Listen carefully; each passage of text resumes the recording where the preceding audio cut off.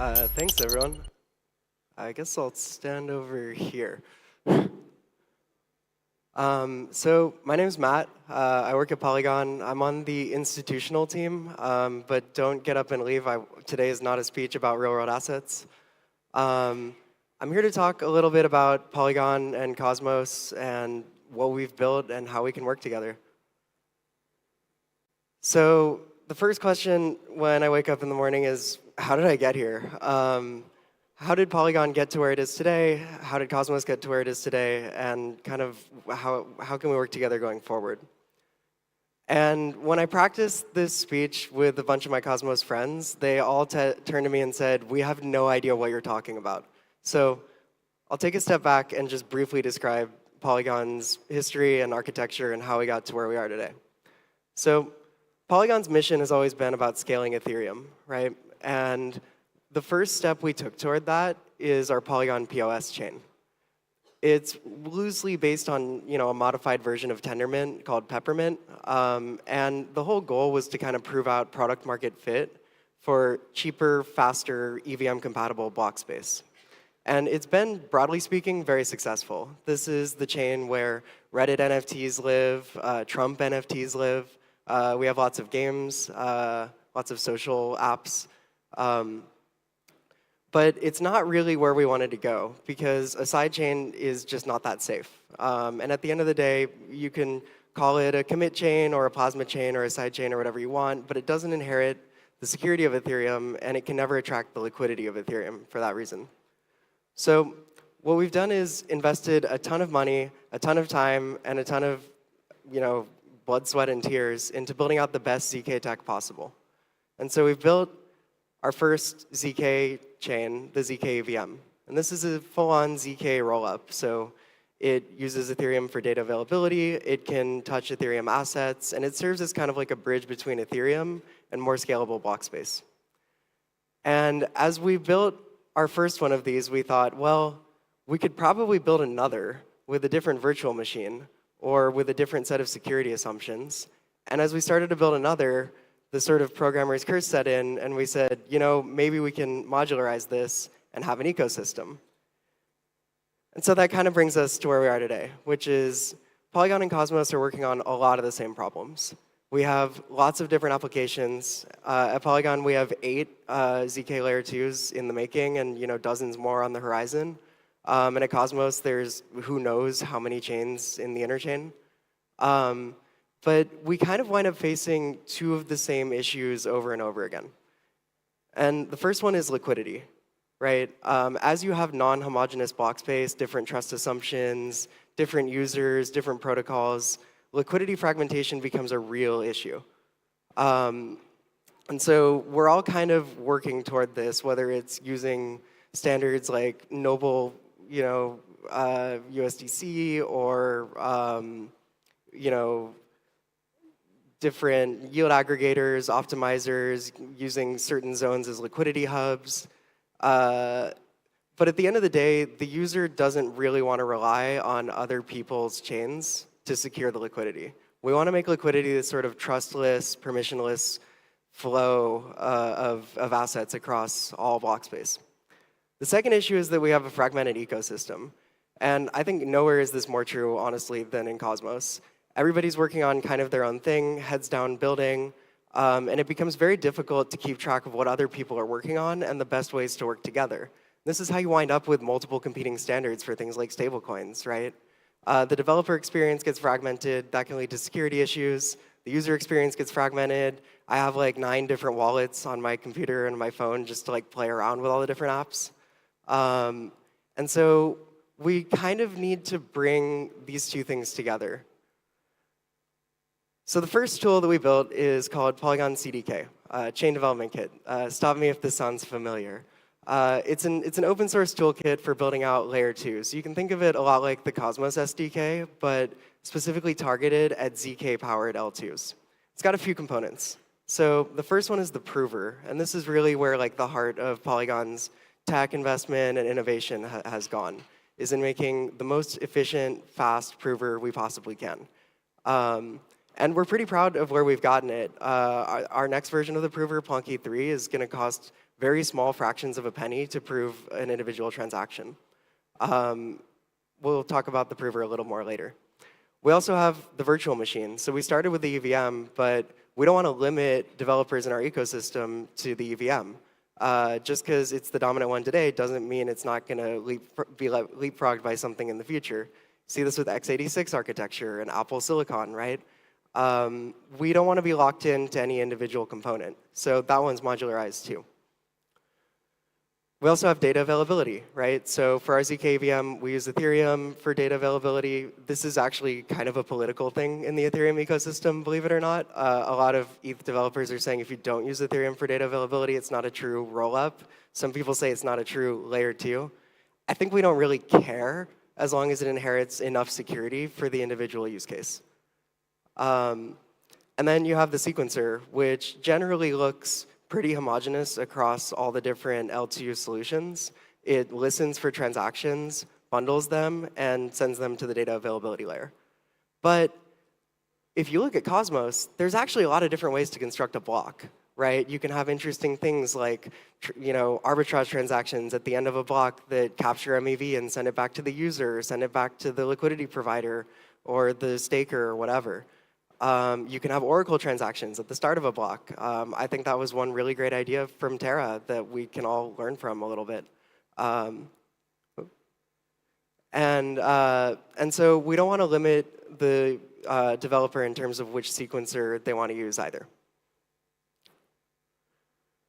But as we modularized this thing, we realized there were going to be a lot of layer 2s. And all of the same problems that affected us and Cosmos before are going to be compounded. So if you think about block space, and this is like kind of a foreign concept for Cosmos people, but in Ethereum, block space was always the scarce resource.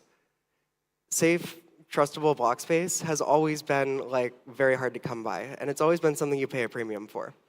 But thanks to ZK Tech, we actually have really high quality safe block space available in a plentiful quantity. So then what becomes like the next constraining element? I would argue it's liquidity. You can't just copy paste liquidity, right? It's rehypothecation. I mean, FTX did this, and I guess they were very capital efficient, but we don't really want to repeat that. So the first thing is we need to find a way with a whole bunch of layer 2s in the world to communicate with each other and be able to bridge assets safely. And you might say, Matt, IBC solves this. And I would say, not exactly, right? IBC does still involve trust assumptions. And as a bit of a purist, I want to trust as little as possible. So we'll come to that in a minute. The other thing that it needs to solve, though, is cost, right? So Ethereum is still kind of expensive. It's expensive for a reason, but when you have all these layer 2s submitting their proofs down to Ethereum one at a time, each of these costs today $50. That could be an order of magnitude more, if not even more than that. Like if we know one thing about Ethereum, it's that when there's high demand for block space, things don't scale, right? So we need to find a way to kind of drive these costs down, and that's where Polygon 2.0 really comes in. We have this aggregator layer, where each of the L2s submits a ZK proof together, and then the aggregator bundles them all up using recursive ZK tech and submits a single proof down to the L1. So if right now it costs $50 for one chain to submit its proof down to the L1, and you split that by 2 or 3 or 4, you can make the cost substantially cheaper. And so we estimate that at full utilization, we'll take that $50 per proof down to about 10 cents. Which means for a user, it's going to be really cheap and easy to bridge assets to and from the Ethereum L1. So that's like scalability of proof costs, right? But the proof is kind of a special thing. It allows for sort of safe, trustless communication across machines the same way that like cryptographic signatures do. With a cryptographic signature, I sign something, and you can verify that I own the private key for that wallet cheaply and easily, and it would be very difficult, if not impossible, for me to ever forge that. With a ZK proof, it's the same thing, but with a state transition, right? And when you have that kind of cross-machine communication out of the box, you can allow for safe bridging of assets. And so what we have is kind of a diagram here, but it's basically I take my bundle of transactions, and one of these includes a bridge transaction, right? I say, I want to bridge from chain A to chain B. That's a valid state transition, and I can prove it, and then chain B can see that and credit me with those assets. And so it kind of works across any number of systems super easily. So today, we've kind of implemented this, but it has to go through Ethereum, right? So we have chain 1. It bridges the assets down to Ethereum, back up to chain 2. This is a substantial improvement over optimistic rollups because that bridging down to Ethereum takes a few minutes instead of a few weeks or a few days, right? So this is definitely an improvement, but we think we can get it better. We think we can take this 30-minute cross-chain communication down to about 30 to 60 seconds with this interoperability layer. So just to give one more summary, all the chains submit their proofs to this interop layer. They get bundled and sent down to the L1. That saves costs. But because they're all submitting their proofs to this sort of common area that everyone can see this data, you can actually be a little bit more optimistic about it and say, well, I see a valid state transition. I see a proof that it's valid. I'm going to go ahead and credit those assets on my chain for this user. And what that gives you is the same sort of fungibility of assets across L2s that you get when you bridge from L2 to L1 back to another L2. And so you get canonical assets, right, which is really nice. And it's something that IBC has generally had a little bit of issues with. Obviously, there's sort of canonical pathways, but as a user, I really never want to think about how I got my tokens to where they are right now. I want every asset, regardless of what chain it's on, to be fungible with the other assets, right? And with ZK proofs, you can actually have that level of trust where you can cut the validator trust assumptions completely from the equation.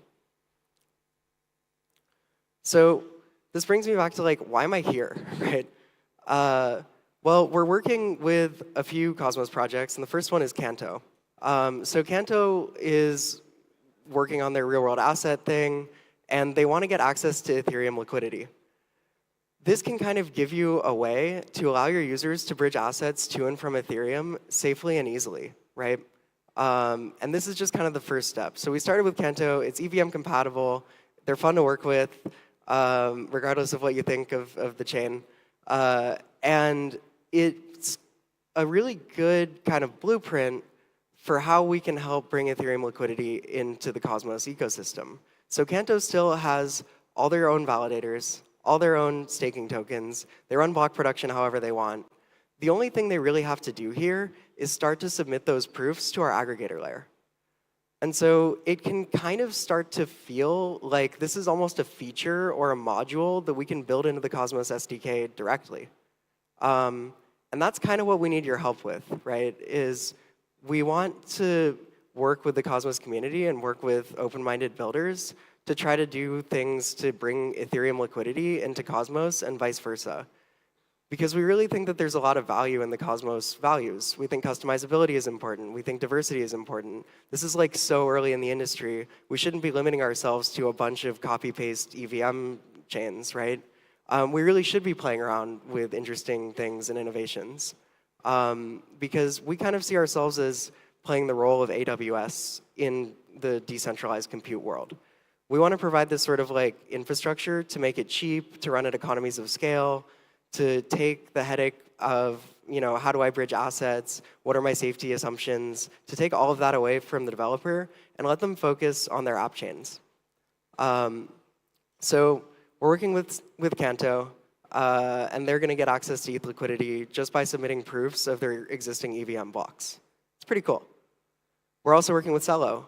So we've announced, we posted on their governance forum, they were actually going to go with an optimistic approach.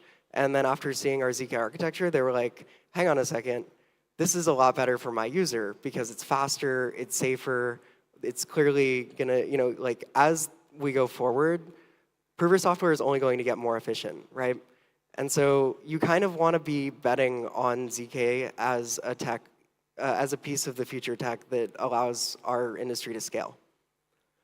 So we're working with Celo, and basically our broad vision is to allow everybody to get access to any part of Ethereum that they want. So if they want to settle to Ethereum as a layer 2, they can do that. If they want to have consensus in their own sort of module and just use this as like a way to access liquidity, they can do that.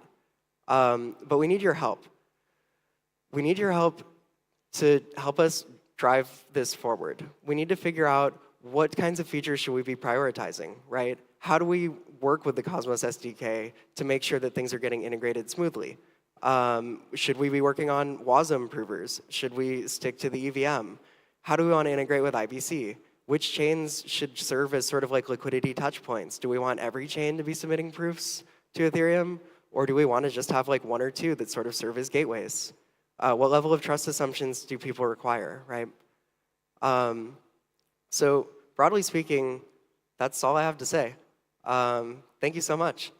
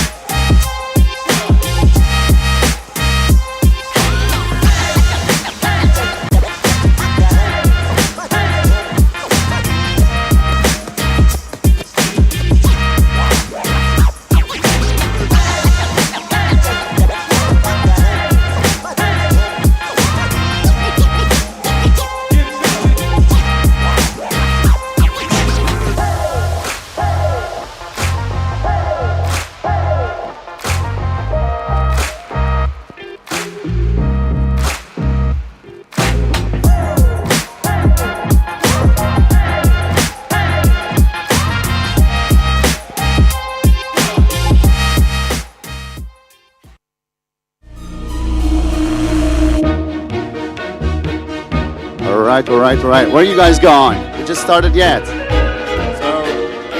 I should say something. I have already attended last year over 40 events, and I didn't see before in my past. Yeah, just wanna say that. Okay, we're gonna have another panel about shared security panel. Let me invite Sam Hart, moderator of this panel. Stage is yours. Big applause.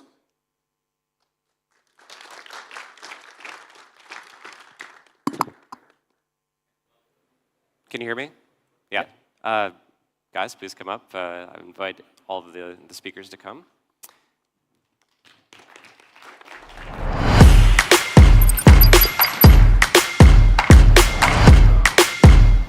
So we have an interview from Babylon here. Jehan Trembek from Cosmos Hub and Interchain Security, and you're going to have to say Clib from Celestia. I'm very excited for this panel. Perfect. Now we match up. I'm very excited for this panel, largely because I got massively nerd sniped. There's a whole range of different security offerings on stage right now, or representatives of different security offerings. And the main thing I want to kind of tease out is kind of when and where to use each, what the differences are. Security is kind of an omnibus term, and when you really drill down into it, there's a lot of different facets. You actually have to understand kind of who your adversary is and what your security model is. So what we'd like to do today is just kind of like compare and contrast a little bit. I'd like to maybe start with Jehan. If you just say a little bit about Interchain Security as a product, kind of what the resource that Interchain Security provides. Try to be kind of brief, so because we only have 20 minutes on this panel apparently. Yeah, so Interchain Security is security offered by the Cosmos Hub, and it's a pretty simple type of security. A consumer chain, the Cosmos Hub is providing the security and the consumer chains using the security. It basically gets the full security of the Cosmos Hub. And that right now, with the first version, replicated security, is done by just having the Cosmos Hub validators run the consumer chain alongside the hub and alongside the other consumer chains. So the protection the security you get there is you get security against double spend, and you get security against incorrect execution. And you don't need fraud proofs or ZK proofs to get security against incorrect execution because it's the whole validator set running it. And I'll get more into that later, but yeah. Great. Fisher, maybe you could kind of contrast Babylon security. Yeah, so Babylon itself is a suite of Bitcoin security sharing protocols. So we currently have two protocols. The first one is called Bitcoin timestamping protocol.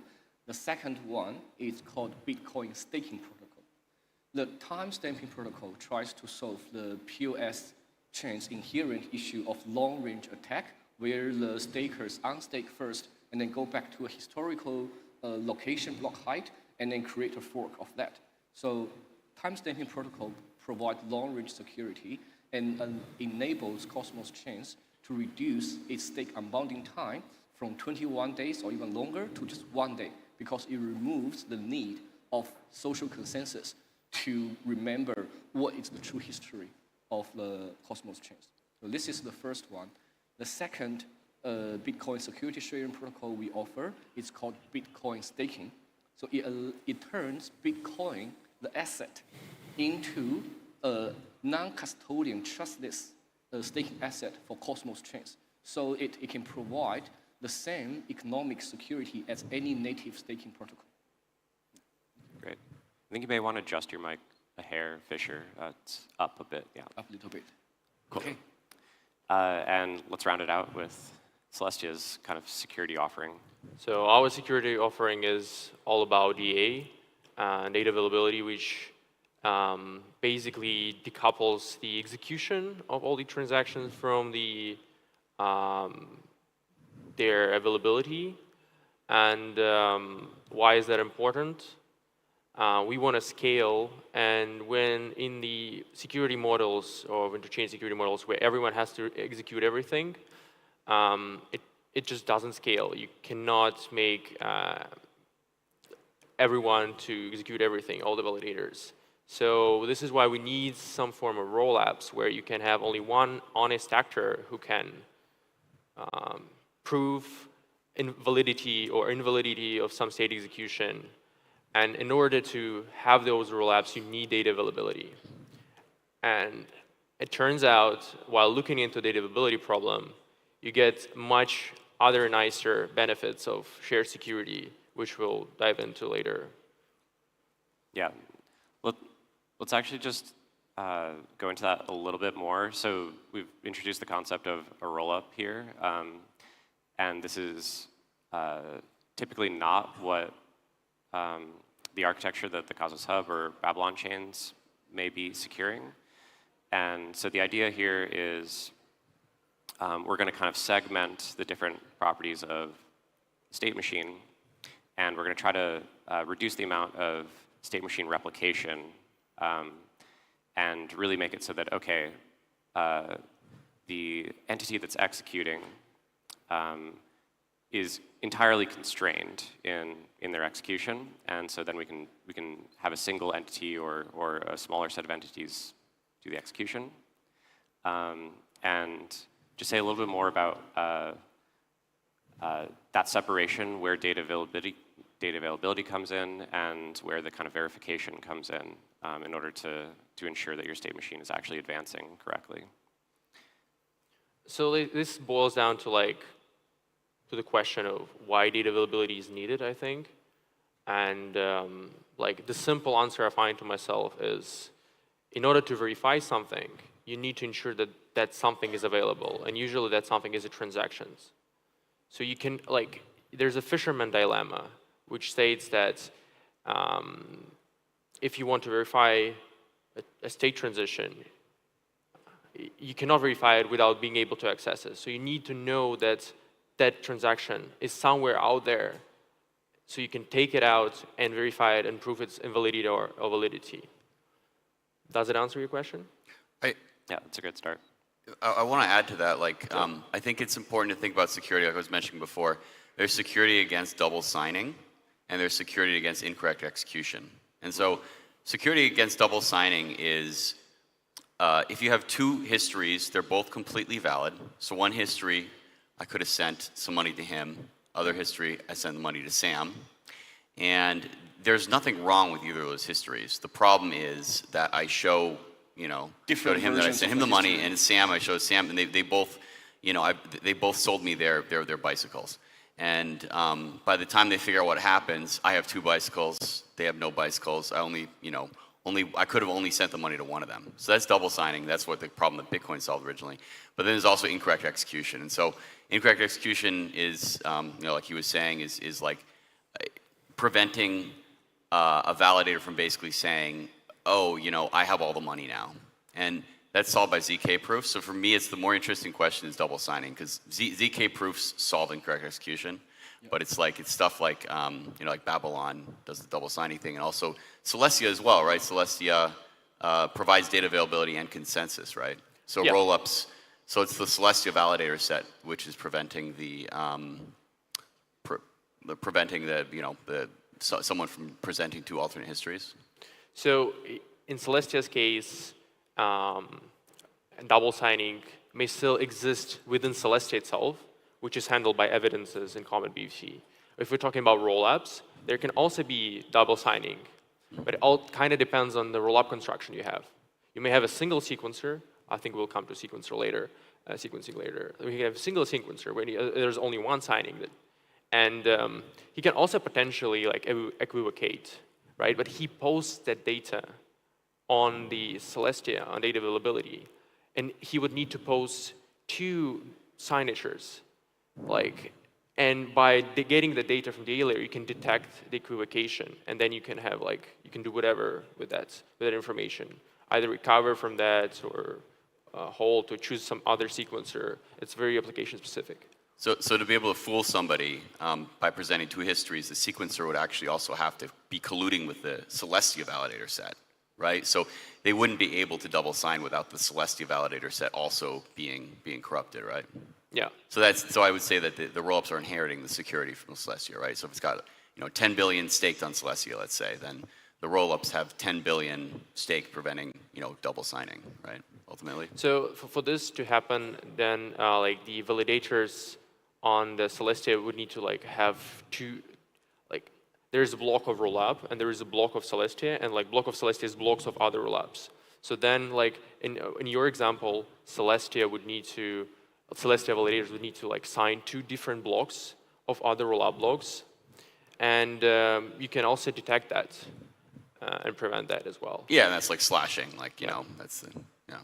So in that case, the Celestia validators need to be more than 2/3 malicious to make it happen. So yeah. It's, yeah. You don't necessarily have to slash them though. You can also do you can just listen to multiple validators, and clients themselves can detect the equivocation and detect and just you can hold the chain, for example, and then recover socially. Or you can be very smart and you can do some engineering on how to recover from that case. So slashing in this case is also optional, in my opinion, and Celestia's opinion. But I would say Celestia, in terms of double signing, has the same properties as any Cosmos or any proof of stake chain, right? Where it's you can catch it if you see it. The system will slash them if you present proof that they did it. And so it's the double signing security comes from the Celestia validators. I think it's interesting comparing it to something like Babylon, for example. Yeah. There's a little bit of a confounding factor here, which is that rollups can kind of choose their own fork choice rule, and there's a number of different fork choice rules as a rollup that you could instantiate. So you could have a fork choice rule that slashes on behavior that's completely kind of outside of the Celestia system if you wanted to.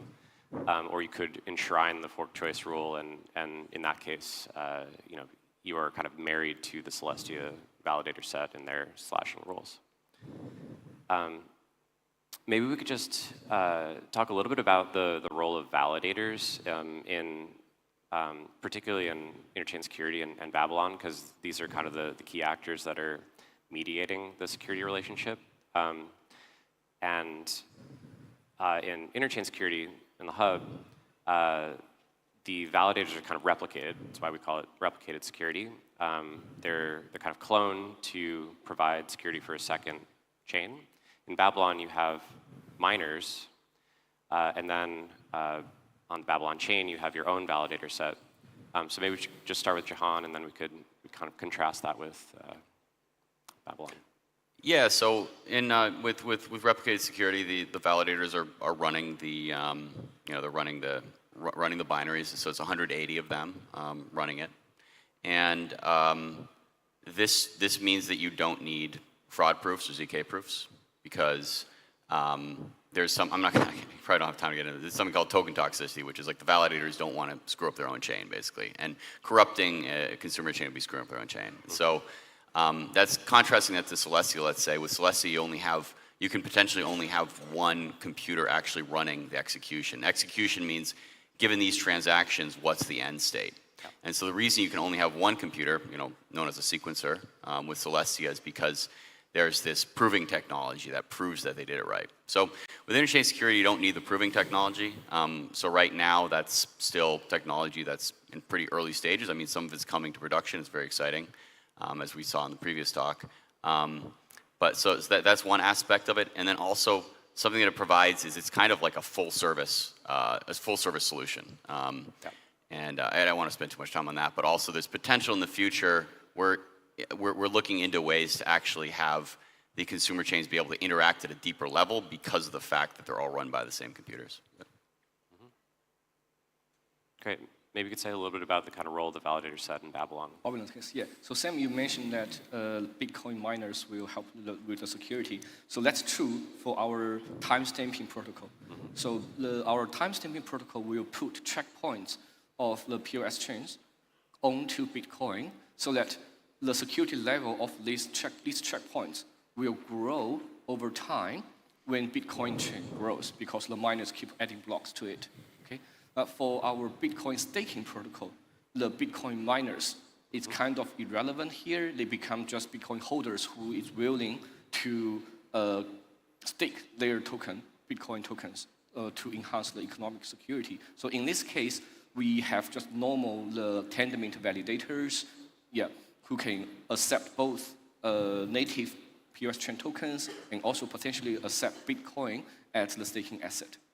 Yeah. Great. Excellent. Okay, so now we have maybe a little bit of a sense of like where each of these projects is coming from in terms of the resource that they're providing. Now I want to say a little bit about kind of what happens as you scale the network. So if the primary resource that Cosmos Hub is offering, for instance, is restaked Atom and its validator set, replication, kind of what happens when you increase the amount that you're restaking and the number of chains. This has been a little bit of an issue, and I know, Jahan, you've been working on like solutions to kind of bring down the cost curve, so maybe you could say a little bit about that. Yeah, are you talking about resource consumption on validators, or actually the using the same stake twice? So as more chains are added, as the kind of market size increases, you're kind of induced to restake more Atom, potentially, and validators are asked to kind of run more machines, more chains. Yeah. So there's two resources here. One is, the validators have to run more chains. And that is something that right now running a Cosmos chain is somewhat expensive. And, in theory, that's not a problem. If every chain you add is profitable, then you can add an infinite number of chains and still make a profit.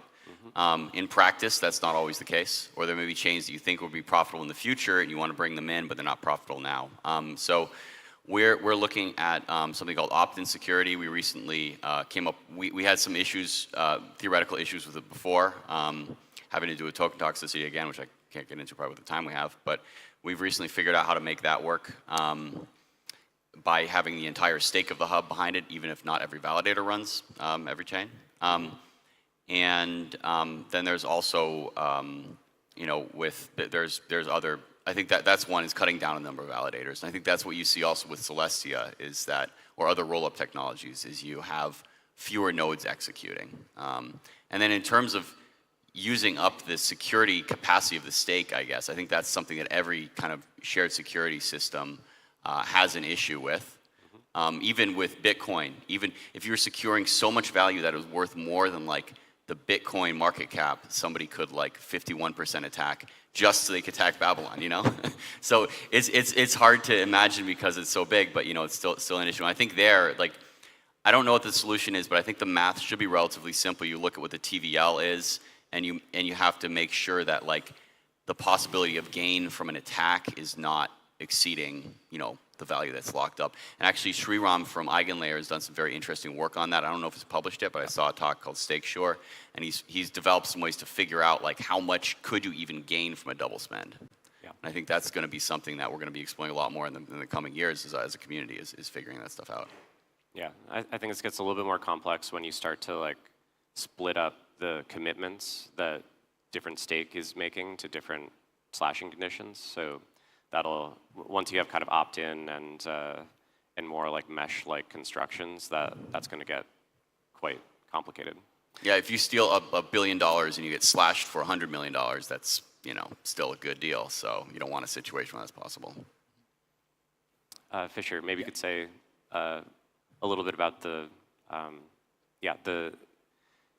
so one of the advantages of Babylon, as far as I understand, is that it should be able to offer a very kind of low cost of capital.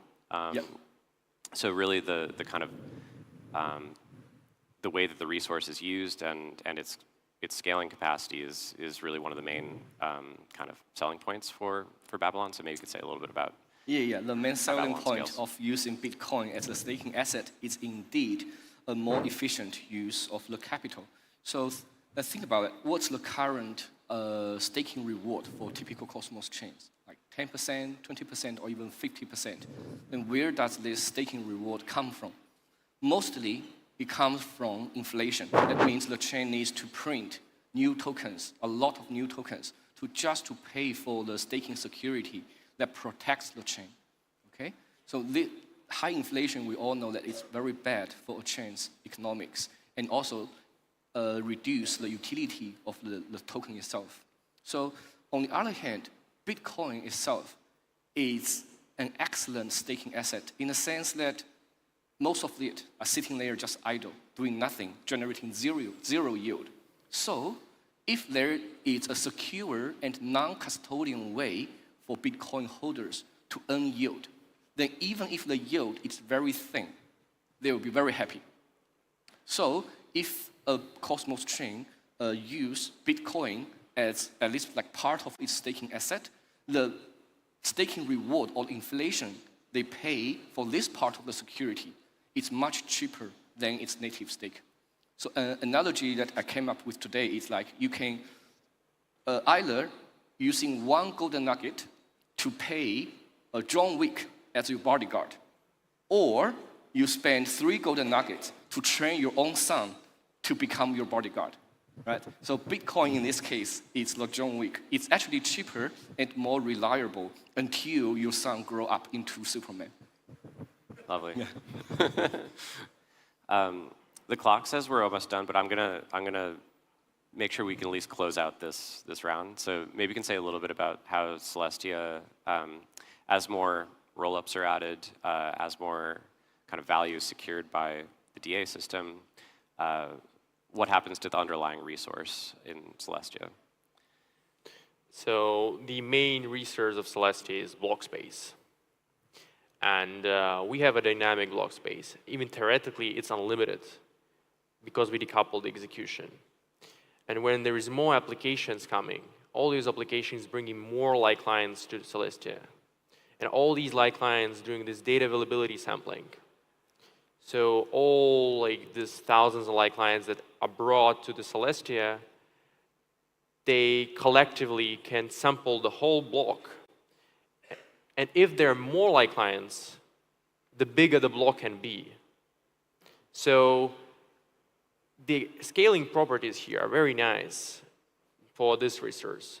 You have more like clients, more users, you have bigger block space, and you have a constant price for transactions. It never goes up because you can increase the block size.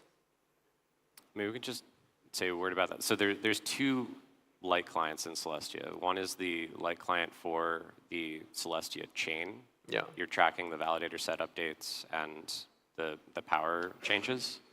And then the other is this data availability sampling client, which you should be running together. In Celestia's definition, they are like coupled. We have like a notion of super-like client, which doesn't do the data availability sampling. Super-like client. Super-like client, yeah. Yeah, so this is where the like terminology confusion comes from. But Got it.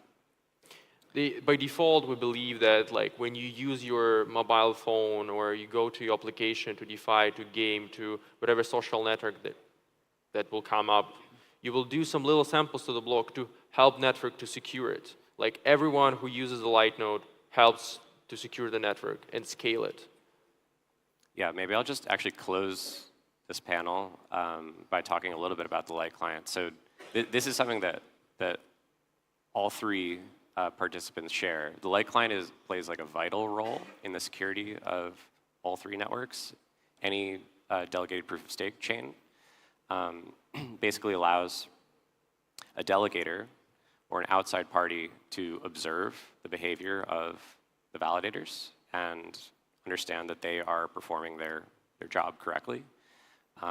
So for anyone who's like an Atom holder or a Babylon holder or TIA holder, you're participating in the security process by having that observer's view of the validator's behavior and ensuring that they are producing blocks in the correct way. Sadly, our talk was truncated because the Polygon folks ran a little bit long, so I'm gonna have to stop it here. But please talk to any of us afterwards. We're happy to kind of go into more depth. And yeah, thank you so much for listening.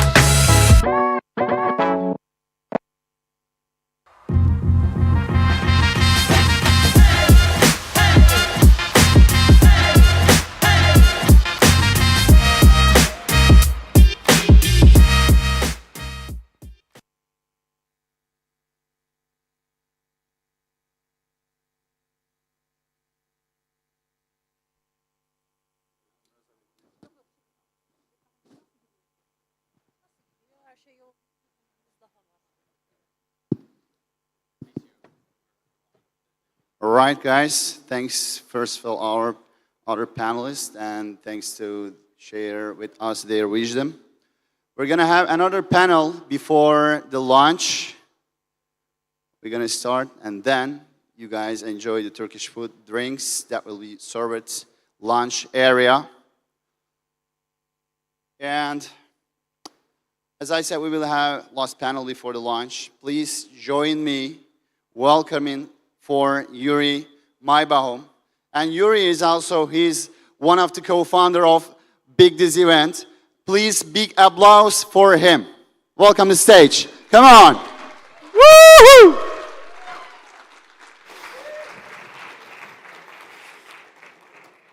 Yeah, thank you so much for joining. And as you can see, we're getting closer to the end of Cosmoverse 2023.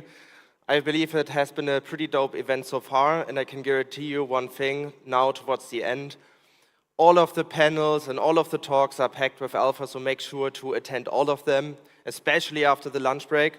But now let me introduce you to the next panel. The next panel is called How Enterprises Meet the Cosmos.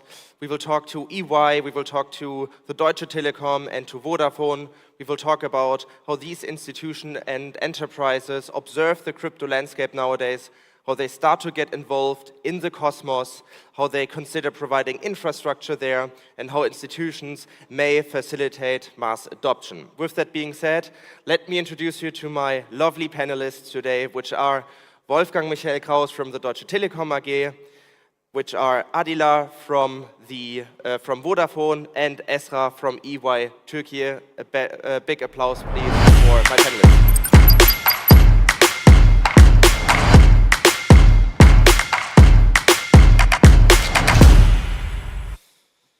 Yeah, guys, thank you for joining us in the Cosmos ecosystem today, so to say. Before we get started, can you maybe briefly introduce yourself? So maybe let's start with you, Esra, and then you can take the line on. Hi, everyone. It's great to meet you all here. I'm Esra Özdemir. I'm working for EY Türkiye. I'm the desk leader for the blockchain desk over there. Also, I am a financial auditor for the last 16 years. Now I'm working on blockchain and mixing it up with blockchain, and we'll see how it goes. Hi everyone, thanks Yuri for inviting me. My name is Adila Hussein, you can call me Adi, and I'm the Web3 lead for Vodafone Digital Asset Broker. Thanks a lot. Yeah, hello, my name is Wolfgang Michael Kraus and I'm a Web3 lead and consultant at Deutsche Telekom. Nice. Yeah, I think we have a lot to unpack today. But yeah, let's start with the sentiment. And I think that's a very good question for you, Esra, because you also work with a lot of enterprises in your on a daily basis. So my first question is actually pretty obvious. So last year was a very brutal year with the FTX collapse, with the Terra collapse. So I also think a lot of trust has been lost, especially also with 3AC. So a lot of big players just vanished. So my question for you is, how are institutions and enterprises observing the crypto landscape nowadays, especially your clients, so to say? One of the main questions I get all the time. I think you said a very good word over there to start with, trust.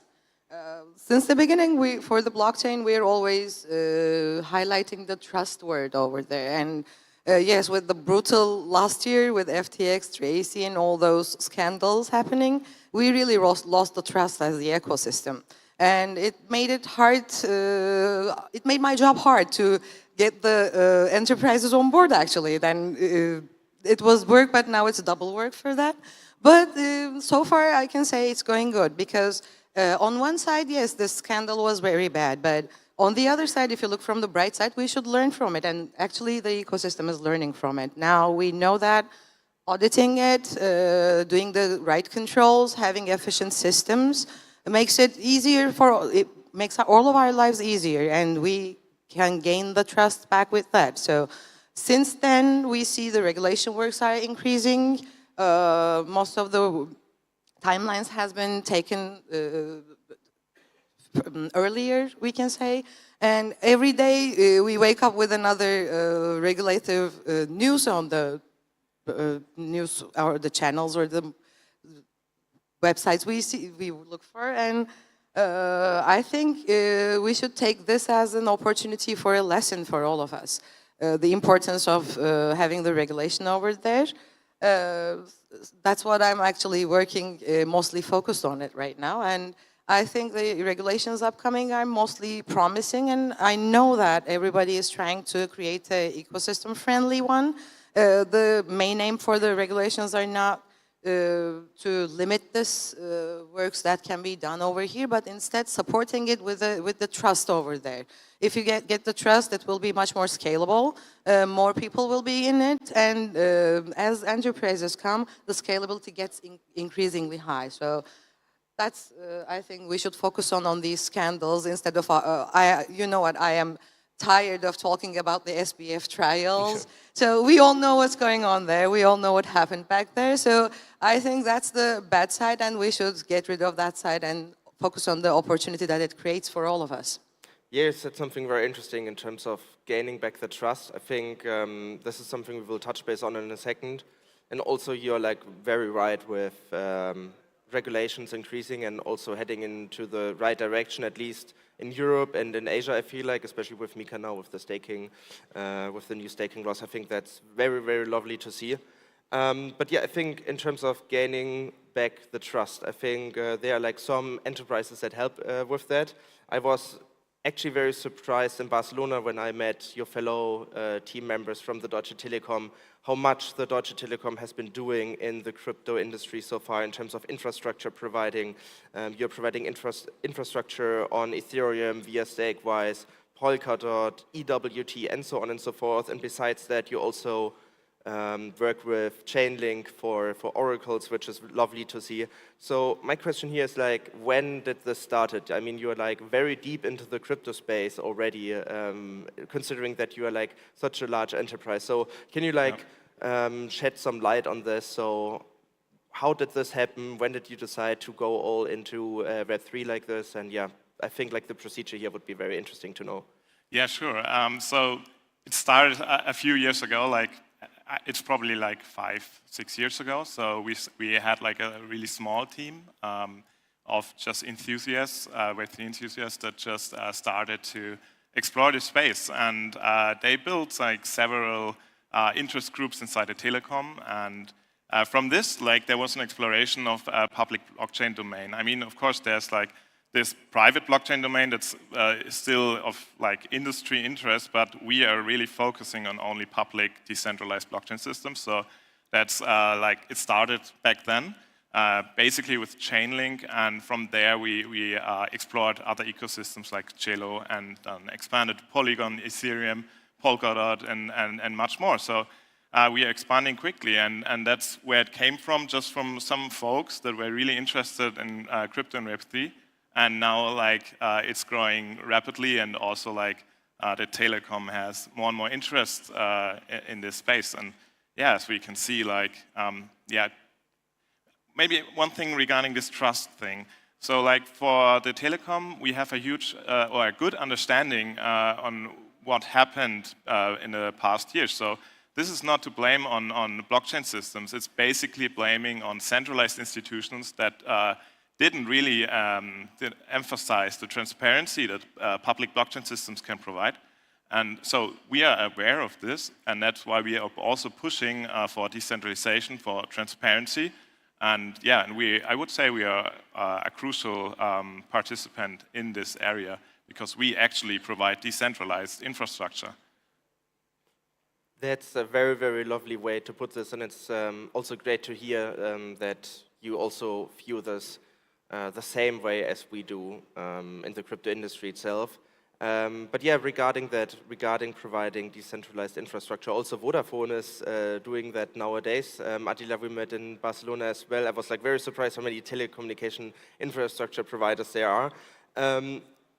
We mentioned a couple of blockchains that the Deutsche Telekom is providing infrastructure on. So I would like to hear from you what the procedure looks like. So how does it work? How are you basically elaborating on which blockchain you want to provide infrastructure on? How do you start your research? Are there any specific hurdles to overcome? Because obviously you can't do the same things as like a private validator can do. So yeah, could you please shed some light on that? Thanks, Yuri. So before I get into answering that question, I think I should explain a little bit about digital asset broker, because it's at the core of how we make these decisions, right? So Vodafone Digital Asset Broker has a platform called the Economy of Things.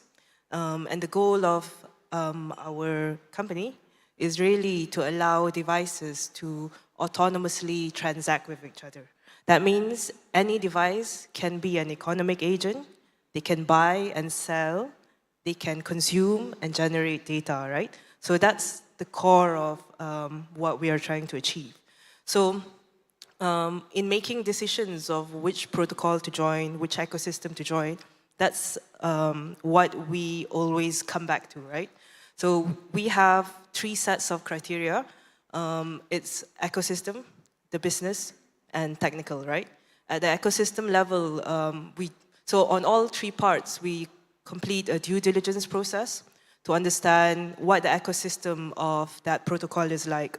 how many developers, users, what kind of applications there are there, how long has it been there, what's the reputation of this ecosystem in the general Web3 landscape, right? We also look at it from a business perspective, but when I say business, I specifically mean things like a use case, right? Because we have this goal to bring devices on chain that they can act as agents.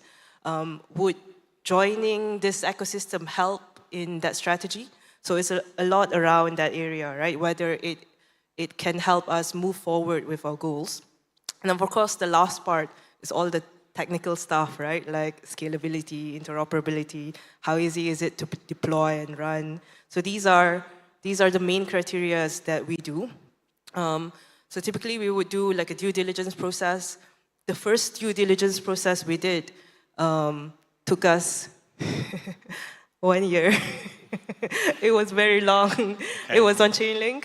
And because it was the first one that we did, everybody wanted to get involved and be part of the due diligence, right? So we had compliance teams in the UK, in Hong Kong, looking at it in terms of sanctions and all of this stuff. So it was a really long process, but we got there eventually. So now the cycle is a bit faster, which is good. But no, that's what we typically start with.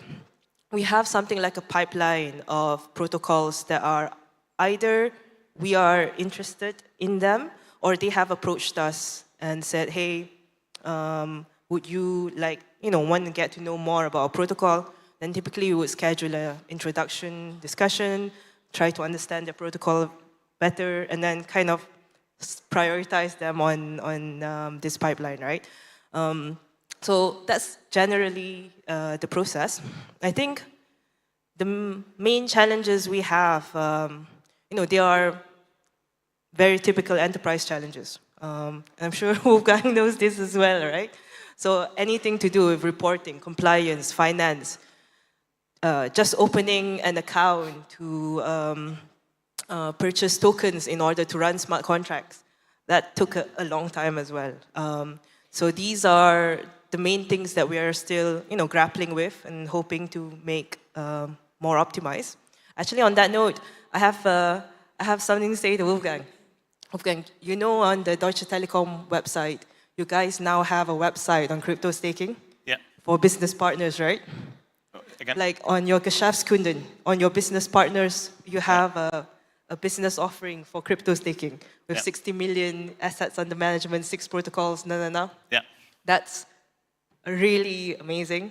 Thank you very much. And typically when I talk to other enterprise or even people in Vodafone and we start talking about Web3 infrastructure, right? So either they're skeptical or interested, but then when I show them the Deutsche Telekom website, that Deutsche Telekom is doing this, everybody is like this. What? And then they're like, the next question is, can you please send me that link? And so, actually what they are doing is also, in a way, kind of pushing us forward too. So thank you very much. You're welcome. I see. So the competition that you guys have in your bigger business with telecommunication now moves on to Web3. Before I have another question for you, Ezra, on that note, so Adila mentioned a couple of things that make it tricky for large enterprises to move forward more quickly. Are there also some regulational hurdles for you guys to overcome? Is there something that you would wish from the regulators to happen to make your life easier, and what would allow you to move forward much more quickly in the Web3 space and eventually also experiment more? Yeah, absolutely. So the thing is, for a big company or big regulated, publicly traded company, actually, we have we cannot just go into the space and do whatever we want. So we have clear regulations and compliance that we have to abide to.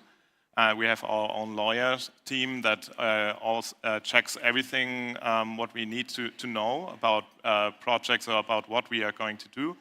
So the thing is, right now there's still a gray area, so we have to move more carefully and always consult for our next steps.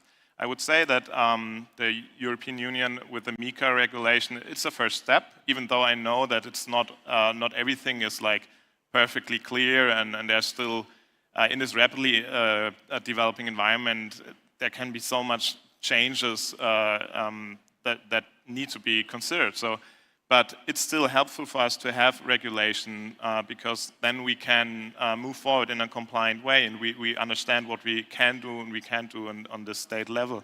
So I would say that Europe in general is going in the right direction. We need to emphasize more on consulting the policymakers, that they understand what the space is about and how it works. I would say that, like, in the US, it's like a big problem because, like, they don't have any kind of guidance. It doesn't affect us very much at the moment, but still, it's a regulatory uncertainty is always bad for companies or institutional players. So I think it's the right direction, but I can only say we have to move forward in this direction and also, like, on an international level. Yeah, I think what I'm hearing here is like also very interesting. So you guys want to get involved, but there are like some hurdles to overcome, making it much trickier. So what I'm hearing is that Vodafone and Telecom, like those enterprises, are willed to get involved in Web3, but some regulatory problems emerge, so they can't move forward that quickly. But what are you thinking about the future role of institutions and large enterprises in the crypto industry? Obviously, they understand in what direction the Web3 space is heading, and also that decentralization matters. So, what role will they be playing in this industry? So, can you maybe draw us a picture here? Yeah, when you look from from my perspective, actually, for the enterprises to have a place to game area, they need the regulation and something to be in compliant with, right?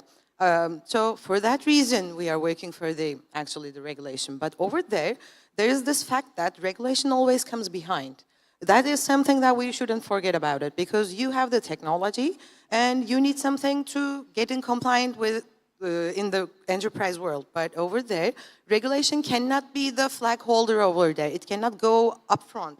Technology comes and regulation comes accordingly with creating the friendly and right controls over there. So I am actually, for myself, thankful for this flag carrier companies in the industry, because when you do something, we learn from that too, because those are the use cases for the regulations, and to see what's going wrong, what we should do, how we should overcome the problems you are facing with, and making it in a compliant and right way that it will be nurturing the growth, actually. So over there, this is, I think, one of the main issues. And the other one is, we talked about trust enough, so I'm just going to say only trust and go on.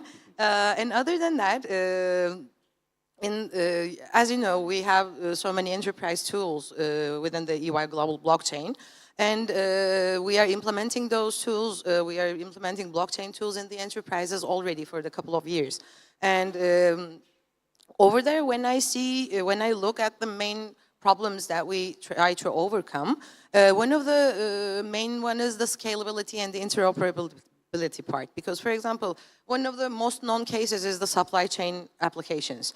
Over there, you have to have all the supply chain on board, and this means many third parties.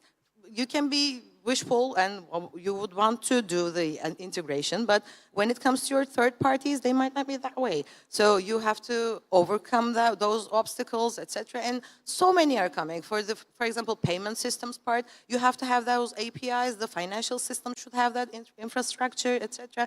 It always touches to the third parties, and if you don't have this synergy over there, you cannot finish it up, and you cannot do the outcome will not be the ultimate outcome that you want. So this is too many parties in, and that's why over here the regulation is actually slow. And it's right to be slow, because over there, whatever you are touching, you have to go there and regulate, because this is totally new world for all of us. Digital assets is a new class for everywhere you look from. So wherever it touches, you have to go fix or do something that will service the technology to work in its essence. So I think the synchronization over there is much more better than before. The regulative bodies, they are learning also, and once they start to learn, they are building it brick by brick. So the wall will come out at the end, but until then, we should be patient, and it should be a two-sided relationship, and everybody should be feeding this relationship so that we have the world that we are wishing for, actually, I think. Yeah. Yeah, I think that's a very lovely way to put it. I really love the metaphor with the wall. And also you mentioned something that is music in the ears of Cosmos people, which is interoperability. You mentioned it quite early. Interoperability, here's the golden goose for you, Wolfgang. So we are here at Cosmoverse. So I hope that you are not only for pleasure in Istanbul. So I would love to pick your brain on the thoughts of what the Deutsche Telekom is thinking about the Cosmos right now. Are there like any plans? Have you met like any interesting projects here? So yeah, what's going on with Deutsche Telekom towards the Cosmos? Yeah, absolutely. So like first I want to say that the Cosmos is one of the largest crypto ecosystems. So this is maybe something that's sometimes not always obvious, because it's like kind of different, a different kind of ecosystem that we are used to in general. So it's very, very broad, a lot of sovereign chains, a lot of sovereign projects, and very split, and actually representing decentralization very well, in my opinion.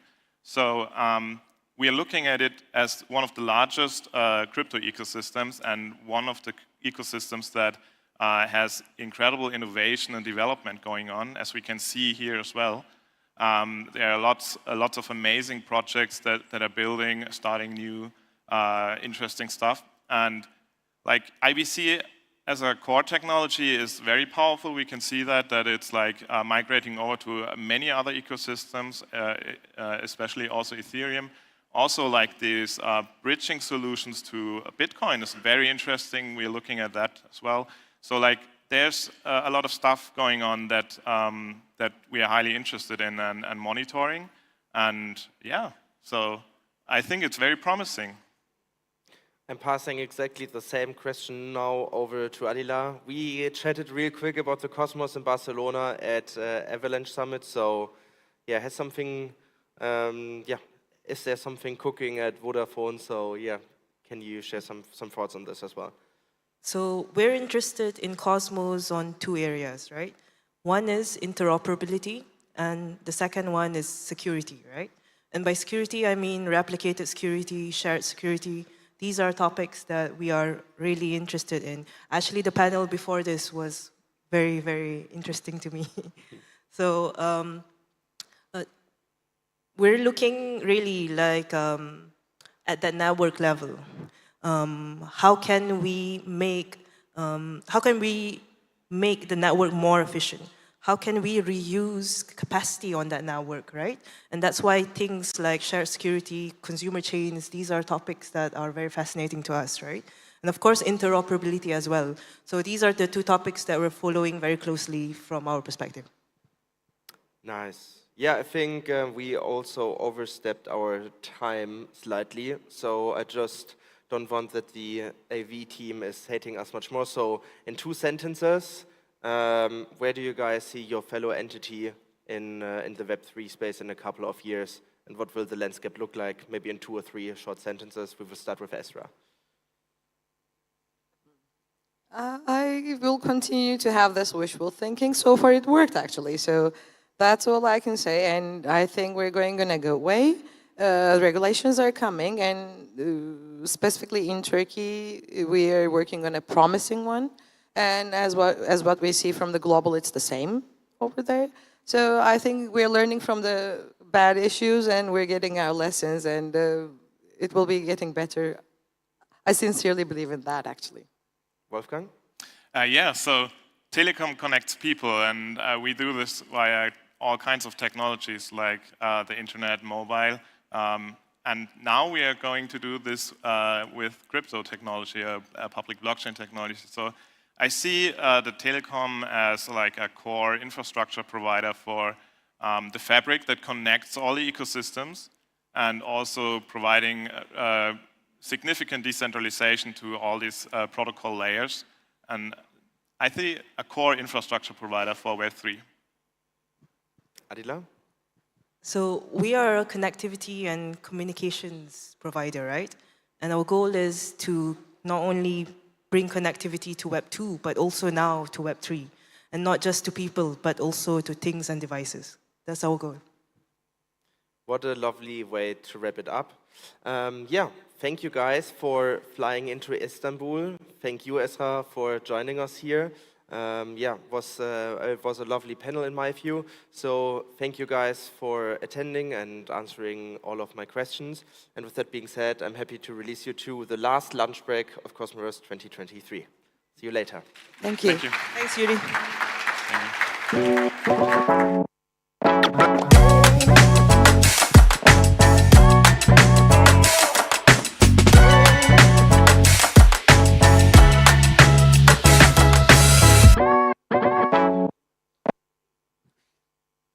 Okay, guys, we're gonna have a break till 2 p.m.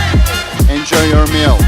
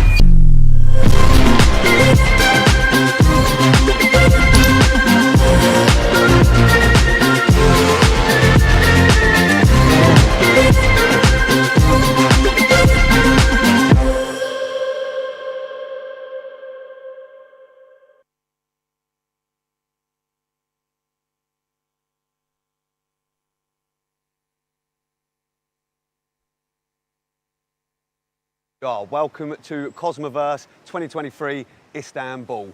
Now this video we're going to take you on a tour around Cosmoverse at the Swiss Hotel. Unfortunately we can't record on the first floor, so we are going to have to cut out here and then we will continue from the stairwell onwards. But let's go and enjoy the tour and go and see what the event's all about. So this venue, yeah, it's a very, very big venue. So we've got 5 floors. We've got the main stage on the 5th floor. As you can see, we've got the exhibitions, the hacker lounge on the 7th floor, and a lot of the workshops are going to be on the 10th floor. So let's go down the stairs and go and start exploring the venue.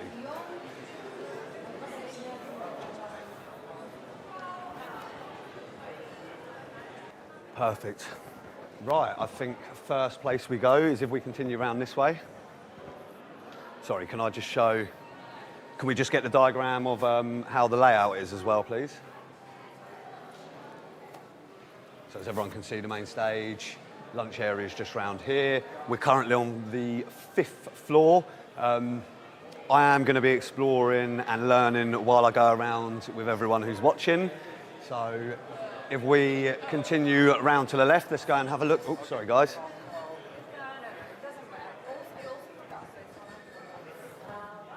So we can see everywhere it's got all the labels, Cosmoverse Hacker Lounge. So if anyone's interested with the OKP4 stand, they've got a spin the wheel. So feel free to come and join this booth if you are at the event. Right, let's carry on veering around to the left now and go and have a look here. Right, so I assume this is one of the hacker lounges. Looks like people are going to be sitting up there doing panels, all kinds of things like that. Obviously, as the day gets on, it's going to get busier and busier.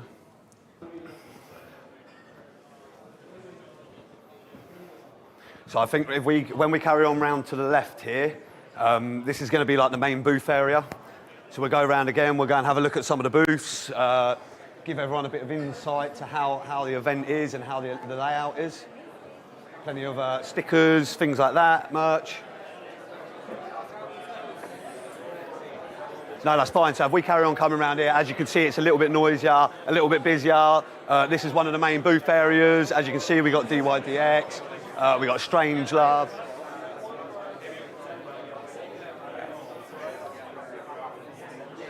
So again, if you are at the event and you see this, feel free to come and check out the booths, grab yourself some merch, so you can see the sort of the amount of effort that goes into creating these events and making these booths, these stands.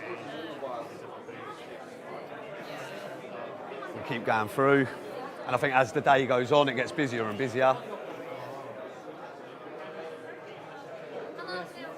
Awesome.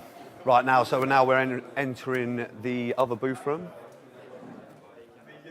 Look at this, perfect. Octopus on your right-hand side here. Sheldon working hard. Perfect.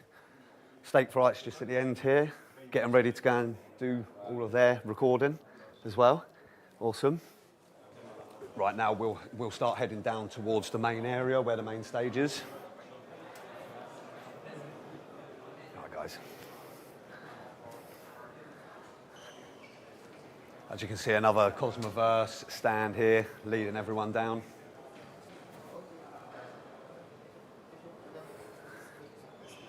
Perfect.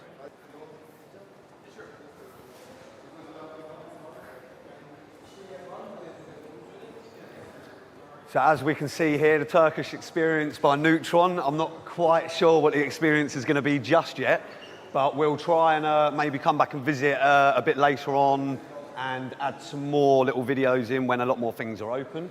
But if we carry on continuing downstairs now. Right, before we go and check out the main stage, we're going to go around and check out, there's some more booth areas. We're going to check the media, we're going to check out the media area. It's so easy to get lost in this place already. So if we keep coming around to the left-hand side.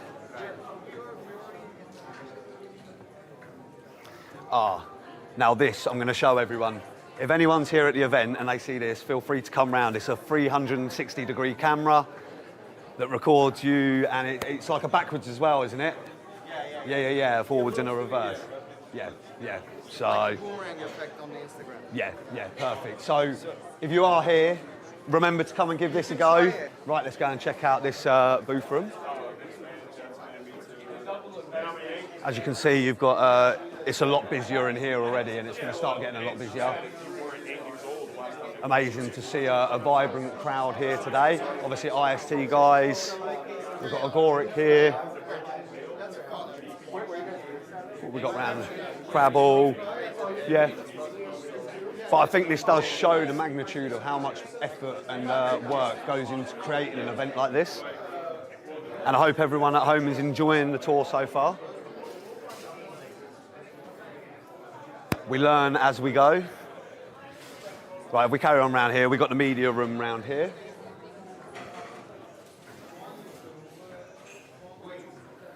So this is currently where everyone will be doing their interviews. A lot of the media guys will come in here, get their interviews done. Like myself, you're going to see some more interviews with me a bit later on. And yeah, let's carry on, and we will go around now and see what's up on the left-hand side here. Just quickly get there. Everyone at home, I'm exactly the same. I haven't familiarised myself with the venue yet, so we're learning together as we go. But as you can see, we've got another booth room here. With the Neutron stand, we've got the Neutron stand, the Noble stand, Stride stand. One of the best wallets in Cosmos at the moment. Mr. Bendy here with Atom Accelerator. This is actually one of the main sponsors of Cosmoverse. Oh, so I hope you're having a good day. Yeah, having a great day. Enjoying it? Yeah, really enjoying it. Yeah. It's so exciting. And if people make it down to the AZ room, we're doing a little bit of an onboarding thing for new users. Perfect. So they kind of install a little Leap wallet. We give them a bit of Atom. They can go and use it on the hub. They can use the LSM. They can use Stride to do a bit of liquid staking. They can take it and use it on Noble. And if they complete all of that, we do a prize draw on day 3. They can win a bad kit. So is this only for people at the event? For people at the event here now. Yep. But, yep. but it's that's perfect. Everyone should be doing that sort of thing, and it's a great opportunity to showcase it to like the Turkish community and people that are down here. Yeah. It's a great incentivizing people to give something a try. Like you say, try a new area. I mean, it's the same with the Leap Wallet guys. They're doing an amazing job. It's a great experience, and it's been really nice. Like that. I'm going to talk about collaboration every time. Yeah, I'm with you. I'm collaboration, inspiration, innovation. All these teams together to work together is awesome. Yeah, 100%. Right, we're going to carry on with the tour anyway. Yeah, and I'll catch you a bit later. Yeah, so as you can see, still the Atom DAO presentation, everything there, all these seats. But we will continue round now, and we will go and explore the main stage. Yeah, that's fine. Well, all I'm doing is touring the venue. So I'm showing everyone the venue on the video. So I'm doing a walk round tour. Yeah, one of our main organisers here. How are you? So I'm still going to take you up to the workshops just to give everyone a feel of how the venue is. And everything like that. No, that's amazing. I love that. You see that? Right, so we're going to go and check out the main stage now. Go and show everyone it. Keep doing your work, and yeah, I'll see you in a bit. I don't know whether we can. Is there any chance we can get this board in shot as well? So we can only thank all the sponsors for making these events happen. And as you can see, Atom Accelerator is the main sponsor. We can only thank you all for doing this. These events wouldn't happen without you, so that's great. If we carry on walking down this way now.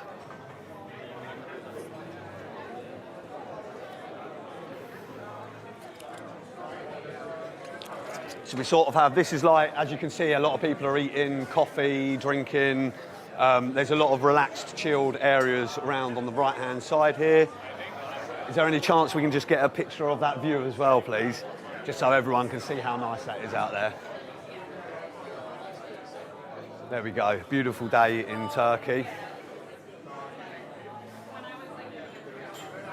That's amazing. And as you can see, the Cosmoverse osmosis pillar covers. It's what's amazing about this, which a lot of people don't realise, is I came here yesterday morning and none of this was built.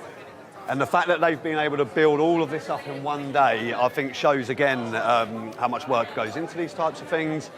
But if we carry on coming up here, I've not checked out the ball pit yet, but there we go. So if anyone at the event sees this, the osmosis ball pit, find the purple ball. All a bit of fun. Got to have a little bit of fun at these conferences as well. Right, let's carry on going. As you can see, everyone's looked after as well, food-wise.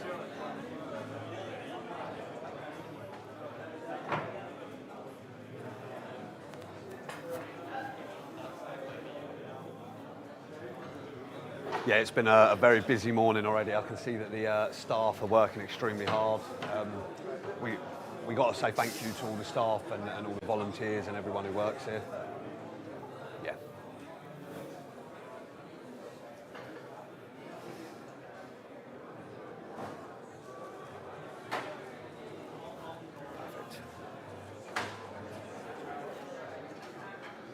Right, let's carry on going round, and we're going to enter the back of the main stage. And what we'll do is, I'm going to be quiet when we go in there because we've got speakers and people sitting down, and the last thing they want to hear is me walking around talking. So we're going to do like a little silent walking tour of the main stage. We'll try and get as close as we can to show you, and then we'll go and show you the workshops. And the workshops aren't going to have very many people in, but the workshops don't open till tomorrow, but I just want to give everyone a feeling of how the venue is and everything like that. So if we just sneak in here now. Right. This is where we... So if we come round the back here. Great, now you have your asset osmosis. How do you actually still use all the other evmos? I'm going to have to whisper. I'm going to have to whisper for this one. Today, you have these legacy systems. You have the... But as you can see, if you can pan round now, we can see the whole main stage. You can see Sonny talking about osmosis in his Roman outfit. We'll take a little walk round, yeah? Nice seamless UX and composable between that. But once we start to get to smart things are going to get different. and the magnitude of how big the main hall is. I make the transaction on osmosis to add that as a key on my osmosis smart account. I have to remember to go add that to my Stride smart account, right? Otherwise, the system is going to get out of sync. If I don't think we'll go much further than here. Maybe I thought I lost, I think my Kepler key got compromised. I'm going to remove my osmosis account. I have to go remember to do that on my Stride account, right? This is going to get complicated. Sunny's like the one person who turns up at events dressed for the event, as I would like to say. The address is based off this original Kepler key that you don't actually have access to anymore because you deleted it. This is going to get messy. How do we solve this? Well, Chainapsis, one of the core contributors of Osmosis, many years ago they came up with this idea called interchain accounts, which is, the idea that an account on one chain can make transactions on another chain. Right, I think that's enough of the main stage. We'll start heading back out and having a look.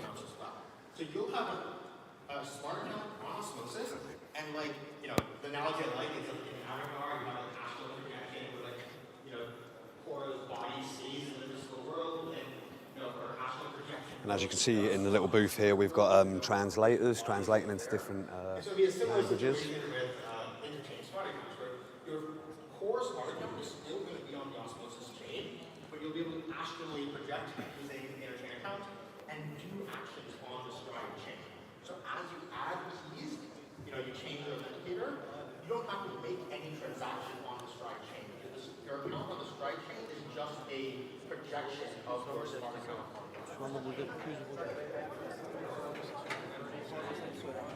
So I hope everyone's enjoying the tour so far. Sorry about that, I couldn't speak. I hope you could hear what I was saying. If not, it doesn't matter. As you can see, Sunny, doing his speech as always. But what we're going to do now is we're going to go and find the lifts. And wait, we'll go around here first actually. Let's go and have a look at the lunch area. Let's go and see what's going on around here.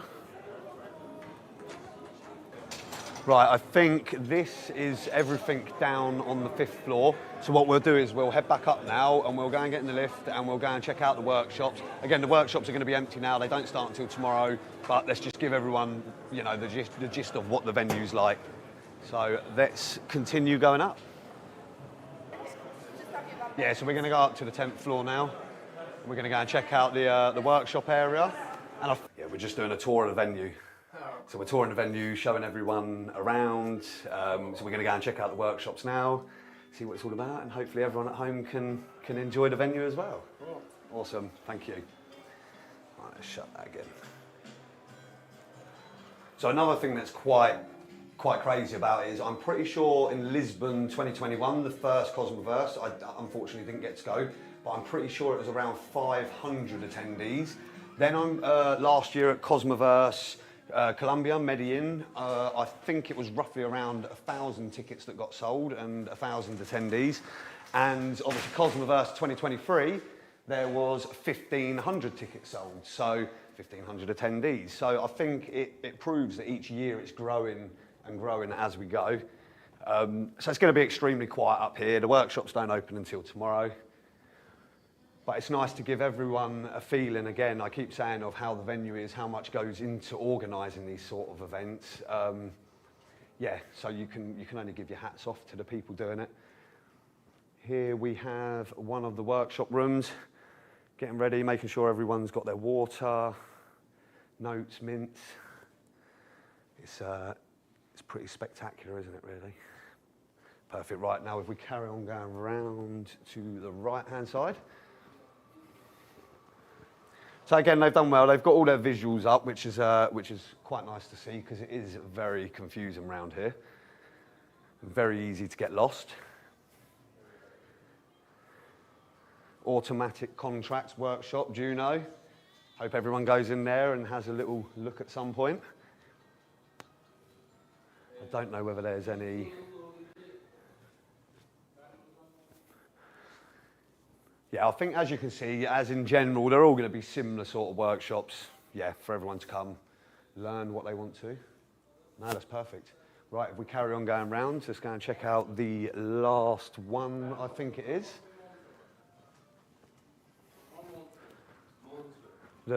design DAO workshop. So I'm not quite sure what will be going on with some of these workshops. I don't know whether this is going to be interviews or anything like that in here. We can get to the main hall around here. So just through here, yeah? Yeah, perfect. Thank you very much for your help. See, and that's the great thing about this, is you've got all the volunteers and you've got the guys who are helping. And I know exactly where we are now, because when we were about to walk to what I thought was the lunchroom, it wasn't. That was the way to get round to the lifts. So again, yeah, the lunch area was a bit deceptive with things like that.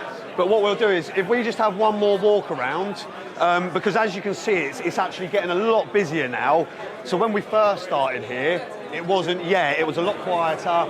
I mean, I'm probably shouting. I don't know whether you can hear me shouting, but it's, yeah, it's getting very busy here.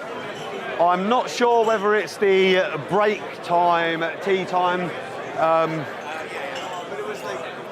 No, it does look like people are still talking in the main stage, but we'll have another loop around.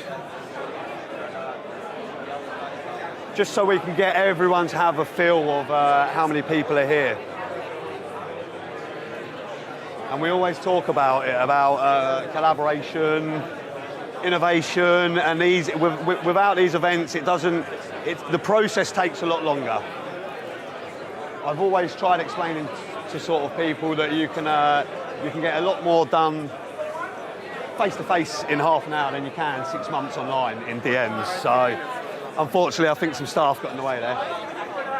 Here we go, look, we've got Seb in here. Have you found the purple ball? He's got the purple ball. And a woof woof gar. Everyone knows who that is now, don't they? So what do these guys win?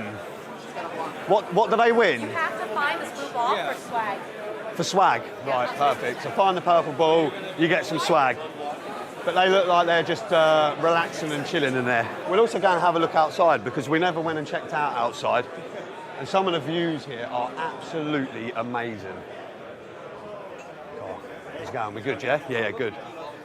Looks like this is a sort of it's where all the smokers are coming at the moment. So how's it going? We good? Good to see you. We'll catch up with you around the event. We're just recording, showing everyone the venue. So let's carry on going around this way. God, it's got really warm as well here now.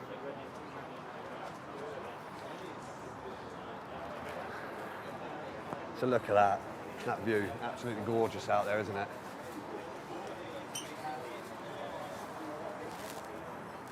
Perfect. Right, let's head back in and just go and have another little loop round and check out the booths again and see how busy it is in that sort of area. How's it going? We good, yeah? Well, I'll catch up with you all later. We're just doing this venue tour at the moment. As you can see, everyone sort of is relaxed. Everyone seems like they're in a good mood.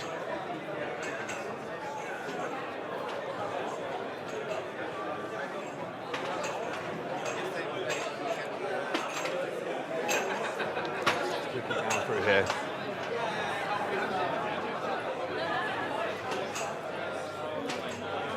As you can see all these guys as well.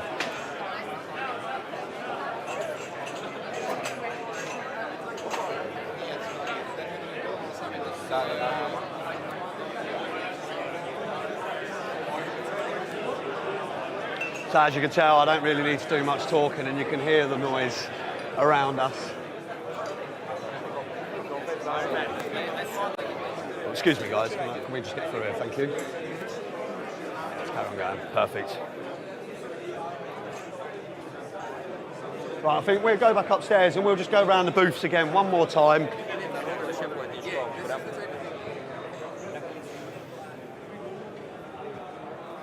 And we're going to see how much busier it is now. Within the space of sort of 20 minutes, half an hour, you can already tell how many more people have turned up. And I expect it to be like that more and more as the day goes by.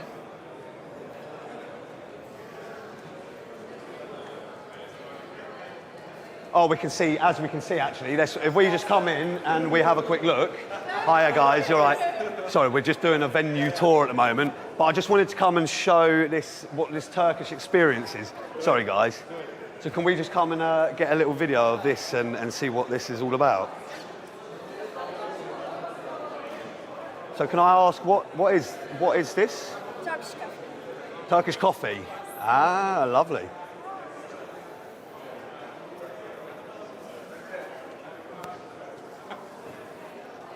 Nice, nice. Right, we're going to leave this area and we'll carry on going around to the booth area for a little while. But yeah, this is, I can already feel how busy it's getting now. I feel like I can't walk backwards and keep talking to you because I'm going to bump into someone soon.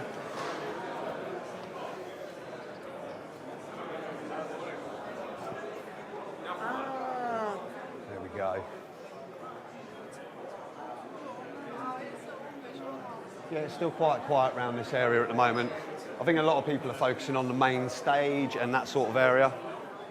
But we'll take another tour of the main booth area. I can already hear that it's a bit more busier. So we also have the terrace stand. I don't know whether we got the terrace stand in before.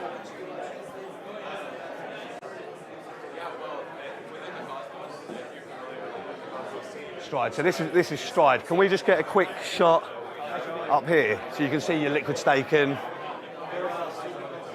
And with the LSM model now, you can basically instantly unstake or unstake your Atom. So you can get staked Atom to go and explore the DeFi ecosystem.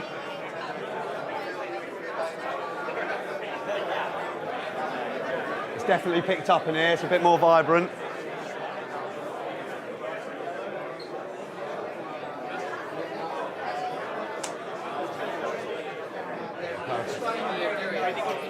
Just keep going, we've got Ledger, Babylon. We will be interviewing you soon. I'll catch up with you in a little while, yeah. We're just carrying on with the tour for now. It's all a bit mad round here at the moment, as you can see. But really good to see.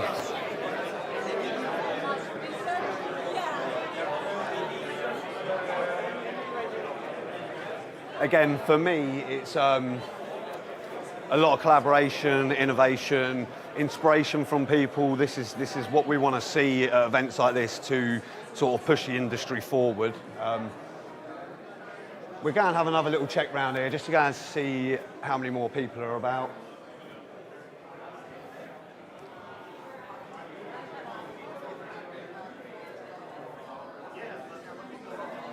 Yeah, so we got them in.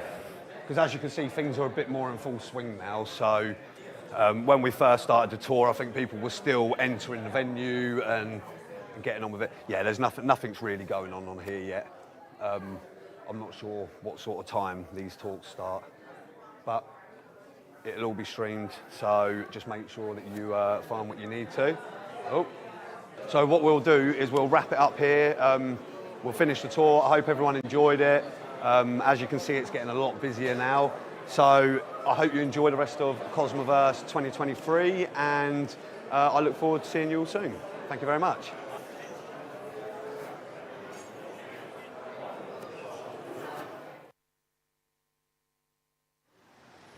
Right, good morning, good afternoon, and good evening wherever you are. Welcome to Cosmoverse 2023 Istanbul.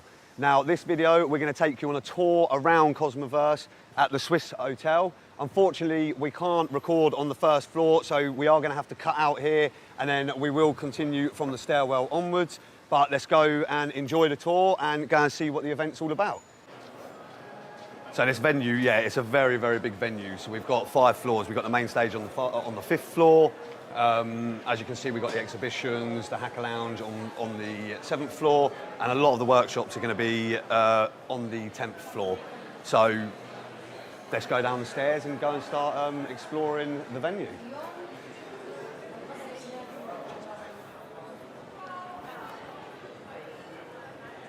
Perfect. Right, I think first place we go is if we continue around this way. Sorry, can I just show, can we just get the diagram of how the layout is as well?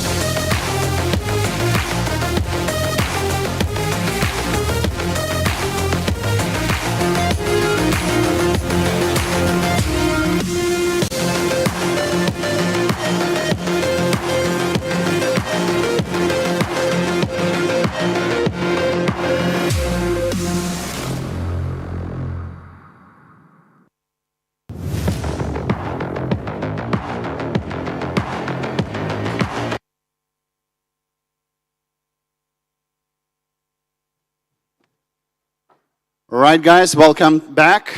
And our panel will be Turkish. Our guests, they can use earphones for translation. And panel about to start. Thank you.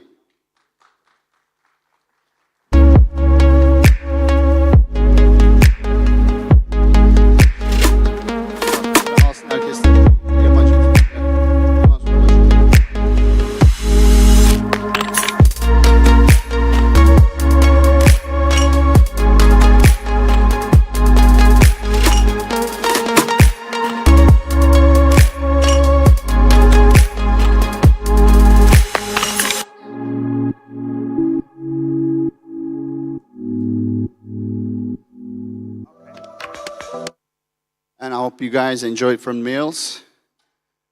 And today we're gonna have special guests from Turkish community. I have a pleasure to introduce all of them. And really excited moment for me, be honest.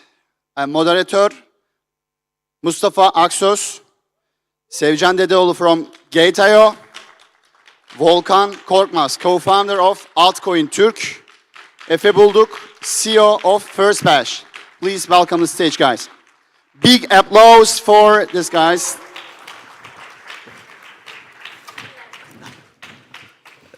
Evet, hoş geldiniz. Selamlar. Selam. Herkese selam. Sorry for the language we are going to speak Turkish. Evet, hepiniz hoş geldiniz tekrar. Moderatörlük bize düştü. Bakalım hayırlısıyla güzel yaparız inşallah. Sizden başlayalım Sevcan Hanım. Sevcan Hanım kimdir, neler yapıyor, ekosisteme ne zaman girdiniz? Biraz kendinizden hani bahsederseniz. Tamamdır. Ben Sevcan Dedeoğlu Ersözlü. Şu anda Gate Türkiye'de araştırma müdürü olarak çalışıyorum. 2014 yılından bu yana finansal piyasaların içinde, 2021'den bu yana da finansal piyasaların alt bandı olan kripto para piyasası ve blockchain ekosistemi içindeyim.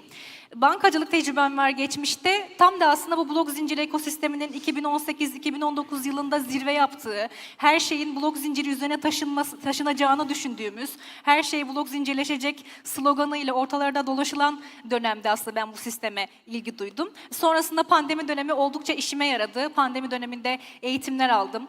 Önce Türkçe eğitim aldım Fintech İstanbul'da. Sonrasında yabancı eğitimlerle bunu destekledim. Ve sonrasında 2021 yılda bir boğa sezonuydu. Ve aslında Türkiye'de de ilgiyle beraber Türkiye cephesine de iş ilanları açılmıştı. Bu sefer ben kendi hobimi bu tarafa aslında profesyonel iş manasına taşıdım.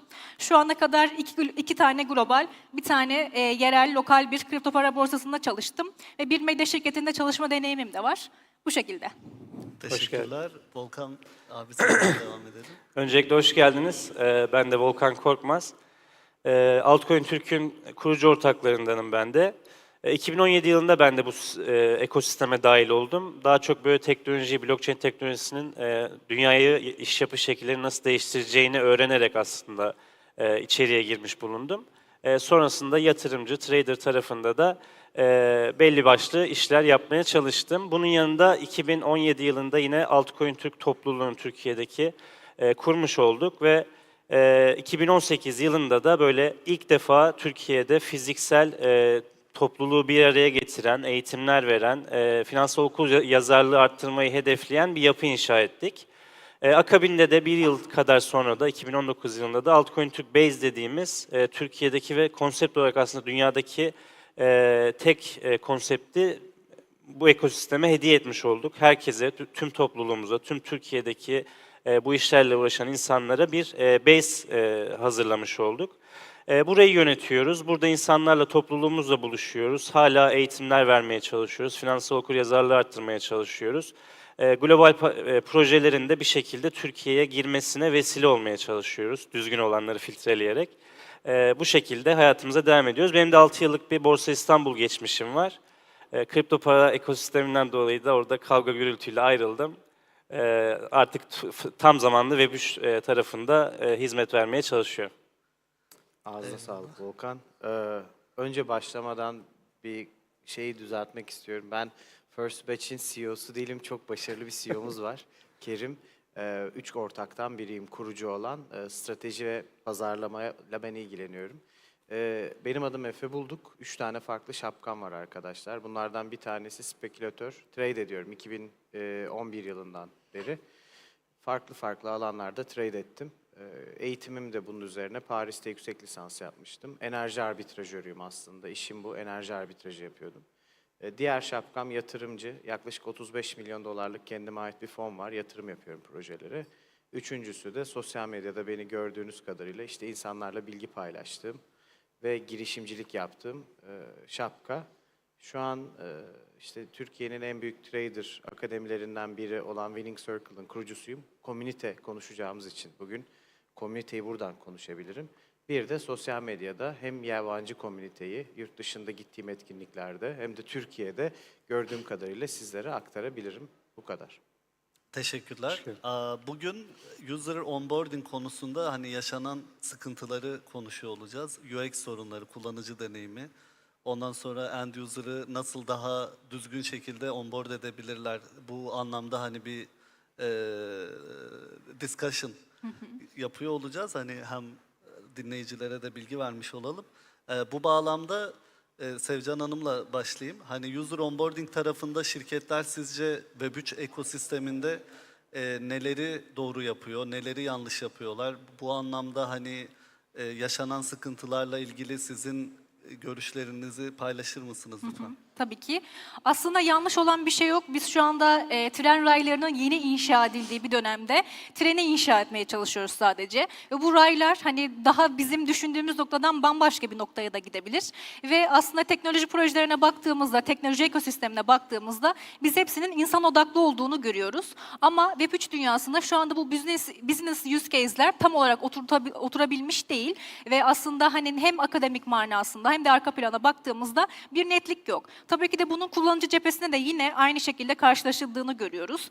Ve bu netliğin olmamasından dolayı ve yine aslında user bazında da şu anda her ne kadar işte dijital sosyal medya hesaplarımız oluyor olsa, işte MetaMask cüzdanlarımız olsa, cüzdanlarımız aslında bizim ID'lerimiz yerine geçse dahi bir dijital kimliğimiz yok. Ve dijital kimliğimizi aslında kullanacağımız ve tek bir kimlik üzerinden bütün aslında Web3 ekosisteme dahil olabileceğimiz bir giriş kapımız yok. Dolayısıyla bu alanlarda sıkıntı yaşıyoruz.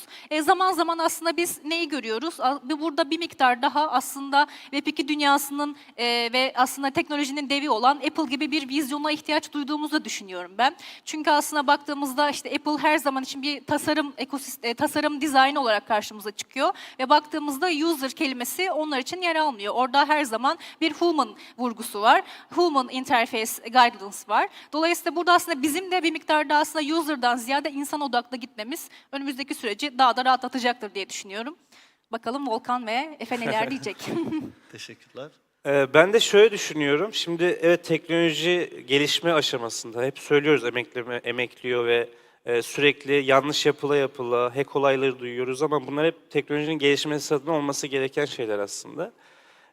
Ve böyle kitlesel adaptasyon böyle ha deyince olacak bir şey değil ki hani geçmişten önümüze koyabileceğimiz örnekler var. Kredi kartını hiç benimseyemeyen, anlayamayan bir toplumdan şu an benim yani cebimde nakit mesela taşımayı unuttum öyle söyleyebilirim. Çok annem de kızar bu konuda bana. Kredi kartı artık hani hiç değişmez bir parçamız haline geldi. O adaptasyonu bir anda sağlayabildik ama orada bir süreç yaşandı. Bunun gibi bir anda geleceğini düşünmesem de teknoloji ilerledikçe ve işte UX konuşacağız zaten. UX'in daha böyle kullanıcıyı cezbedecek ve o deneyimi doğru yansıtacağı noktada ben bir şekilde o adaptasyonun böyle hızlı bir şekilde kredi kartlarında vesaire olduğu gibi olacağını düşünüyorum. Ama şu an emekleme aşamasındayız dediğim gibi ve işte hep örnek geliyor aklıma, MetaMask geliyor. Kullanımı gerçekten çok zor. Ve hani ben bunu anneme anlatamam. Hani annem benim genç, teknolojide seven bir insan. Ona mesela NFT aldırabiliyorum. Doğru şeyler, UX'lerin olduğu projelerden. Ama MetaMask'ı oradaki kelimeleri bir yere not et, bunu kaybetme. Oradaki işlemleri işte böyle görüyorsun. Bunları anlatmak çok zor.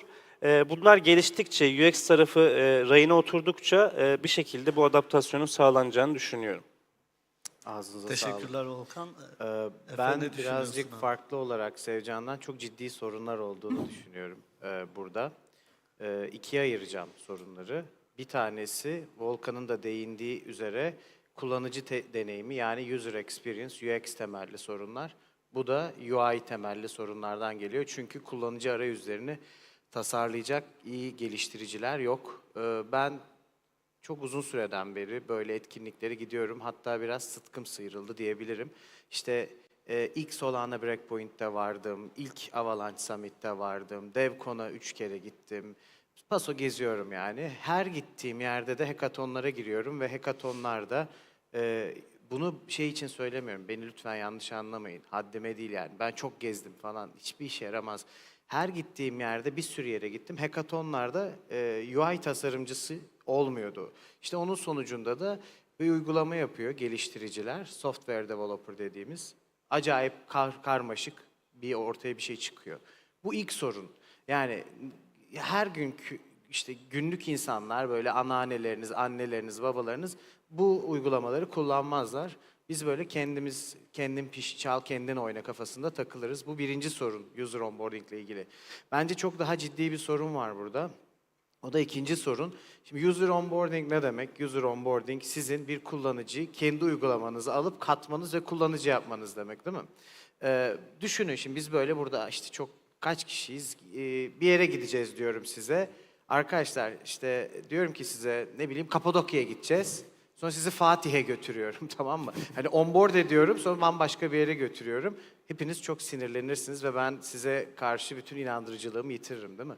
Bunun çok büyük yansımalarını görüyoruz Web3'te. Ne gibi anlatayım biraz. Dün Twitter'da yazdım bir kullanıcıya cevap olarak. Şimdi SocialFi çıktı değil mi? SocialFi işte Friendtech'te çıktı, Posttech bilmem ne arena falan filan. Abi adamların anlattığı şey SocialFi değil. Ben MIT'de Tokenomics ve Mechanism Design okudum tamam mı? Bonding curve'ü koymuşlar. Herkes girdikçe Ponzi sistemi ilerliyor. Ben bu sektördeki SocialFi alanında en öncü şirketlerden biri olan eski Facebook'lular tarafından kullanılan Favor'ın ilk danışmanıyım. Onlar da yapabilirdi, Lens de yapabilirdi, Cyber da yapabilirdi, Cyber Connect yapmıyorlar. Şimdi ne anlatmaya çalışıyorum? Sen SocialFi diye insanlara bunu sattığında onboard sürecinde o bambaşka bir yere gidip ekosisteme zarar veriyor. Bunun benzerlerini GameFi'de gördük arkadaşlar. GameFi'de ne oldu? Axie Infinity ile onboard ettiniz kullanıcıları bambaşka bir şey anlatarak sanki hiçbir şey yapmadan sadece oyun oynayarak hayatınızı kazanabilirsiniz. Ben Gabi'yi de tanıyorum. Yield Games'in kurucusu. Onların yaptığı süreçte onlara da söyledim. Bu ekosisteme, bu sektöre zarar verirsiniz dedim. Sonuç bu. Sonra ne oldu? Anchor protokolde. İnsanlara sürdürülemez bir yield önerildi. Sonra DeFi. DeFi'nin çöküşü. Şimdi benzerini SocialFi'de. SocialFi köklerini güzel atıyordu. Böyle bir Ponzi ve bonding curve'e dayalı bir sistemle orada onda zarar veriyoruz. Yani iki tane sorun var. Bir, çok karmaşık arayüzler ve fakir kullanıcı deneyimi. Bir diğeri de önerilenle önerilmesi gerekenin çok birbirinden farklı olduğu ve işin sonuçta bambaşka yere gittiği. Bunlar çok ciddi zarar veriyorlar user onboarding'e. Biz benzerlerini de görüyoruz. Kendi girişimlerimde de bunlara çok dikkat etmeye çalışıyoruz. Ben burada Efe'ye katılıyorum. İşte bu SocialFi hype ile son dönemde işte Friendtech'ler, Stars Arena'lar vesaire çok basitleştirdiler aslında. Evet, Twitter bağlayıp gerçekten oraya hızlı bir şekilde bir sürü insanı, hiç anlamayan insanı bile onboard edebiliyorsun. Ama söylediği gibi işte Fatih'e götürdükten sonra beni hiçbir değeri kalmıyor ve sürdürülebilirliği ortadan kalkıyor. Favor'ı ben de mesela yakından takip ediyorum ve kullanıyorum bayağı da. Bunu yapmayıp doğru adımlarla ilerlediklerinde ve sürekli kullanıcı deneyimini ön tarafta tutup bu tarafta geliştirme yaptıklarında doğru hedefe varacaklar. Belki biraz uzun olacak onboard etme tarafı ama doğru şekilde yapmak bence ekosistem ve şey anlamında değer katacaktır. Katılıyorum sana burada. Erdemli olmak çok zor arkadaşlar. Yani özellikle bu ekosistemde çok böyle fırsata dayalı hızlı dönen bir ekosistem olduğu için. Şimdi mesela Volkan erdemli davranıp uğraşarak her cuma bir şey yapıyor. Ama orada birazcık böyle çizgisinden çıksa çok daha user onboard eder değil mi? Çok daha büyük bir yer satın alırlar ya da kiralarlar. Ya da işte Sevcan için de benzeri şeyler. Gider mesela videolarına der ki Solana şimdi patlayacak falan. Herkes onu okur izler falan. Ama bunlar erdemli olmayan hareketler, ahlaksız hareketler. Burada çok fazla kötü aktör var. Bakın şu an bu salon 10 katı dolu da olabilirdi. Geçen işte Thomas Tunguz'un bir makalesini okuyorum. Thomas Tunguz şey bir adam. Böyle bütün unicornlara falan yatırım yapan büyük bir yatırımcı. %80'e yakın düşmüş. %78 burada para düşmüş. Yatırımcılar aptal değiller, görüyorlar bu sorunları. Çok uzatmak istemiyorum, zamanımız kısıtlı. Tekrar sevgili moderatörümüze sözü bırakıyorum. Teşekkür ederim. Kolay sermaye ahlakı bozuyor diyebiliriz. Ve hani geliştiricilerin de emekleme aşamasında olduğunu unutmayalım. Hani geliştiriciler de şu an gelişme aşamasında. Bu da bir dipnot olarak geçmek isterim ben de. Teşekkürler ek bilgi için. Ya şey düşünüyorum ben şimdi internette böyle 10-12 senede adapte olduk. Ne bileyim adaptasyon hızımız her geçen gün aslında hızlanıyor. Ne bileyim mesela AI'lar geldi. 1-2 senede bütün dünya adapte oldu. Burada hani adaptasyonu bu Web3 tarafına adaptasyonu ve büyümeyi getirecek çözümler sizce neler? Hani baktığınız zaman hani ne tür önlemler veya çözümler önerilmeli? Hani Efe çok güzel bölümlere değindi. Hani biraz böyle over promise şeyler yapılıyor. İşte bir şey söylüyor, bambaşka bir şey sunuyor. Bu bir tanesi olarak ben de görüyorum. Fakat hani bunun dışında neler öneriyorsunuz? Mesela hani siz olsanız neleri değiştirirdiniz de diyebilirim. Böyle bir pas atmış olayım. Bilmiyorum kim yanıtlamak ister ilk olarak. Başlayayım o zaman Lütfen. ben. O zaman şimdi hep böyle konuşuyoruz işte mass adoption olarak ve aslında kitlelerin benimsemesi, işte bu Web3 olur, blockchain ekosistem olur, kripto paralar olur. Ama biz burada benimsemede hani ne şekilde ilerleyecek? 3 farklı benimseme var çünkü. Bir tanesi rastgele ilgilenenler. Hani rastgele bir Web3 projesiyle de ilgilenebilir. Kulaktan duyma, yakın bir arkadaş ilgilenmiştir, bir şekilde farkına varmıştır. İkincisi içeriye yatırımcı olarak gelenler ki bu sadece aslında para yatırımcısı değil, aynı zamanda verisini paylaşıyor olabilir. O uygulamayla zaman geçiriyor olabilir. Hani ilgileniyor olabilir. Üçüncüsü ise artık bu uygulamayla beraber birebir match oldu, kalıyor, o uygulamayı kullanıyor ve aslında bir taraftan da onun üreticisi de olmuş. Yani tüketim noktasından üretim noktasına da gelmiş. Biz de bu son kitlenin olmasını istiyoruz ve onu idealize ediyoruz. Ama az önce aslında Efe'nin de örnek verdiği şu andaki bu social fi gündemi bizim o birinci kitleye ulaşmamıza sebep oluyor. Şimdi bundan hani sıyrılarak böyle bunu bir tünel gibi düşünecek olursak ilk duydular öyle ya da böyle kötü bir deneyim de olabilir. Oradan sonra bir tünelin içerisine koyup genelden özele doğru bu insanları yakalayıp indirmemiz gerekiyor. Burada da aslında en önemli gördüğüm nokta şu bence, hani bu uygulamaların bir miktar daha aslında eğlenceli de olması lazım ve fayda ve öğrenme ekosistemiyle de besleniyor olması lazım. Bizim bugün bence ChatGPT'den öğreneceğimiz çok şey var ama ChatGPT'ye bir şeyleri sorup sorgulayıp aldığımız çıktılar değil. ChatGPT ne yaptı aslında? Şu anda gündelik olan insanların bu uygulamayı kullanmasını, kullanırken eğlenmesini, eğlenirken bu çıktı almaktan da mutluluk sağlamasına sebep oldu. Bizim yine aynı bu şekilde fayda ve öğrenme mekanizmasını kurgulayacak uygulamalara ihtiyacımız olduğunu düşünüyorum. Ve onun dışında aslında 3. segmente doğru giderken aklıma bir şeyler daha vardı ama şu an unuttum. Volkan hocama paslayayım. Gelince muhtemelen Tabii ekleyeceğim. ki, tamam. Muhtemelen tiyolar Efe ve Volkan'dan gelecek. Sözlerini böleceğim birazdan. Ya ben de şeyden yanayım biraz daha böyle biz şimdi kripto cumalara gelen arkadaşlarımız var sahnede görüyorum. Her hafta böyle bir NFT vermeye çalışıyoruz. Hatıra NFT'si. Bunu yapmamız için bize katkıda bulunan Utilify şirketinin ben user onboarding tarafını çok önemsiyorum. Niye? Çünkü biz çok Web3 kaldık arkadaşlar. Yani Web2 insanlarına ulaşma konusunda biraz sıkıntı yaşıyoruz. Az önce Efe de söyledi artık tüm etkinliklere gidiyoruz. Hep aynı yüzler, hep aynı konuşmaları şey yapıyoruz. Kendi kabuğumuzdan dışarı çıkamadığımızı görüyorum. O yüzden bu yeni dönemde en azından projelerin Web2 insanlarını içeri alacak şekilde ve bunu düzgün tabii ki friend-tech'ler vesaireler gibi farklı yöntemlerle değil. Örneğin Utilify ile biz şunu yapıyoruz. Gelen insanlar hiç Web2 insanı olsun. Yine annemden örnek vereyim, annem alabildiği için. Geliyor, bir QR okutuyor ve orada Gmail ile sign up olup, ilk defa bir kayıt olup hiç wallet ne olduğunu, yani wallet'ın ne olduğunu bilmesine gerek kalmıyor. Arka planda hatta wallet'ını da görmüyor. Onun oluşturduğu Gmail hesabına bir wallet generate ediliyor ve o aslında Web2 deneyimini yaşıyor, NFT deneyimini yaşıyor. Alıyor. Eğer sonra ileride bunu öğrenir ve içine daha dahil olursa Web3 kısmını oradan sonra yakalıyor. Arkada bir cüzdanım varmış benim, burada on-chain bunları mintleyebilmişim, bakayım nelerim varmış gibi bunların her şeyine ulaşabiliyor. O Web2 insanı içeri alıp içeride pişirip aslında Web3'e adapte etmek anlamında bence çok kıymetli. Bu tarafta Web2 insanını içeri çekecek, yani o Utilify'de bizim yaptığımız gibi onboarding işlemleri olması gerektiğini düşünüyorum ben.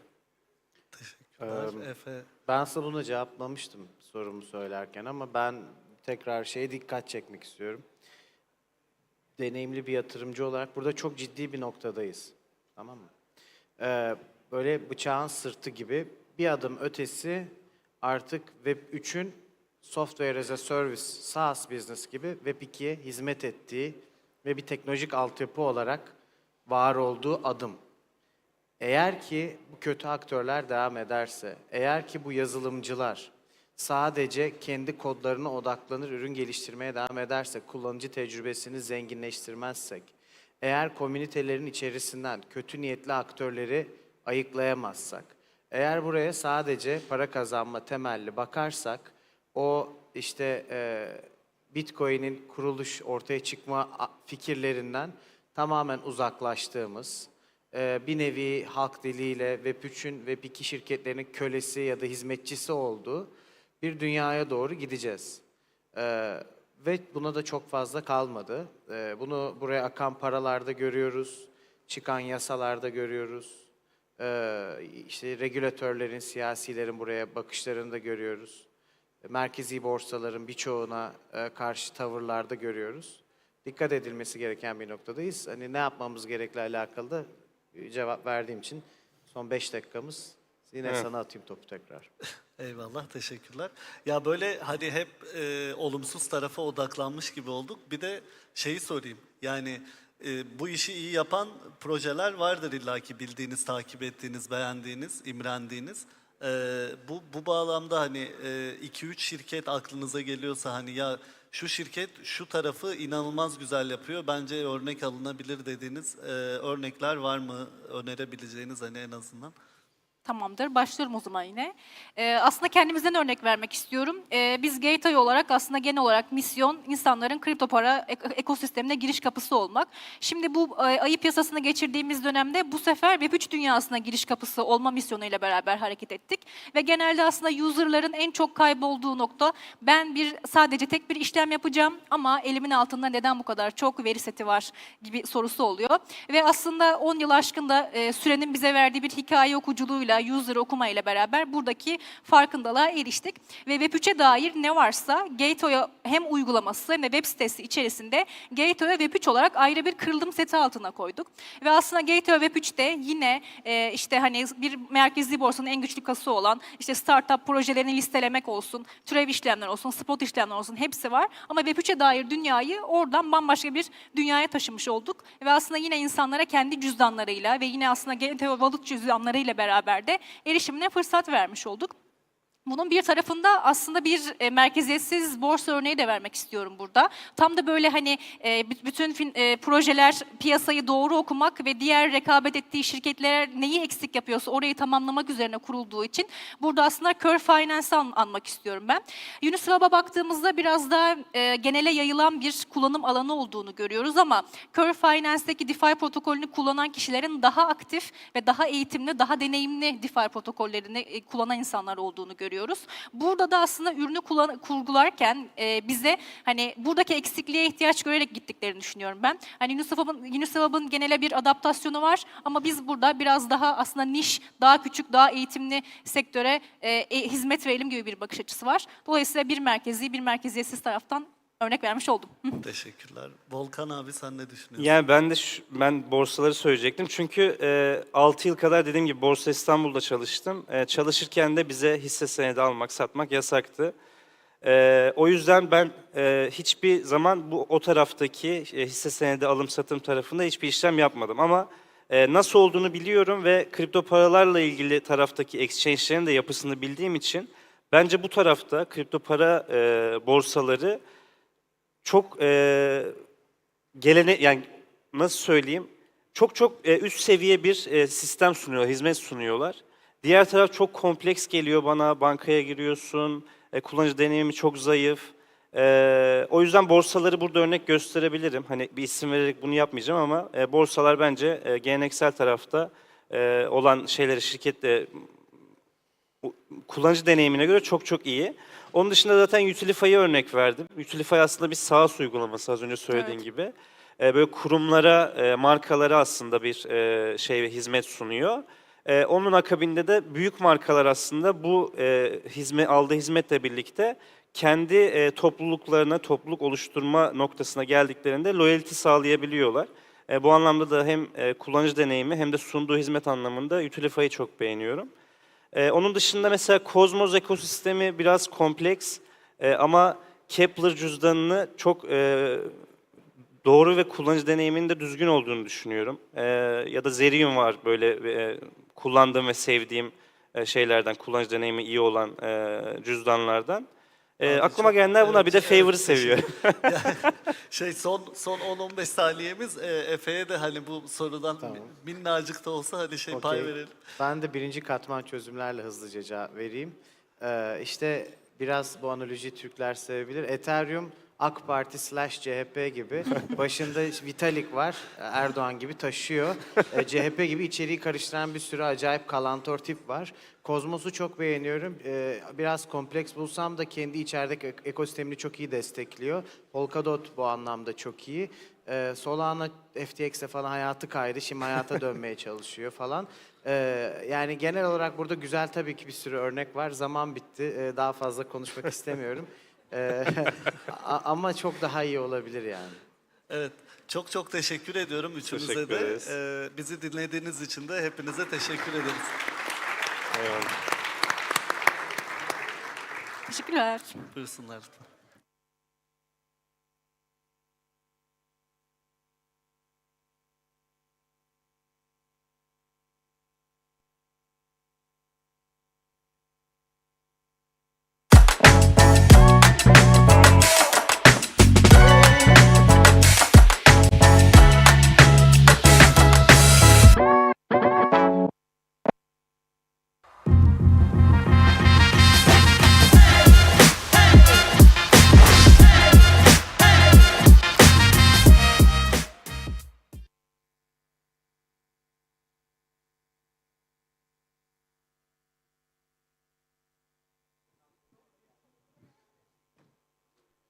All right, thanks to our panelists, because as you know, it was really informative panel for all of us. In Turkey, a lot of people, they are using Web3-based product. It was really informative panel. And let's move on. We're gonna have another panel about Cosmos DeFi 2024. Please join me welcoming for moderator of this panel, Tyborg from Informal System. Welcome to stage. Please, big applause.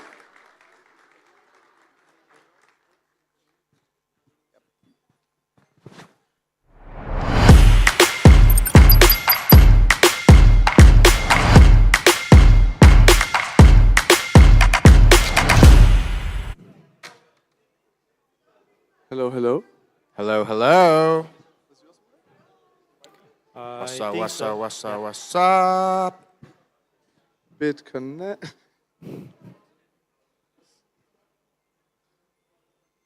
Cosmos. IBC. Please. Hello. We're waiting on our moderator, by the way. Hello. Yeah, it's working now. I think there's a technical issue. While we wait for the moderator. I'm all good. Oh, the moderator's here.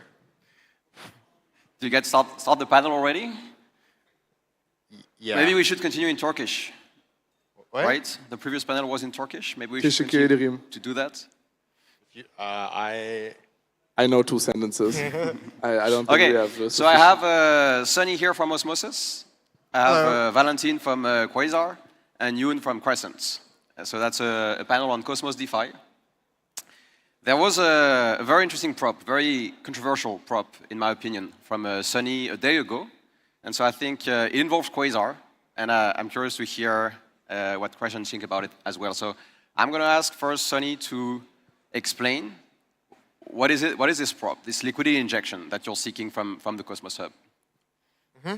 Yeah, sure. I put up a prop yesterday on the Cosmos Hub forum. that basically proposes that the Cosmos Hub should put some protocol-owned liquidity of allocate 900K Atom into the Atom ST Atom pool on Osmosis in order to provide more liquidity backstop for driving usage of ST Atom on Osmosis and Cosmos DeFi more widely.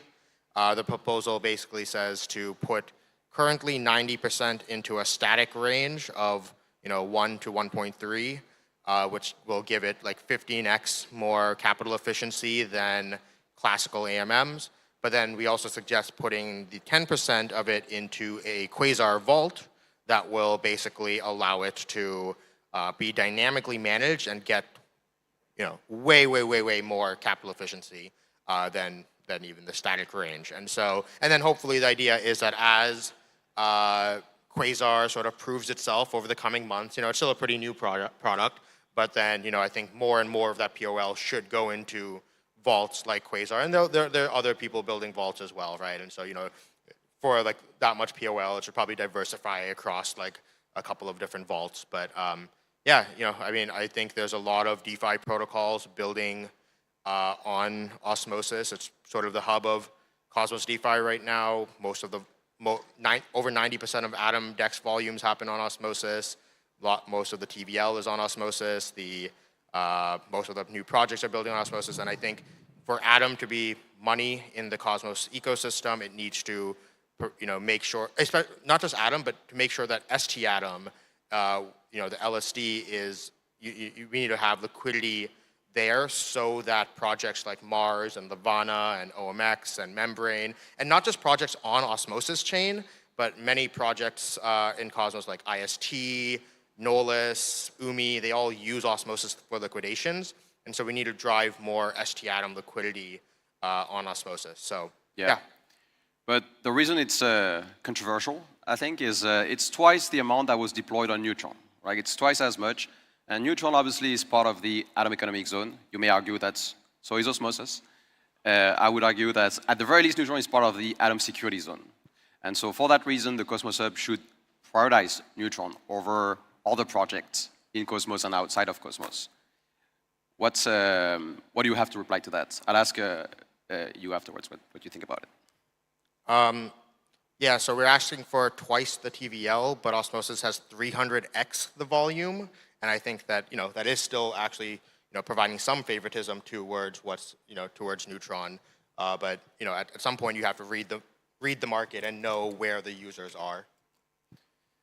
What do you think, Valentin?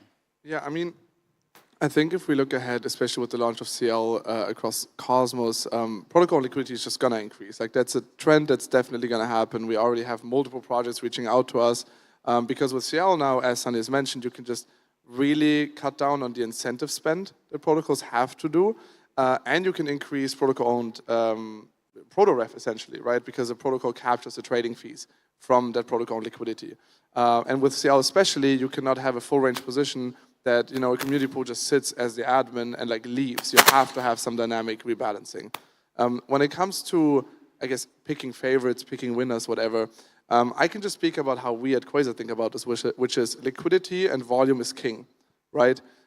If something has a lot of volume, that is the most direct indicator for product market fit, right? If people trade something a lot, that means that people want to trade it, which means we should build on top of that. And any volume of any chain is always the base of the DeFi yield or any other primitives you can build on top of that. You can only get that far with incentives. So if Neutron were to, say, 100x their volume in ST Atom or Atom, we would deploy a vault there, right? Because if users can get good yield there, then people should have access to a vault that manages that liquidity. I'm going to stay out and a bit unpartisan on that proposal because it involves Quasar, so I'm obviously biased. But the trend that we are at least seeing on our side is people see that the system works, the infrastructure is pretty solid. We have a lot of trust minimizing infrastructure that allows that to happen. And I obviously personally would hope it passes because I think it's a good showcase for Atom as well that it's not just the AEZ that's a value driver for Atom, it's where people trade it. It's where its liquidity is managed, right? That's what I think you were kind of alluding to with Osmosis part of the AEZ. You don't have to be a consumer chain to add value to Atom as long as you facilitate other aspects of it. We can play a role in that, and I think Osmosis does too. So I think many people would, counter on these 2 points that it's a short-term vision, right? It's a short-term agreement, short-term, value proposition for Atom that yes, in the short term maybe Osmosis is making more volume. Osmosis is going to generate more fees, especially if Quasar is managing this liquidity. But in the long term, the role of the hub should be to grow Neutron to the point where the 25% revenues it gets back to the hub are actually worth way much more than the $250,000 that you guys I think estimated for 1 year of swap fees on Osmosis.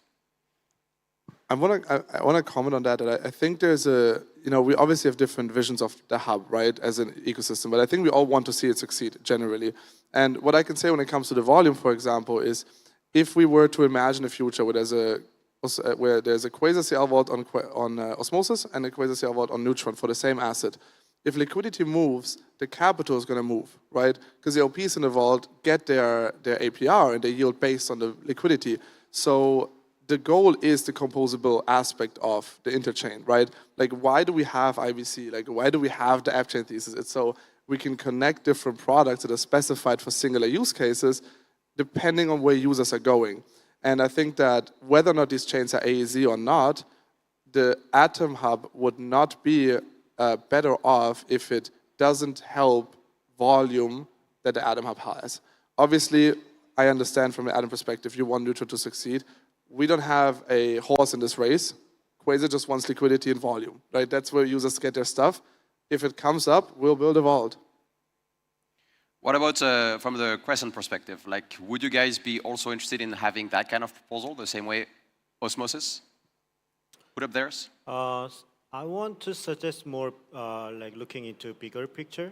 So not only in Cosmos, but if you see like Uniswap, which is the most successful DeFi, having a lot of volumes and liquidity, but still the APR for liquidity provider is like less than 5%. And if you compare with the risk, it's coming from like impermanent loss. That's really high when you imagine this kind of like crypto volatility. So financially, it doesn't make any sense. So that's a like bigger problem than like solving smaller problems. In this bear market, everyone is holding tokens, not buying and selling all the time. It works in balloon market. It's like in bear market, everyone holds. So like in smaller picture in Cosmos, it makes it even worse. So it doesn't make any sense. So I believe that the real yield should come from like a variety of sources.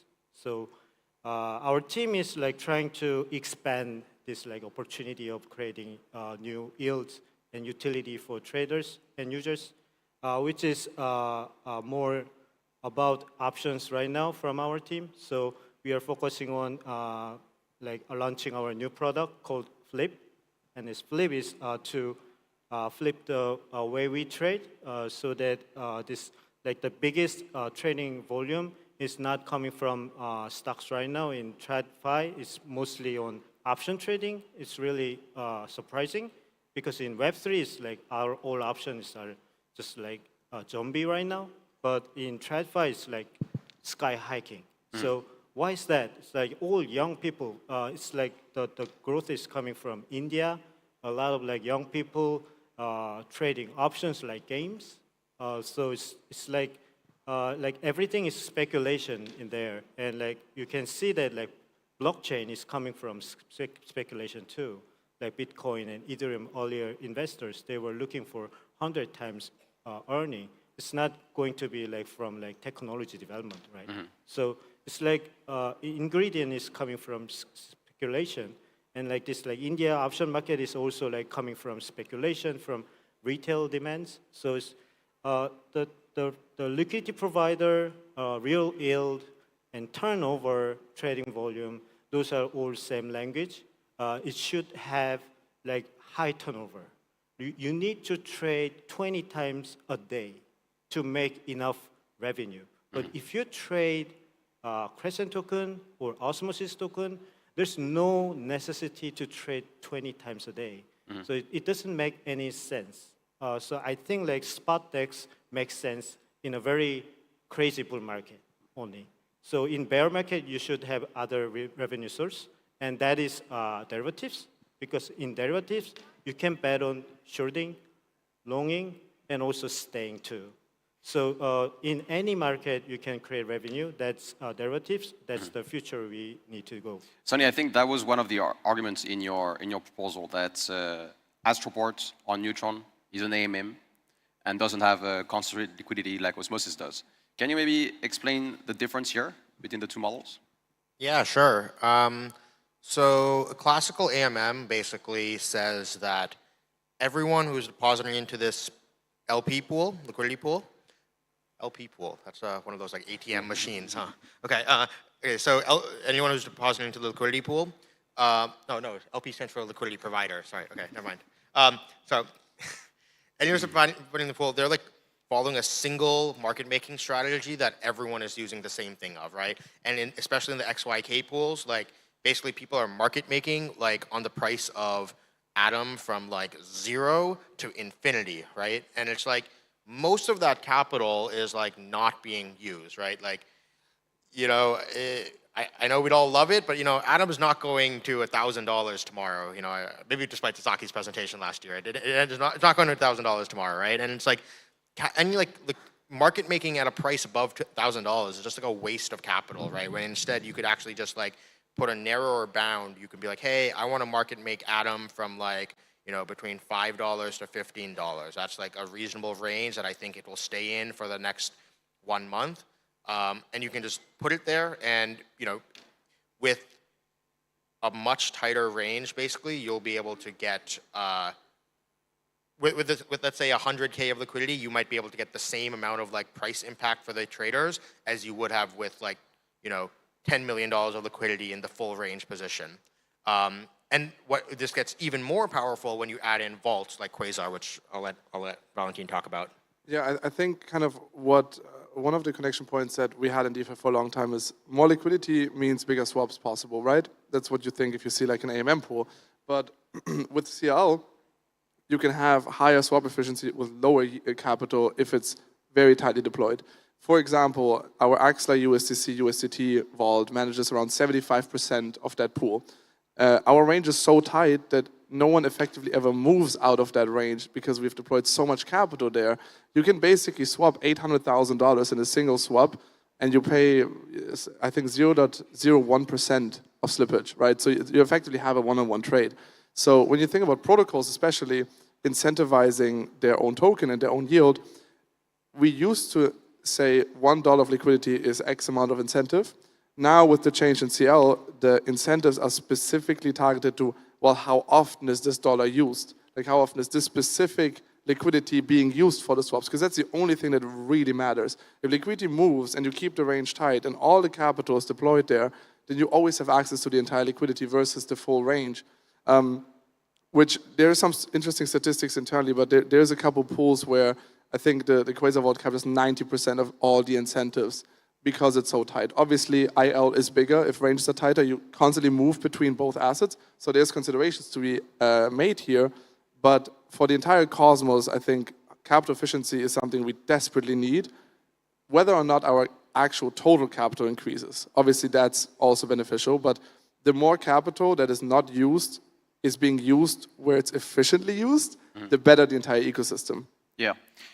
I want to point out, though, that you've probably seen that Neutron and Duality have something going on together. And so the efficiency, capital efficiency that is going on Osmosis right now might be coming to Neutron soon enough.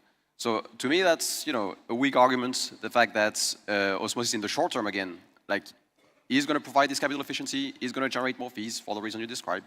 Yeah, but that may not last forever.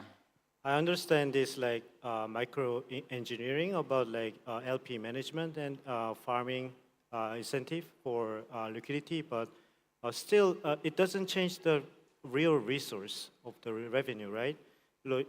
There's a concept called like Sharpe ratio, comparing risk and return. It's like return divided by risk, and if you use like concentrated liquidity, like efficient farming is still you are multiplying both, like the upper part and also lower part. So the efficiency of capital is increased from concentrated liquidity, but still the Sharpe ratio, which means the attractiveness of investment, is just stay there. So more risk, more return. It's just like same investment amplified. So can we make it like revenue more, risk less? So that is. I mean, I would say that I will push back a little bit on that because effectively the bigger swaps a ecosystem can support, which independent of neutron, as support, duality, or osmosis, like the bigger the swaps are that you can carry, that's a multiplier to the size of a DeFi market, right? Because that's like the choking point. Can you actually move between assets? Because that's effectively the baseline perimeter for anything we build. So increasing capital efficiency is also a multiplier to that because suddenly you are using more capital. So stuff like Levana, perps, or options as well have more collateral or more counter value that can be used to increase the market size. We're going to have to see how IL performs over long periods of time. But to say that it's yield farming when the entire goal of incentivization is to supply liquidity, right? We're literally, the vaults are getting the rewards because they do what they want, because they do what the protocol wants, right? To be able to facilitate that better, you also get more swapping fees because all the swaps are going through that range. So you are also increasing the real rewards, as you mentioned. Stepping back a little bit from the what generates more fees. Sonny, in the post, you had like an argument in favor of osmosis and the hub aligning themselves better, right? That was like a significant portion of the post. Can you expand a little bit on that and what that would look like, especially compared to actually becoming a consumer chain like Neutron chose to? Yeah, I mean, look, it just doesn't make sense for osmosis to become a consumer chain. I think becoming a consumer chain just like massively restricts the amount of like your iteration speed on how fast you can like develop products. I think the point of building app chains is that you want your own validator set and you can like demand more of your validator set. Having to go through like Cosmos Hub governance every time we want to do a protocol upgrade, and expecting all the validators to upgrade, with, I've talked about this before, but sidecar maximalism, where we want the validator set of Osmosis to be doing more than just running the chain, right? Very soon, they're going to have to start running oracles and PithNet nodes, which is a Solana node, right? So isn't like the Osmosis validator set like 70 or 80% overlap with the hub right now? No, I don't think so. I think so. You posted yourself something from Nunia. It's around 60%, 50 to 60% right now. It's pretty high.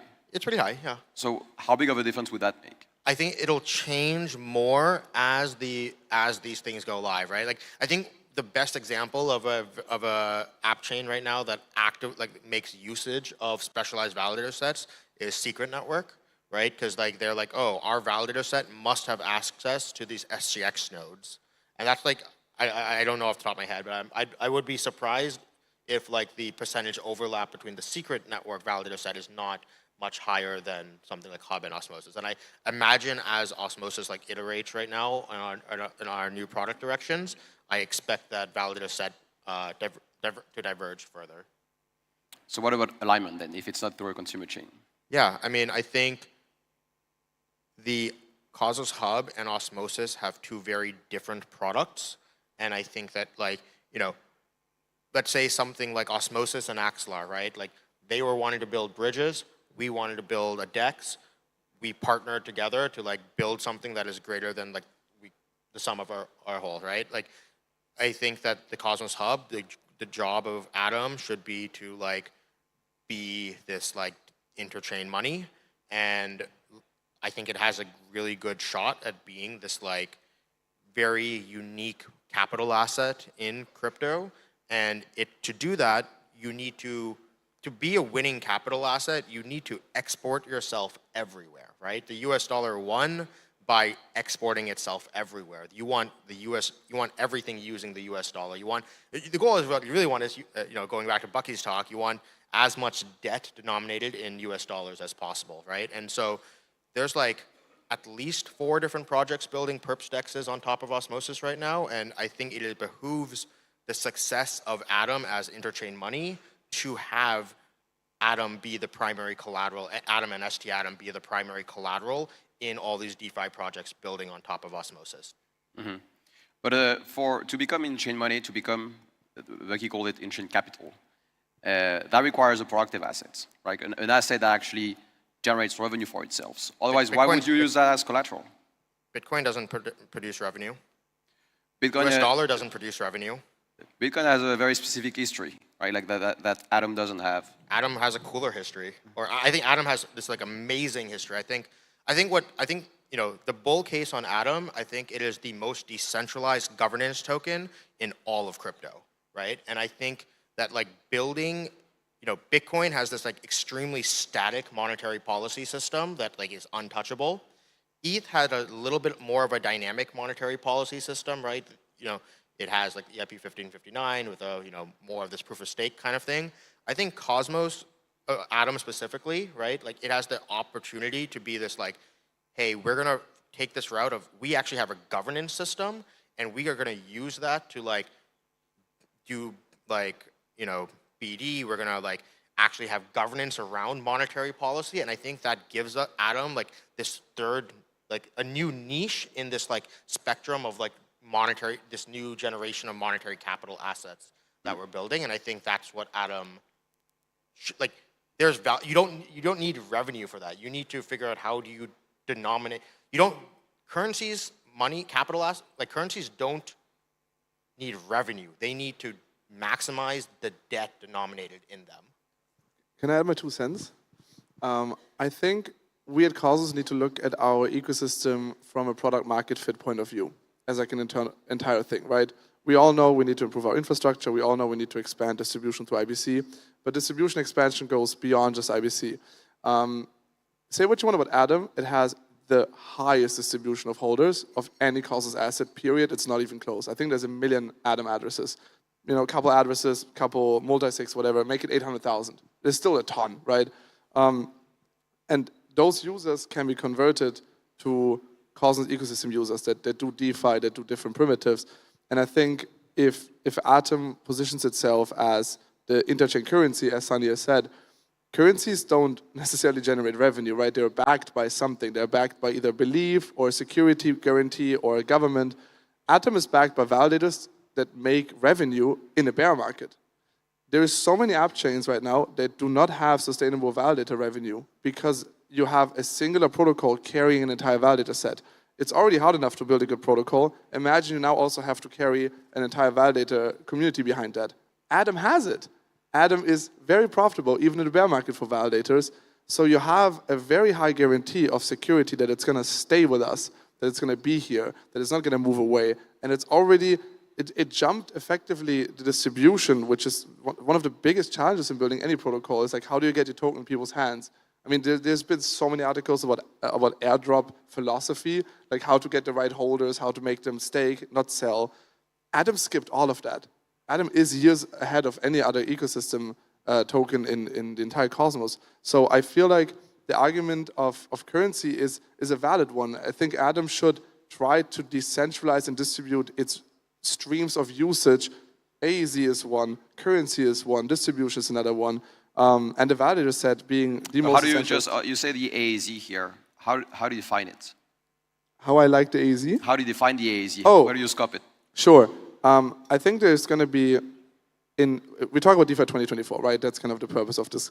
I think that the AEZ is going to have a similar model to the EU, where you have different alignment levels, right? Are you a currency alignment and also security alignment and also Schengen area alignment? Are you just Schengen area alignment, not currency alignment? Are you monetary alignment, but not a currency? Like, there's going to be these different levels of association. And I think, at least from a protocol perspective, you probably agree, it's always better to have more variables you can touch when it comes to alignment. Someone is going to want to be built on Neutron and skip the validator question and skip the question of like building up this governance, right, and distribution of a token. Some are going to want to rent some security with the goal of moving out in the future. Some are currently independent, are going to want to move into renting to kind of save themselves from a downfall of validator economics. So the way I see the AEZ is it's going to be a multifaceted, multi-purpose and multi-offer security consortium for the ecosystem. What I think is interesting that you use different levels of alignments. by that, you basically acknowledge that some chains in Cosmos will be better aligned than others with the hub. There's a level 1, More and level aligned. 2, and level 3. And if Neutron is level 1 and Osmosis is level 2, why would Osmosis get double what Neutron got as a liquidity injection? Can I say one sentence to this? What would happen if osmosis was gone tomorrow? Sorry? What would happen if osmosis was gone tomorrow? And the liquidity would be gone, and CL would be gone. Capital efficiency would drop, trading volume would drop, and users of the protocol would drop. And that goes for any... Cosmos will die. Yeah, yeah. So I think we're all for distribution of opportunities generally. But if the AEZ wants to have a sustainable, in my opinion, a sustainable path into becoming something big, it needs to be serious about where it is now and not continue valuing potential that's 2 or 3 years ahead. If you're in the fundraising market, if any one of you has fundraised, the first thing that happens in the bear market is less and less of the unrealized potential is valued, right? Because you're de-risking. In a bull market, oh, this can be $5 billion big, right? In a bear market, you move away from this. We are in a rough bear market. Let's look at the current numbers. It doesn't mean we don't leave the options open for a difference of where liquidity moves and where value moves in the future, but this is where we are now, and we need to be realistic as an ecosystem. Yeah. I wanted, since we have 2 DEXs on stage today, I wanted each other to say something nice about the other. Something you admire. For instance, Sonny, you can start. What do you admire about the Crescent team and what they've built so far? I think the notifications UI on the Crescent website are some of the best notification UX I've seen in any crypto project. So I like that, when you deposit something, it it shows you exactly how long it's taking for the deposit to happen in the toast notification. When you do a swap, it tells you in the toast notification exactly how much you got out. I think the amount of information it gives to the user via their notification system is A+.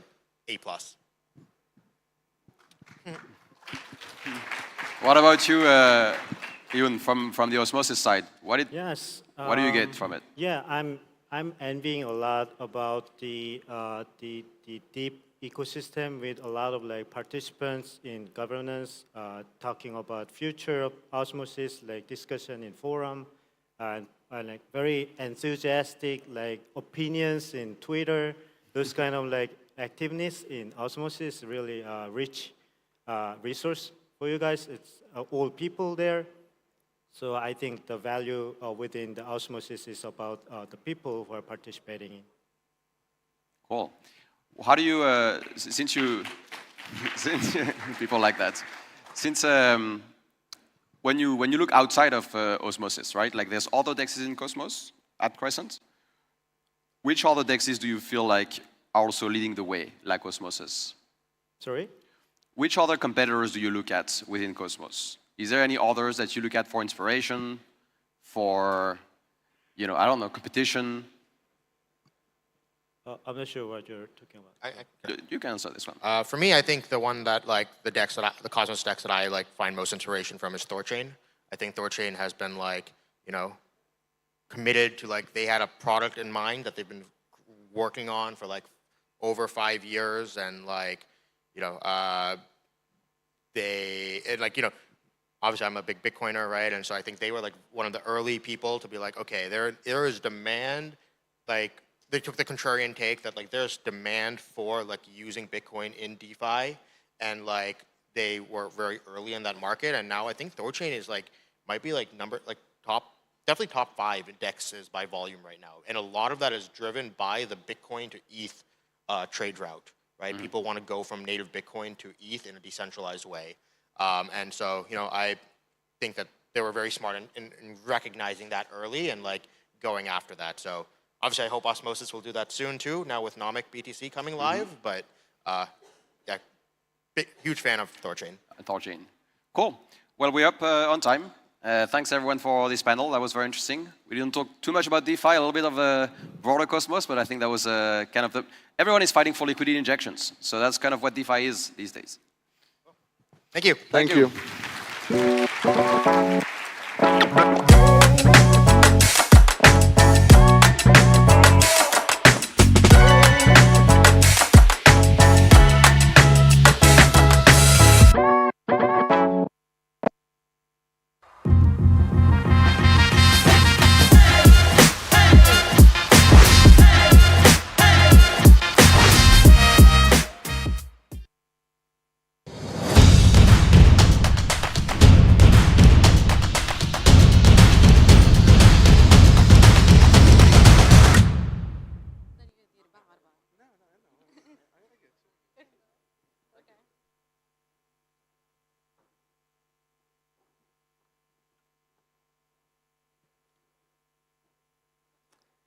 Well, I think we all agree that we need mass adoption.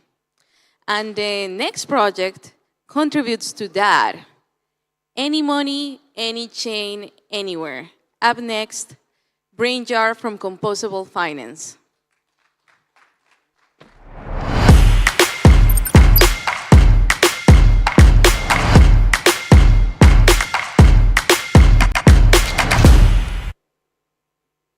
Hi everybody, I am BrainJar from Composable, and today I'll be presenting IBC to Ethereum, a reality. A lot of different people say the competition is fierce for IBC Ethereum. I'm here to dispel that notion. So first, reintroducing Composable, we're committed to any money, any chain, anywhere. So really trying to get users to use multiple different applications, multiple different assets, on multiple different chains, using multiple different wallets, with as many ecosystems as physically possible. So we're sort of most known for bringing IBC to Polkadot, but we're intending to also bring IBC to as many ecosystems as possible. Our infrastructure is focused on 3 core pieces. Picasso is our Kusama parachain focused on COSM, WASM, and cross-ecosystem DeFi. Our Cosmos chain is focused on becoming an IBC hub and focused on order flow and intent settlement. And our Polkadot parachain is focused on liquid staking and the composable VM. So over the past few months, we've been pretty busy. We launched 2 IBC connections outside of the Cosmos ecosystem. We've done over 7 figures in volume. We've produced a brand new relayer called Hyperspace. We also launched a new Cosmos chain, and we put the WASM client in production. The journey for this obviously was not easy. The first actual IBC connection we produced was between Kusama and Polkadot, which previously were never connected. And utilizing IBC outside of the Tendermint context, we were able to bring these 2 ecosystems together for the first time before Parity was able to. And of course, as well, we've been quite busy with our integrations, looking at multiple different partnerships and relationships within sort of trying to merge Polkadot and Cosmos together.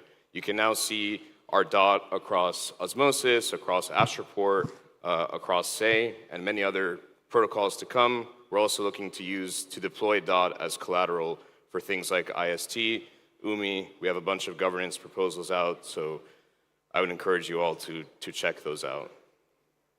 So, to sort of steward all of this work, we decided to form what's called the Composable Foundation. It's a network of contributors focused on cross-ecosystem IBC, and this setup hopefully will allow us to distribute grants to multiple different projects trying to expand IBC to other ecosystems, and also expand the network of contributors that contribute to this actual vision. So, we're all here because of Ethereum, and today I'd like to announce that we're home. Our architecture is very simple. It's using light client verification on both sides and ZK technology to introduce cost effectiveness measures and speed. You can officially, right now, access our testnet, our Cosmos chain producing blocks, go to our Discord, get test tokens, Pika tokens, and transfer them to the Sepolia testnet over IBC for the first time in production.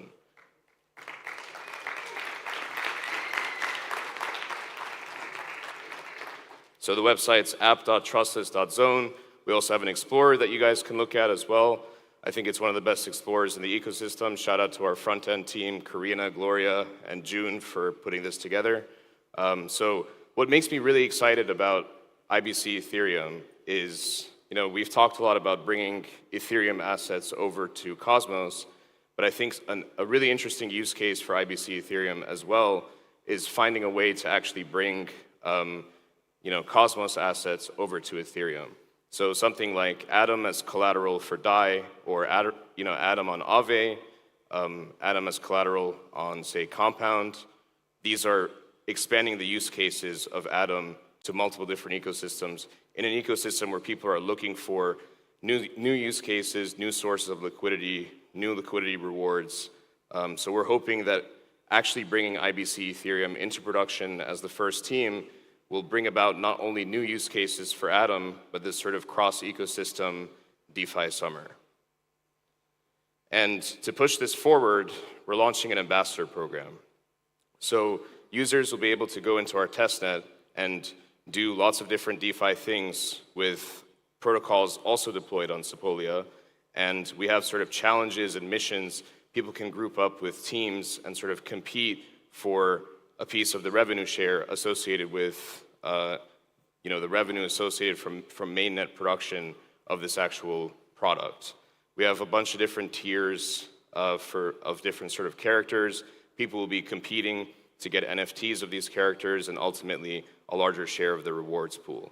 So, imagine taking your Atom over to Uniswap or over to Curve or on Pendle. These are things that are actually a reality and are coming much sooner than you think. So we'll be announcing this ambassador program very, very soon. So stay tuned for more. So what's our path to mainnet? So you guys may have seen that we put out a forum post to become a consumer chain. We're interested in trying to put this proposal on chain sometime next week. If anyone wants to speak to me about our proposal, happy to chat after the discussion. But for us, we really see this as a necessary security measure before we continue taking IBC to all of the ecosystems that we have listed here and also more. So ICS for us is sort of a necessity as we begin to expand IBC to as many ecosystems as physically possible. And we see this as a very necessary component for us to continue into the future. So what's next, right? We talk about IBC Ethereum, we talk about IBC everywhere. Why does that actually matter? It matters because, we're here in Turkey where people actually have real issues, real problems, inflation is rampant, and as opposed to sort of solving problems for developers, we're interested in solving problems for real users with actual real problems. So what that looks like is, in a world connected with IBC everywhere, this means something as simple as just submitting what you want to do and having execution just occur in multiple different domains with not really actually even eventually caring about which chain that's actually occurring on. So the first step for this, obviously, is IBC everywhere. You can see the two integrations we're doing next after Ethereum. And the next thing we built was to actually allow this execution over IBC in multiple different execution environments. So we've built the composable VM, which you can go to our docs now, play around with. It's currently deployed on Osmosis and our Cosmos chain as well. And we hope to deploy this to as many ecosystems as possible. And what this actually does is allows a user to submit a problem and have this get processed in multiple different ecosystems without having to sort of worry about what these execution environments actually mean. So the steps to actually realize this vision, of course, IBC everywhere, IBC Ethereum, these are all necessary steps we must take, but thinking a little bit higher level, for users, they want to be able to submit a simple string. I want to get my yield on ST Atom, ST Dot, maybe delta neutral strategies, maybe concentrated liquidity strategies. But how many people actually know what any of that means, right? Probably not that many people, maybe people in this room, but not the world. So instead of sort of putting all of this necessary sort of studying into the hands of the users, we've developed a way where solvers can come into the equation, look at a type of problem that a user wants to sort of solve, aka move from sort of one state of the world to another and come up with the best possible routes to do so. From there, something that's really important for each ecosystem is the way that these bundles and transactions are actually processed, right? And so we're also building a sort of decentralized block builder where all of these bundles get exposed to searchers and sent to the respective ecosystems so that they can be processed in the way that the ecosystem understands how to process them. And all of our processing happens over IBC. So all of this lives on our Cosmos chain. So we intend this Cosmos chain to become a consumer chain with IBC everywhere that also facilitates this processing of order flow. It's become incredibly important over the years for us to actually try to understand how can we compete with the likes of Layer 0 and the other centralized bridges of the world. And I believe that IBC paired with something like Mantis will allow for seamless processing of order flow, distribution to as many ecosystems as possible, and most importantly, abstract user experiences that can go directly into wallets, that can go directly into MPC wallets, no signing necessary. That's really the future. So we're hoping that this architecture really powers the Robin Hoods of the world to be able to offer these kind of free experiences to people powered by order flow and settled over IBC. So the way I see IBC is it's so important to put IBC in these different ecosystems because we can enable this. Of course, there's the component of trust minimization, which of course is really important. But the cooler thing about IBC is you now have this ability to introduce this layer of abstraction for users and multiple different applications in the future. So looking ahead, the first thing we're going to do now that we've launched the testnet that people can use is create more use cases. So we're obviously in conversations with different Ethereum protocols, different protocols on Cosmos, different protocols within the Polkadot ecosystem, and try to sort of create these opportunities for people in our ambassador program to actually use. A key piece in this, again, is our path to ICS.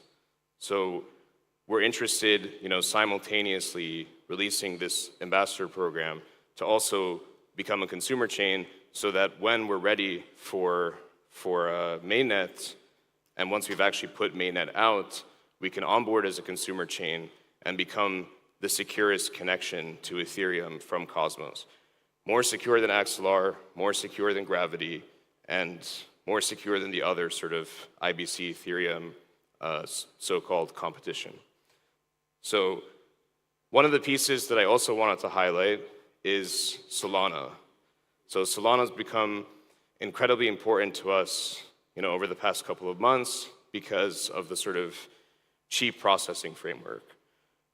I do think there is a future in which a lot of the order flow that's getting settled, lending and swaps, actually does migrate to Solana. And so for us, we've been working quite closely with different people in the Solana ecosystem to try to actually enable Solana IBC.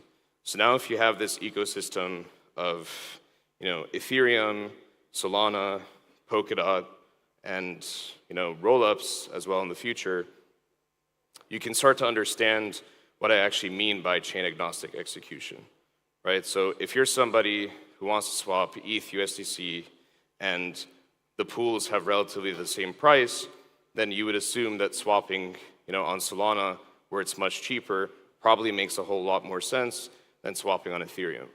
And so for the first time ever, users will be able to find a way to interact with this sort of chain agnostic experience once we actually introduce Mantis v0. And so sort of recapping, right now you can go to our testnet, you can go to our faucet, interact with our live testnet that has validators producing blocks. You can move Pika from our testnet to Sepolia and back. We'll be launching an ambassador program to allow for all these different use cases to be realized. So I'm really excited to see people, set up pools on Curve, set up different collateral types in different locations, and even start to see pools on, for instance, Osmosis of STETH, which is the real STETH, not sort of axelar STETH. So these are all very important components to the picture, and we encourage everybody to try to get as involved as possible in the ambassador program. And from there, as I mentioned before, we are looking at ICS. And there was just a panel about ICS and why sort of we think it makes sense for us to become a consumer chain. So obviously the benefits are for us that we get quite a bit of security because IBC really lacks this sort of, the only sort of limitation of IBC is you have to trust the chain. And so if a chain gets 51% attacked, not only is that sort of ecosystem now vulnerable to further attacks and IBC kind of breaks, but you also break all of these fungibility paths as well. So ICS for us makes us kind of this hub for IBC. So if you go from Ethereum to our chain and everywhere else, all of these assets sort of everywhere else will be sort of fungible with each other because they've gone through this hyper-secure hub for IBC. So what's the value proposition for validators? Well, I think there's kind of 3 core layers to this. The first layer is we want to bring more use cases to the Atom token. That's really what we need right now. And so having Atom as collateral for DAI, that would be huge, right? DAI is a multi-billion-dollar stablecoin. Having Atom in different liquid staking protocols, and then taking those ST atoms and printing principal tokens and yield tokens on Pendle, that's also a really cool use case. And so hopefully we can see more and more of these use cases appear over time, and that's kind of the purpose of the ambassador program, is to show the Cosmos ecosystem what Atom can actually do outside of Cosmos. And so that's kind of the second core value proposition, and the third is our revenue share.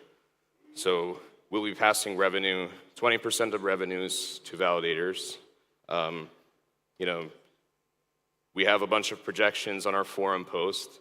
If you have questions or want to challenge those projections, this is brand new. So we're completely open to feedback and definitely excited to chat to different people about it in depth. And sort of once we're ready and we believe that the community supports this type of thing, we'll put this into an on-chain proposal. And so, in closing, I just wanted to highlight sort of one key takeaway from this presentation. IBC, Ethereum is cool technology, right? We're doing it, we've done it, we're home. But the next step is, how do you actually solve real problems for real users? I think one of the amazing things about Cosmoverse is it's been in places where people can really understand the importance of crypto. For a lot of us, perhaps, crypto is the way we make a living, the way we do things, but for some of these folks in these different countries, crypto is actually incredibly important. And so the focus of everything that we do at Composable is serving those people, and IBC Ethereum, as you've seen so far, is one sort of small piece of the overall picture. So with that, I'd like to thank Cryptocito and Cosmoverse team for inviting me, and thank you so much. We're home.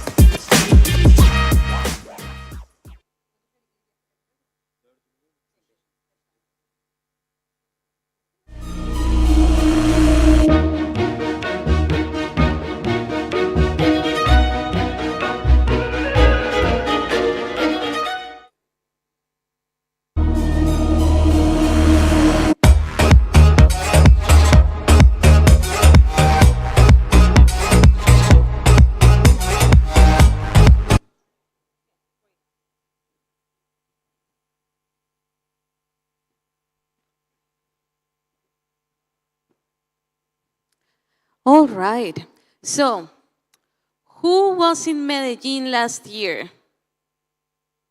Oh, that's so nice. Cool. Well, in Medellin last year, we had the Atom 2.0. That went very well, as you know. So don't worry, we are not going to talk about Atom 3.0, but we are going to talk about Atom tokenomics. And for that, I would like to welcome the moderator, Bendy. Bendy, the stage is yours.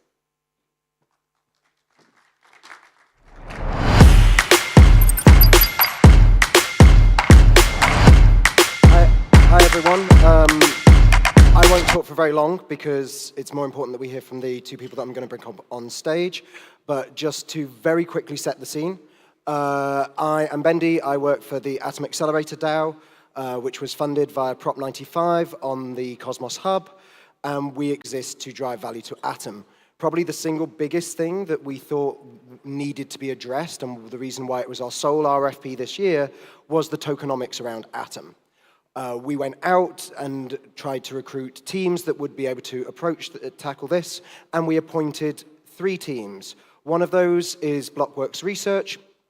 So you'll have heard from David, or Effort Capital, as he goes by on Twitter. You'll have heard from him day one. He gave his talk. And then the 2 other teams who I'd like you to welcome to the stage now are Noam Cohen from Binary Builders and Chris Berg from RMIT.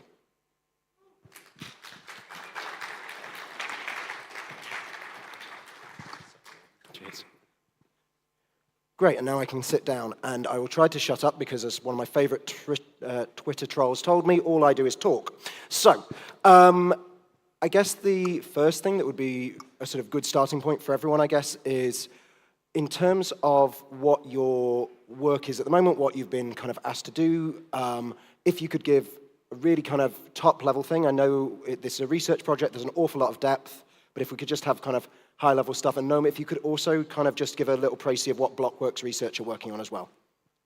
Right, I'll start with Blockworks. So what they're working on is, in my mind, sort of like the inflow of money, or like the generation of revenue, or the budget on the Cosmos Hub. So specifically, it's monetary and fiscal policy, inflation number, various taxes that can be applied in the Cosmos ecosystem, or the Cosmos, the AEZ.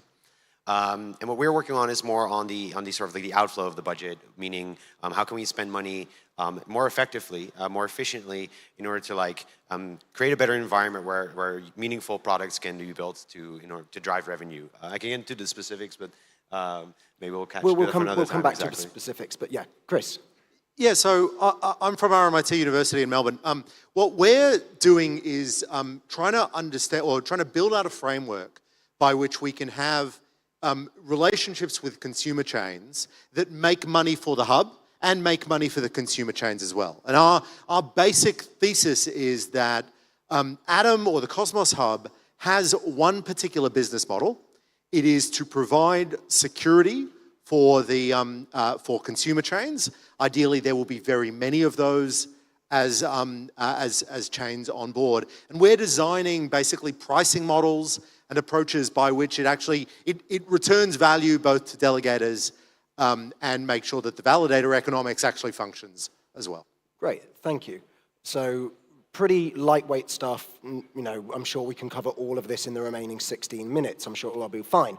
But I think one of the things that's really important to know is that this is a modular approach, so that there isn't going to be one proposal that says, this is everything that needs to happen for Atom to fix its tokenomics, do you vote yes or no? This is at the moment in a kind of research phase, and we'll probably come back to that, but the modular element, I think, is really important. So again, kind of a little bit more depth, but kind of the modules that you are working on. Again, if we could start with Noam. Yeah, sure. I think the one to start with, probably the Atom Alignment Treasury. This is generally, we looked at some of the current situations that are out there. So like the recent proposal for Stride, they wanted to ask for 450,000 Atom. Half of that would be liquid staked, and then together that would be pooled on Astroport. This is a liquidity as a service. This helps the AEZ grow. There's a more frictionless environment, economy to sort of like operate within. This is more attractive to users if the app, of course, is good enough. That is the primary requirement. And then the second use case is like Neutron had an airdrop. We want stronger financial alignment, like voting power alignment with Neutron. And so their tokens can be, they're going to go into the community pool, but it's just we can't do anything with it, right? Those tokens represent currently 50% of the voting power on that network, but what can we do with it? Not really anything. So the Atom Alignment Treasury is really like a vehicle that sits within the community pool that is the infrastructure for us to express our desires to use liquidity as a service and to seek alignment with these other chains and to vote on their networks. The infrastructure is sort of like the Atom Alignment Treasury, and then there are other parties that will build out sort of like the APIs to interact with the other AEZ protocols directly, with the DeFi protocol and the AAT. That's generally it. And then, the two other modules, and I'll just really briefly, we have the Developer Revenue Incentivization Program, which is really just about creating an environment where the Cosmos Hub can mature and further decentralize and fund its own development teams and not to be reliant on a singular entity. This is in the process of like further decentralization of the network. And to do that effectively and to do that, with the proper incentivization method tools. And then the Stability Reserve Fund is really simple. It's like, let's save some money aside when Atom's price is doing well. Let's put it aside when the Atom price is doing bad. Let's take that money and use it on all of these costs that we have that are USD-based. So our validators have USD-based costs, and our core developers have USD-based costs. They have fixed cost prices. For them, it's important that the Atom price or whatever money they get doesn't fluctuate too much. So like you would just do what an ordinary foundation would do. You set money aside when price is doing well, and then you use that later in a bear market to more effectively spend. That is the summary of what we're designing. So those are, again, they're separate modules. Obviously, there's elements of kind of, if you don't implement one probably makes slightly less sense, but... You can do all of them independently. It doesn't matter, exactly. So the idea is like, those will be 3 different proposals, the order of which we'll figure out, and it's just going to be up to the community to like, okay, we want that, but we don't want this, or we want that, but we want it modified. And we'll have plenty of time to figure out what it all means and how it works. Amazing. Chris, if you could just run us through the modules you're working on. Yeah, so we're doing 2 modules, but very early in our research, we realized it's kind of the same thing. So the first module that we're doing is building out those pricing models that are very dependent on the characteristics of the consumer chain. We need to spend a lot of time thinking about those characteristics because the market can change around, we can come up with an agreement to say remit 15% of all transaction fees from the consumer chain to the hub.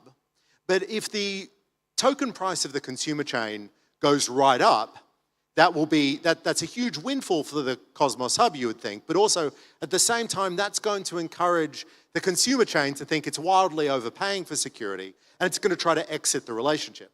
On the other hand, if the price goes down, if that 15% suddenly becomes very little, then the validators are going to get very upset because they're spending real dollars to validate a chain that's making them basically no money, and the Cosmos Hub is going to want to get rid of, to end that agreement, end that relationship, discard the consumer chain.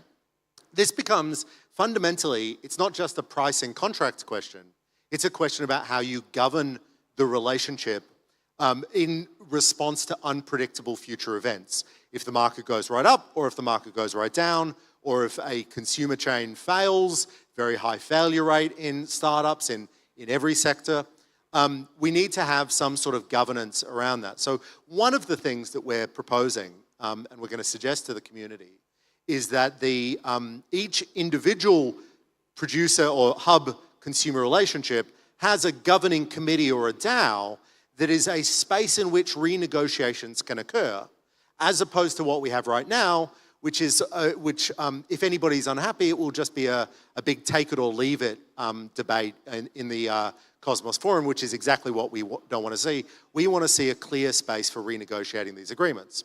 Which brings me to the second part, which is spending a lot more time thinking about how we structure the governance of the hub itself, not just the governance of the consumer-producer relationships, but the hub as well, and thinking very precisely about, well, if we've got these DAOs, we've got the Atom Accelerator, are we governing them correctly? Have they got the correct voting rules? Have they got the correct sort of oversight standards and so forth? How do they relate to other sub-DAOs that might exist in the community? Under what circumstance Do we, does the sovereign token holders, under what circumstance are they able to veto those sorts of decisions? That's a project that we're in the process of doing, but it's actually quite dependent on really what Binary and Blockworks come up with as well, because they're proposing fundamentally things that need to be governed, and we will be responding to that with proposals of how they can be governed. We use, I mean, I'm an economist. I'm not going to talk about the theoretical basis of this, but my colleague Sinclair Davidson in the audience, myself and our team in Melbourne, we've spent a lot of time thinking about the economics of governments and the economics of contract agreements, and we're applying that to these debates. I think that's a really good point in terms of, I suppose, some of the feedback that we got is people were surprised that there was like governance was considered part of tokenomics, or indeed that kind of how you fund developers was considered in the tokenomics, or how you support validators was considered in the tokenomics, because I think that there is often a discourse where tokenomics is, well, what's the supply? What's the inflation? How do you use the token? And I think, again, that one of the reasons this is a modular approach is that the more you look into tokenomics, the more you realize that it is the token and the activity around it is connected to all these different things. Can I just make a point about that? Tokenomics has been, the phrase has been badly defined, maybe it's been abused. The way we think about it is we need to design crypto economies. That's what we're doing. We're designing economic systems, multi-sided markets that produce things that add value, that ultimately will flow down to, ideally, a token, or flow down to the owners, or however it's structured. Once you've got the crypto economic design, then we can talk about things like, how many tokens are we going to have? What's the issuance rate? Because those questions, while they're very sensitive, and they've been very sensitive really since Satoshi designed a monetary economics for Bitcoin, they don't reflect underlying value. In economics, we often say that money is a veil. It prevents us sometimes from seeing the underlying economic production and value and exchange. But it's that value production and exchange that we want to, that we need to focus on, and focusing on money or focusing on token issuance rate sometimes blinds us to the economic reality. Thank you, that's a good point. In terms of the sort of where we're at in the process, if you are an avid follower of Cosmos governance, you will have seen a number of posts from Blockworks Research and from Binary, and there's one from RMIT. And these are on the forum, and people are strongly encouraged to go read them, go respond to them. But what's the kind of, sort of, how far along in the journey are we, Noam? And what's the kind of next steps? Yeah, so I think we're still relatively in the research stage. I think in my head, at least, the phase one, sort of like the actual on-chain proposal for each of these modules is sort of like mostly there, the draft for that. I think first proposal, we'll have to figure out which one that is, maybe the Atom Alignment Treasury, probably somewhere in October, November. Can't really say, of course. I do want to say something that is like a little bit less sort of like high level, but maybe like actually the most important question and the most important topic that we keep hearing about is like, but how is this going to make Atom any money? How is this going to make the hub any money? I think that's very important that we talk about this. Because actually, and this is going to sound a bit like I'm shooting myself in the foot here, but none of the stuff that we're doing makes the hub money. And I want to make that really clear. Like, this is also not the point of this, right? What we're trying to do is solve for one key problem, which is the founder absence and like the governance failures for us to like create an environment where people can come to the hub and build products that make money. ICS, it was supposed and is this idea where a consumer chain can come to the hub and say, hey, we can make you money and we will rent the security. I think that's a very viable model. But some of that model is just broken the way that we do this. And this is the topic that you guys are addressing. On our end, we're thinking about, how do we create an environment where we can have developers come, build tokenless consumer chains, or build products on or adjacent to the hub. Like, it's a problem that we don't really have any founders in Cosmos anymore, for the Cosmos hub, because founders are the people that drive products. They're the people that actually, think about like, cool, this is what we're going to launch tomorrow. This is what we're going to launch today. I just wanted to say that because I think, it's important to think about the longer picture here, that like we actually have so much, let's call it governmental debt, and we need to clean that up before we can actually thrive as like a decentralized community and environment. But yeah, so the first step of that would be, some on-chain proposals to fix some of these like little things that we can engage in a more productive manner. Yeah, I mean, that's a really good point in terms of tempering expectations. I also can imagine the response from some of the community out there that will go, oh, brilliant, the Atom Accelerator DAO has paid to do research into tokenomics that's not going to make us any money. Wonderful, well done, Atom Accelerator DAO. But I think the reality is that cleaning up that kind of structural basis in which people can come and build successful business models, if we don't do that now, all of our businesses are going to fail. I think that ICS as a business right now is probably in that kind of failure camp. I think it is a wonderful piece of technology. I think it has great people working in it. I think there are some amazing teams and some great products, but it isn't currently going to make anyone the money that we want it to make. And this piece of work that these 3 teams are doing kind of clears the groundwork for that. No, go on. I was just going to say, we need to make it easier for people to build and launch the killer app in the AEZ. That's the setup. So my big question is, it's a modular approach, and so while perhaps things all, maybe it's the combined response of everything that's the big thing, but if there was one module that you were going to say, this is the one I'm most excited about, this is the one that I fundamentally believe is going to make us the best chance of creating a environment for blockchain businesses to work, which module is that? I guess for us, it would be the Atom Alignment Treasury. I think, interchain security is like security as a service, and that's nice, but there are other shared security solutions out there.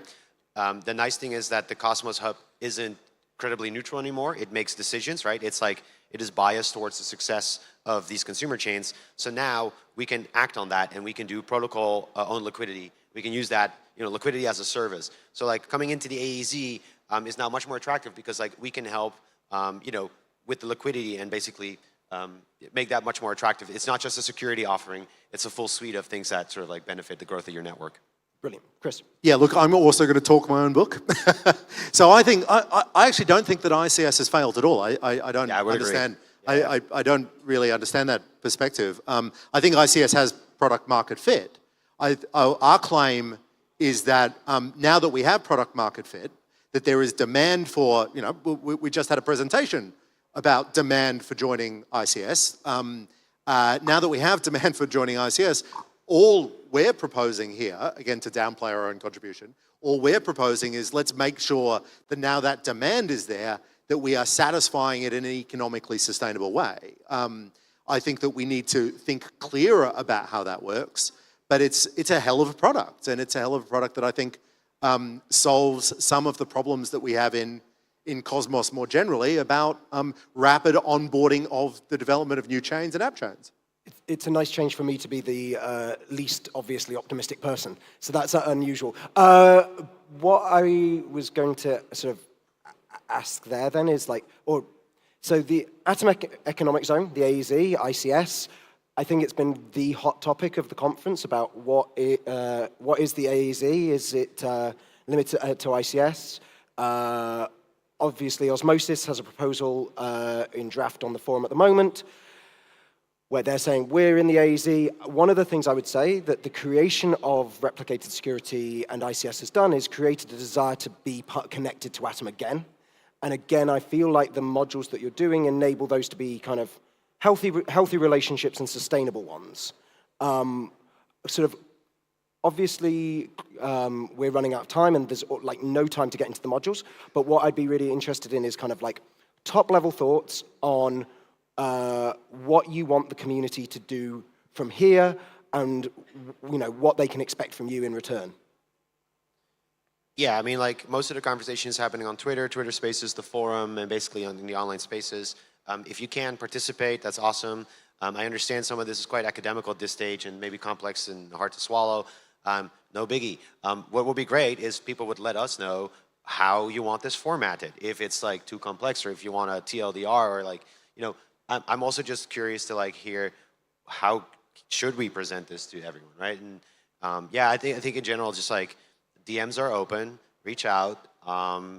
Let's just have an actual conversation and get somewhere.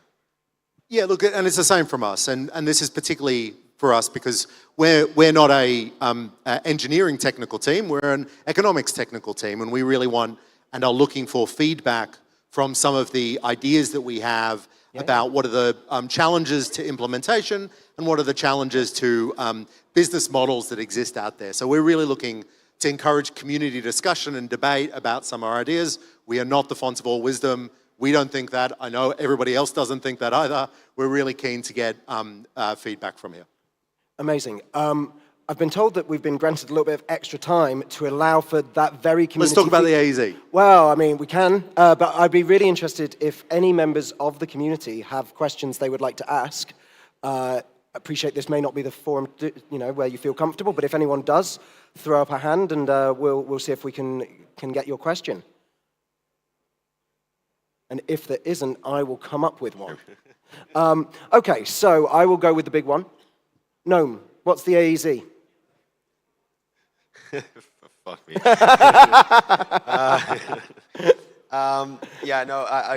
We had a really cool conversation about this actually on Monday. It was a roundtable. The AEZ is the economic zone, which is not the same as the Atom secured zone. So some people think, I mean, this is up for debate.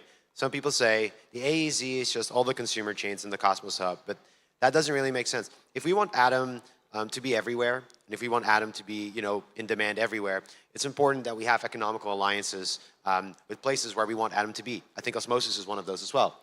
That recent prop that came up is a very good starting point for this conversation. So in my mind, the AEZ is the entire area where Atom or the Cosmos Hub has an economical alignment or alliance or agreement with the other party. They are part of the AEZ. And I'm the same. So I'm an AEZ maxi. The Cosmos vision is not, Cosmos is a couple of parachains. That's never what it's been. The Cosmos vision has always been, it is a complex network of relationships and economic exchanges that is as big as possible. And to define the AEZ as just one particular service provision to a small number of chains it's really cutting us off at the knees, even before it's gotten started. And I think Ethan spoke really well about this on day one, where he talked about spectrums. So I think that there are relationships that Neutron and Stride currently have that are deeply intimate with Atom because they share a validator set. And so yes, that is security, but it is also economic, and it is also at some level social. They share a community. And then, then there are other degrees of how you can interact with Atom. So the technical term for that is polycentricity. So there's just I'm going to do this. We've got time. The idea of polycentricity is that you've got multiple interacting systems layered on top of each other. Sometimes it's security, sometimes it's where the stable coins go, sometimes it's where shared validator sets are, sometimes there are multiple DAOs that have interrelations. That's a polycentric system, and the AEZ, if it's not that, then, as I say, it's fundamentally underwhelming. We want to bring as much of the entire crypto economy into the AEZ, not just try to protect it. Sorry, AEZ. It's AEZ. I want to be really clear about that. That's the big debate. That's the real debate. Like it's Zcash, and I got Zuko to say that's okay. So that's fine. But the AEZ, it has to be big. It has to be polycentric. Noam, you were... Yeah, I mean, I think I'm completely with you there. And I think it also doesn't make sense to sort of look from the perspective of AEZ is these consumer chains, and now we have Astroport, and that's a competitor to Osmosis, so let's fight with Osmosis, and they're not part of it. I actually think that the strongest economical, and implicit sort of relationship that exists within Cosmos is the relationship between Osmosis and the Cosmos. That exists within Cosmos is the relationship between Osmosis and the Cosmos Hub. If Osmosis wasn't there, Atom would have had a very, very hard time onboarding people and etc. If Atom wasn't there, Osmosis would have had a very hard time with liquidity before stable coins came over and that kind of stuff. And that relationship is so tight, it's kind of strange that we're not sort of looking at it that way. And I think maybe now as the ecosystem matures, there are other partners that we want to partner more strongly with. But I think that relationship between Osmosis and the Hub is actually a really strong one. And I think it's good for us to think about that in the context of has been part of the AEZ. In fact, I think Osmosis was probably the first entity to be part of the AEZ. It's just let's start thinking about it in that framework. I think it's going to be very helpful. I think this is why some of the kind of tidying of the tokenomics and the governance around it really matters, because I think I can make a fairly compelling argument for the fact that osmosis hasn't been part of the AZ and has acted against the interests of Atom a number of times. Gravity Dex is a good reminder to anyone. But that's not really the point. The point actually is that we have a thing where we interoperate, we have tokens on different chains, we've designed things to operate in that way, and yet what we have is systems that almost lead to combative approaches. And if we can clarify some of our systems around our tokenomics and our governance and our contracts with each other, then that may help move to a more productive relationship. But just talking about contracts, I wanted to ask you, Chris, the question I asked you the other day, which is, we have kind of, the hub has two contractual relationships, I suppose. One is with Stride, and the other is with Neutron. And I know your job is to make them be good contracts that work for both parties. Where on the spectrum of like terrible to amazing do these contracts currently sit? So, as you know, I've tried to dodge this question before. Yeah, so I'm making you say it in front of more people on a live stream. No, look, so I think that's hard to answer. Our argument is that they have one very particular weakness, which that they don't spell out exit conditions. So if either of those chains are successful or fail, it's very unclear about how we will renegotiate to either for them to leave if they're so successful that they want to move on, or to get rid of them if they're so unsuccessful. And it's the failure that I'm certain that they're not going to fail, but as a sort of contract theorist, you have to plan for that failure. And if we're not planning for that failure, then we know exactly what's going to happen, that the validators are going to start getting very upset that they're spending real-world dollars validating something that makes them no money, and they're not going to want to validate on Cosmos, generally. And that is a crisis. And I think if I was to rewrite those agreements, which we're definitely not proposing to do, I would just add much clearer exit conditions. So kind of related to this, there's a huge amount of demand for chains to join the ICS, and I'm calling it the ICS, not AZ or AZ. But would you, like, in terms of the timescales between when your research is kind of done and there are some outputs that would help us have these better things, would you say just carry on onboarding people, or would you say let's be a bit more considered? No, I think we need to carry on boarding things. I don't want our research to at all slow it down in the slightest. I think I would say to the community, if you're interested in, on both communities, the Cosmos Hub community and whoever would like to join, if you're interested in onboarding, we're happy to talk to you now. And we can talk you through some of our thinking, and we can make this as best practices as possible before we publish the final document and those sorts of things. So we're really at the disposal of the community to help navigate these questions right now. And you know, really, we don't want to slow anything down. Yeah. Let's make this a success as soon as possible. I think, like, from a practical perspective, though, I think, just like politically speaking, also, like, if a new consumer chain just like, or a candidate comes over and it says like, hey, we're interested, the sentiment right now is just like, oh, we're not making any money, so show us how much money you're making, and if it's enough, we'll take you in, or at least like show us the potential here, and like, and you got about 6 months, and then afterwards we'll cook you. I think that's sort of the sentiment right now, and that's not really great. But I do think that there is something really important here that happens, is that we need to really focus on the product market fit. And we really need to focus on being very selective with what we take in.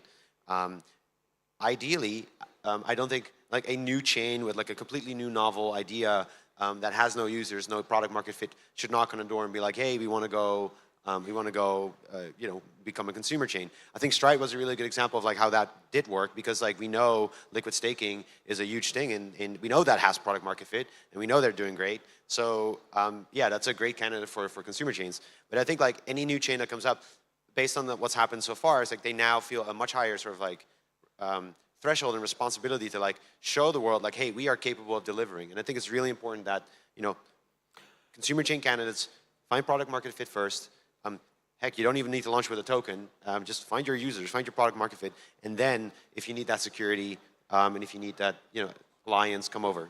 I think that's a much better way of articulating what I described at first as the kind of failure of the ICS business model, which is ICS has a huge amount of demand, it has product market fit, it's going to be fantastic, but right now it's not making anyone any money, and that kind of potentially puts the hub off people joining. So I think that was a far more elegant framing of what I eloquent, said. but yeah. I mean, like, the question is just like, should we look at it as like, is a consumer chain, is that an investment for 1 year, 2 years to let them like grow and try out, see if they can find product market fit? Or is it like a service offering that we give to, you know, established products that like, maybe they're a roll-up and like now they want to decentralize, and so great, let's go and become an interchain secure chain. Like, I think that's a really good like use case. I think DYDX could have been a consumer chain, so to speak. And I think those are the kind of candidates that we should be targeting. That makes a lot of sense. Yeah, Chris, please. There's a really important point there, though. I mean, what you're describing is an economic problem, and we've got economic models that we can design around that. So if there's a problem where it's just very expensive to onboard a new chain to the validators, there's a setup across 100 or plus validators, 100 whatever it is at the moment, validators, then, you know, we can price that and we can give lump sum payments, we can subsidize it through... No, but we need revenue. You can mint tokens, but that's just nothing. No, I understand, but we can use... So there are models there, right, as well. So we can use community funds if we need to pay the validators because we think it's going to pay off over time. So there is a design space here. Sure, yeah, we can optimize. Yeah. I think David Rodriguez showed a preview of something that's heading to the forum soon around kind of how you can tax validators differently, right, and redistribute stake from those so that validators throughout the set receive a kind of more equitable distribution that would allow them to, I think his maths came out as something like, you could have about 10 consumer chains at the current price if we needed to. I'm not saying that we should, but the fact that you can create a redistribution of the funding to enable that may bias that design space window. I think there's a similar conversation around protocol-owned liquidity that we should be having about, obviously Osmosis are asking for protocol-owned liquidity in quite a large volume at the moment. That may not be impossible, but we should be mindful of what we're trying to do in the framework of where we want to head in the future, and not necessarily stalling, but equally not kind of setting precedents that we don't want to. And there's a kind of little bit of space to navigate while some of this work is concluded. How are we on time? We're good? We chill? We stop? We're good to wrap up? Excellent. Well, I would like to thank Chris and Noam for their work thus far. Please reach out to them. Please pester them. Their work will be as good as the community's input makes it. It is far better for the community to have a voice at this stage before we reach a kind of output or proposal stage than it is to become awake to the glaring omission that they've made from your point of view at the point that this hits chain. Let's try to give them as much ammunition as they can to do the right thing, and they in turn will do the best they can to look after us. So thank you, Cosmoverse, and thank you, guys. Thank you so much. Thank you.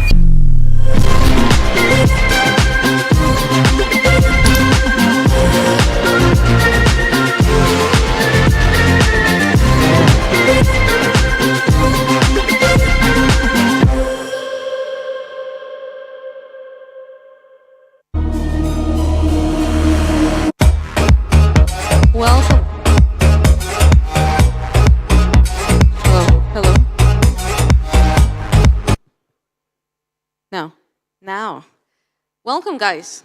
Come, please. There is seats for everybody. Okay, now we have a special proposal of Vishal from Stride. Let's hear about that. Vishal.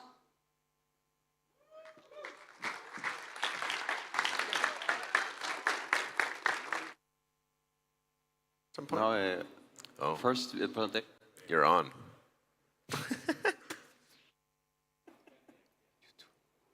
Is this on? Yeah? All right. Hey, everyone. Oh, wait, actually, one sec. Sorry, I didn't get my clicker. Just have a... Did I knock my... No. Apologies. All right. Turn this off. Hey, everyone. I'm Vishal, a core contributor to the Stride protocol. I have a really special presentation for you today about not only the future of the Stride protocol, but also potentially the future of the Cosmos Hub. Stay tuned, because in the second half of this presentation, I'm going to have a really special proposal. Let's start by recapping a little bit about the last year of Stride. So the Stride chain launched on September 4th of last year, and it's been a really huge last year for us. I want to cover 3 key milestones over the last year. First, integrations. Second, interchain security. And last, the liquid staking module. Let's get into it. First, integrations. Since the Stride protocol has been live, we've launched 10 different ST tokens, including ST Atom, ST Osmo, ST Stars, and so many more. This is actually more than any other protocol in all of crypto.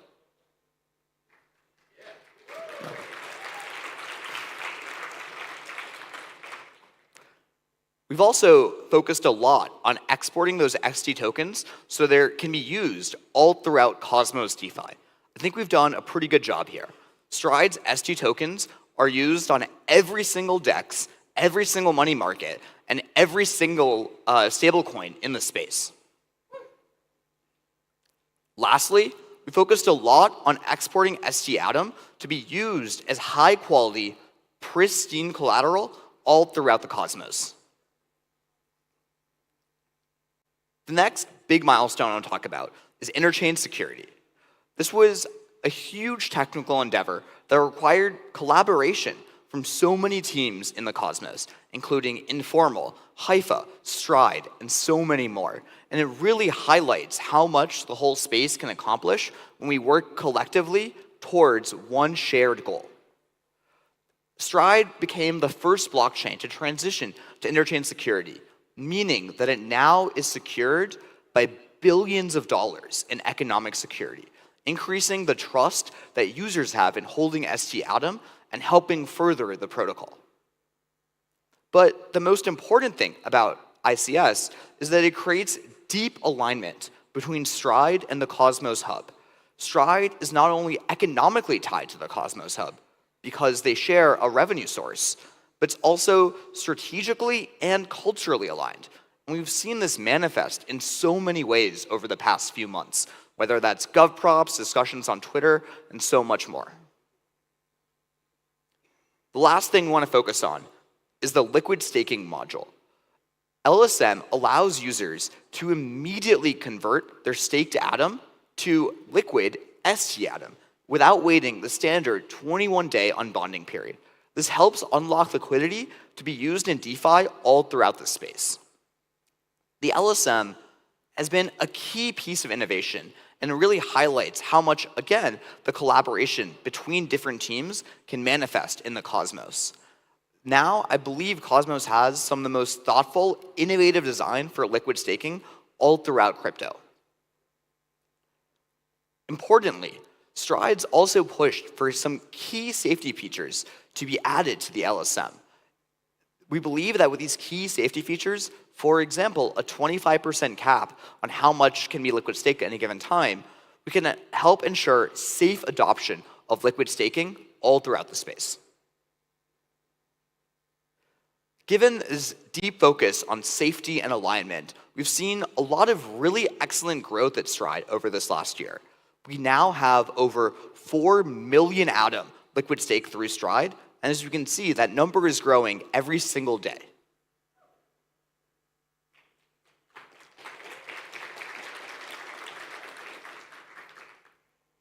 This is just the beginning, though. We have so much more that we want to do.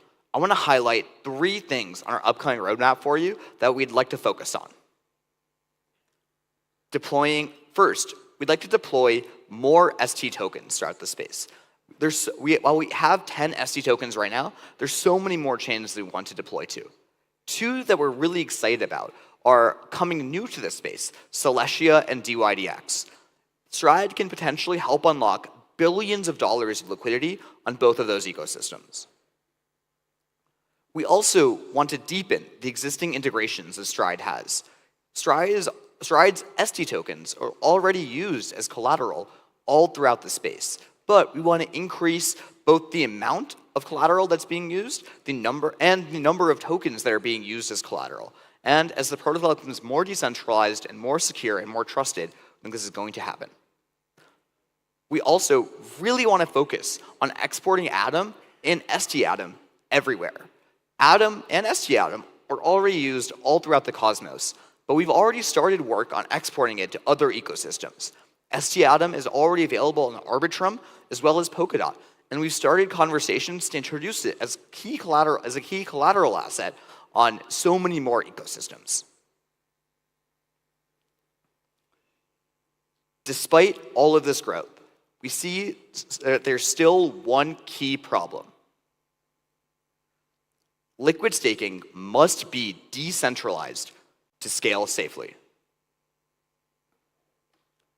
Liquid staking is such a core primitive, and it's so important that it's vital that it's both aligned and decentralized to scale safely. Liquid staking touches the heart of proof-of-stake consensus, and it's important that we design it in a thoughtful manner and ensure its safe adoption. That's why we pursued ICS so heavily, because we want to deepen the alignment that Stride has with the Cosmos Hub and increase the safety of the Stride protocol. That's why we shipped LSM and added key safety features to it to help ensure safe adoption of liquid staking all throughout the space. Cosmos has a chance to solve the liquid staking alignment problem early and help ensure the healthy and safe adoption of liquidity all throughout the Cosmos. How might we solve this problem? Imagine a solution where the hub could be able to control its own destiny. It can control how liquid staking evolves, how the primitives develop, how the architecture changes, and what parameters we want to use. What if the hub could own an ST Atom team and help promote ST Atom as collateral, not only in Cosmos DeFi, but in ecosystems all throughout crypto? What if the hub could capture all the upside generated by economic activity built on top of liquid staking in Cosmos DeFi? I have a really huge plan that I'd like to propose. Stride merges with the Cosmos Hub and decentralizes fully.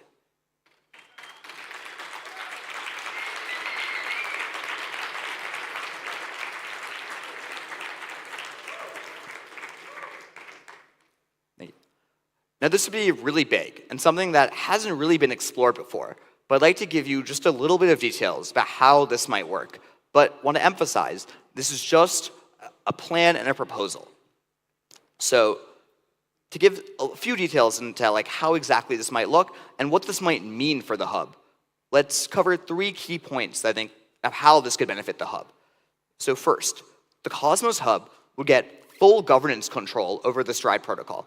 Atom would be the full governance token of Stride and control all decisions on the protocol, including what chains to expand to, how to change the architecture of the protocol, how to set different parameters, everything associated with Stride. It would control the core liquid staking primitive.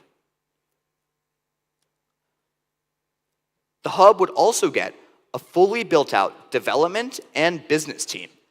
The Stride team has proven that we can ship existing complicated technology like interchain security and the liquid staking module But we've also shown that we can work with business teams all throughout the space, looking at DeFi teams all throughout Cosmos, outside the Cosmos, look at everywhere you can see the ST tokens today.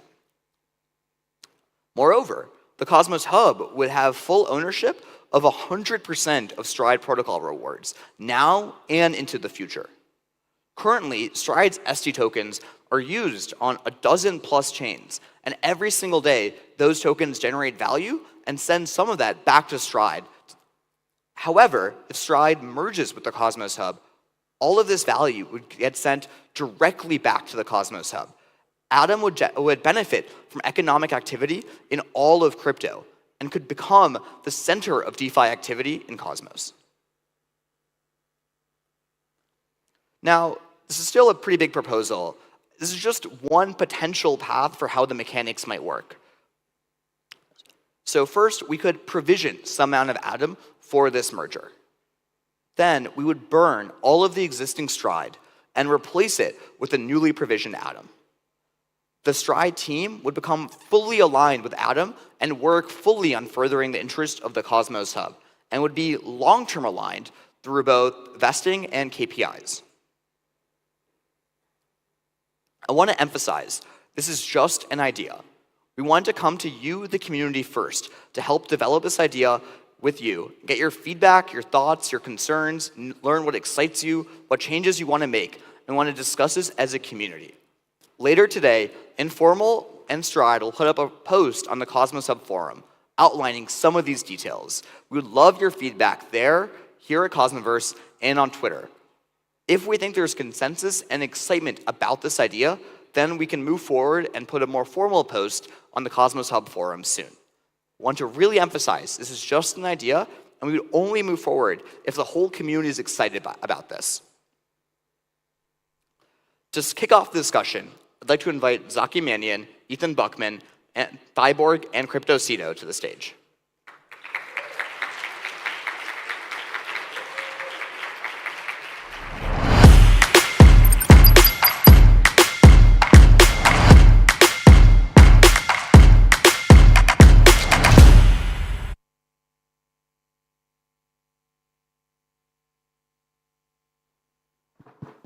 Hello, hello. This is working.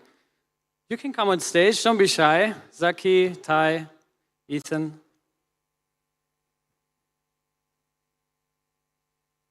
First of all, did you like Cosmoverse?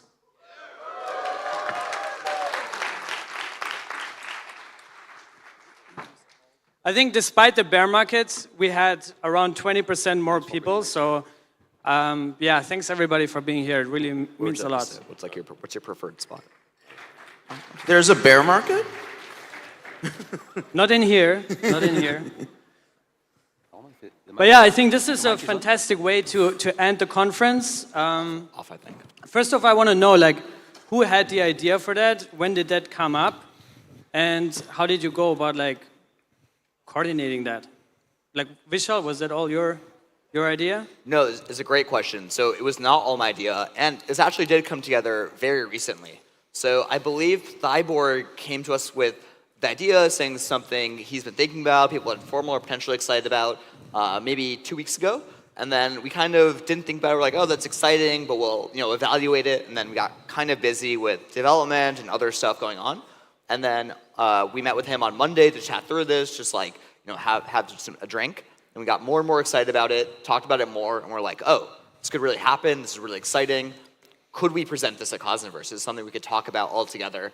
We ran by a bunch of other people, yourself included, and then I think it seemed really exciting. We worked really hard over the last couple of days to think about how exactly this might shape out, what this might look like, to get it here today.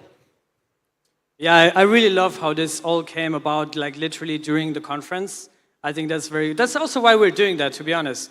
I think Cosmoverse is a very productive place where everyone is coming together from the ecosystem, and this is exactly what we want. So I want to ask Ty or Ethan, like, what's been the role for Informal here? What has been your involvement, and what are your general thoughts before we get into specifics? Maybe Ethan, or yeah, whoever wants to start. Yeah, is my mic on? Yeah. Yeah, so I think, intrinsically, we built intrinsically Informal, and Neutron was the first project to use it. And obviously Neutron is very exciting, a very exciting project. Big fan of Neutron. They are fully aligned with the hub, like the way they talk, the way they interact, the way they did a big airdrop for the Cosmos hub. But the main feedback from the community the whole time since Neutron has been live is that the alignment is not enough yet. Like we need to push it a little further here. And if you track the amount of rewards that are being sent to the hub by Neutron, it's still insufficient to have any meaningful impact on the APR for Atom stakers. So I think with that realization, we realized that it would be a much bigger, a much stronger narrative if all these consumer chains, instead of having their own token, would come back into Atom and fully support Atom and the growth of Atom. And so that's why we discussed with a number of projects, including some candidates for consumer chains. It wasn't just Neutron and Stride. It was other chains that we discussed with. We made model for it. We look at what that could look like. And we thought it was possible. We thought that it was realistic. Numbers checked out. We made actually, for one specific chain, we made a fully fledged proposal that is still in a draft. But we didn't go ahead with this one. But we had a sense of what that would be. And so with Stride, we decided to take a different approach because all that work essentially was for nothing because the project didn't go through. And we instead decided to put this as an idea to the community to discuss whether they like the concept. And then obviously the main thing that people will ask is, what's the price? How do you make sure that the developers are incentivized? How will they keep working on the hub for a number of years? How will they grow the hub? Why does this make sense for Atom? And so all these details, instead of trying to work them out with Stride from the get-go, I think it's much better to put them into the open and have people first validate the plan, or at least the concept, and then come up with a more precise plan. Yeah, and Vishal, you mentioned in your talk just now that in Cosmos, we could fix liquid staking in Cosmos from the very beginning. Looking at the mistakes or flaws or whatever you want to call it in other ecosystems like Ethereum, there's a lot of centralization around Lido, for example. And I want to ask you, Zaki, you've been an absolute OG in the space. I remember 2 years ago, we talked about liquid staking on my YouTube channel. I had no clue. You also developed the liquid staking module. So what are your views on that idea, and also specifically around what Vishal mentioned, that we have this alignment from the get-go if we did something like that?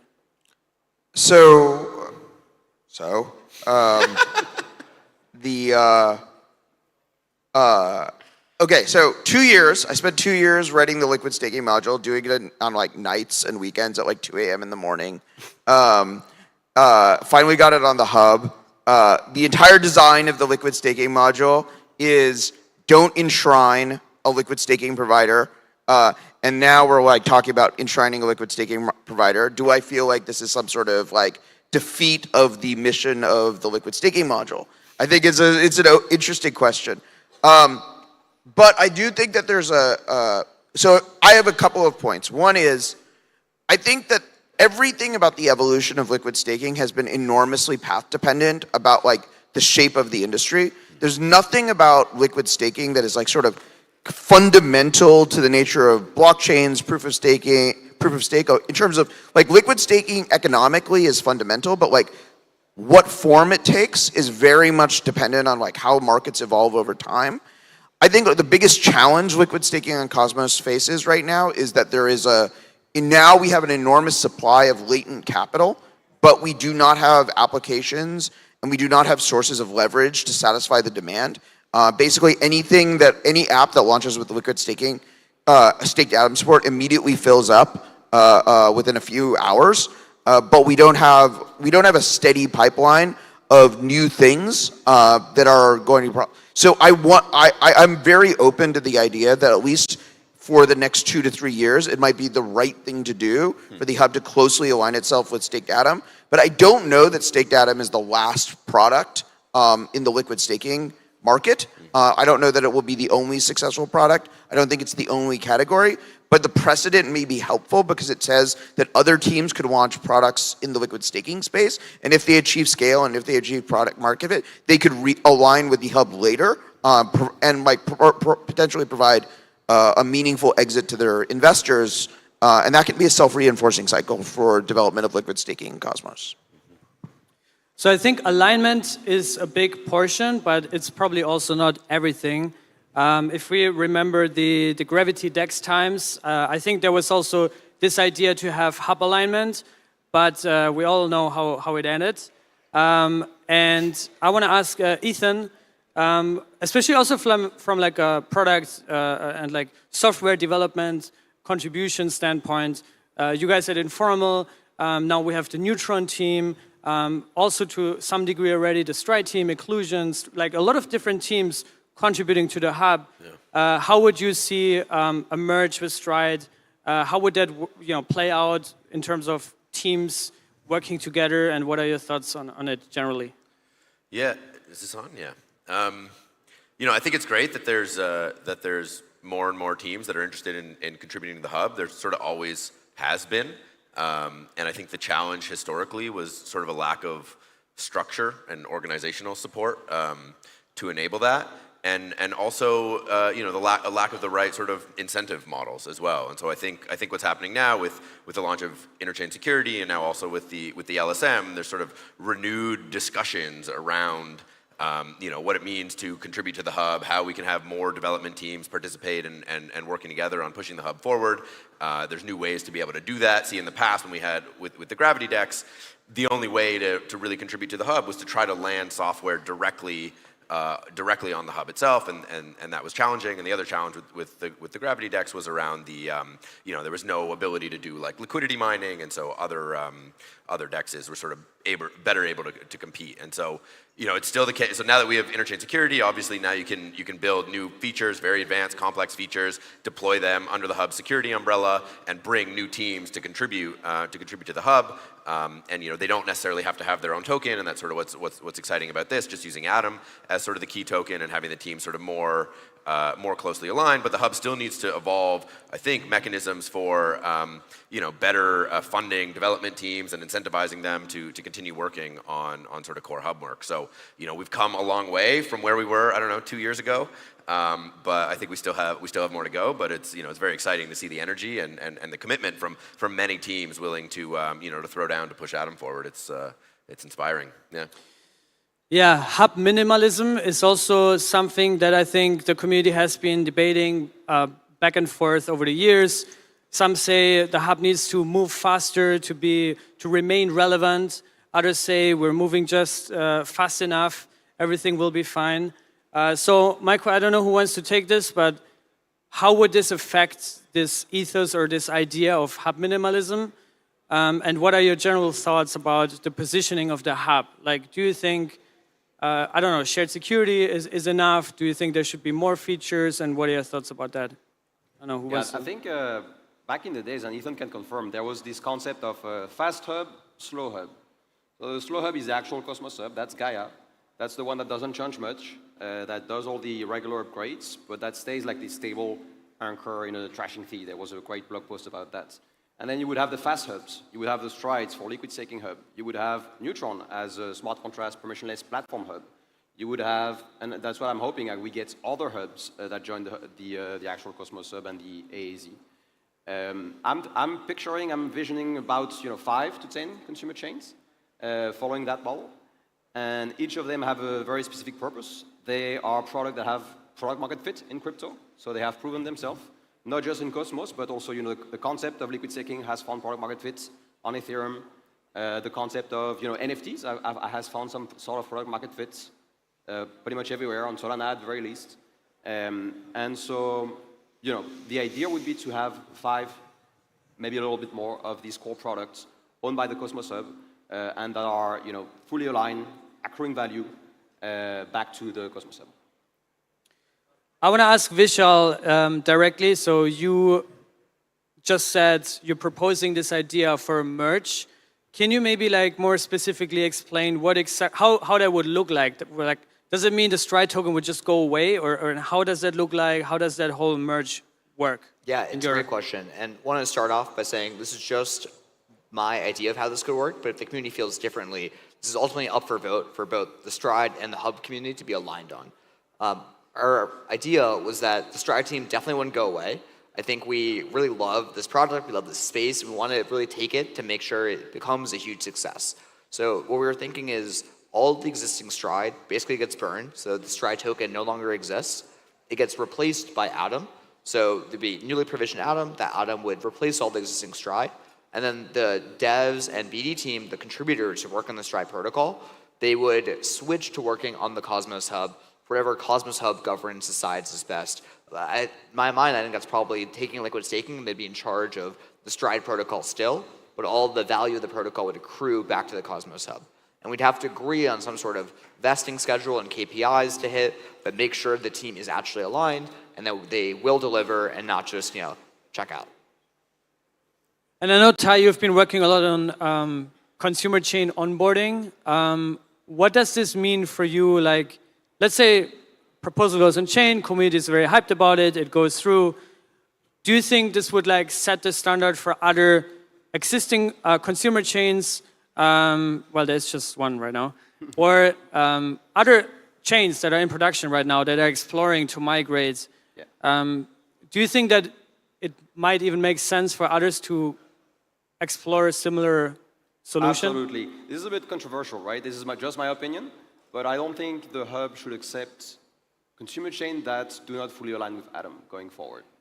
So I think it should be a requirement, and I'm very glad Neutron launched this way, and Neutron is a bit special as a smart contract platform. They do need liquidity incentives, and I'm glad there's a Neutron token, and maybe there will be a time to also get Neutron back on Atom, but my suggestion is that the new consumer chain always launch without a token, and fully align with Atom the same way that Stride would be. And so that's why this is important, because it sets the stage. I used to say, now there's momentum for it. Now there's a precedent. So the first precedent was supposed to be Duality.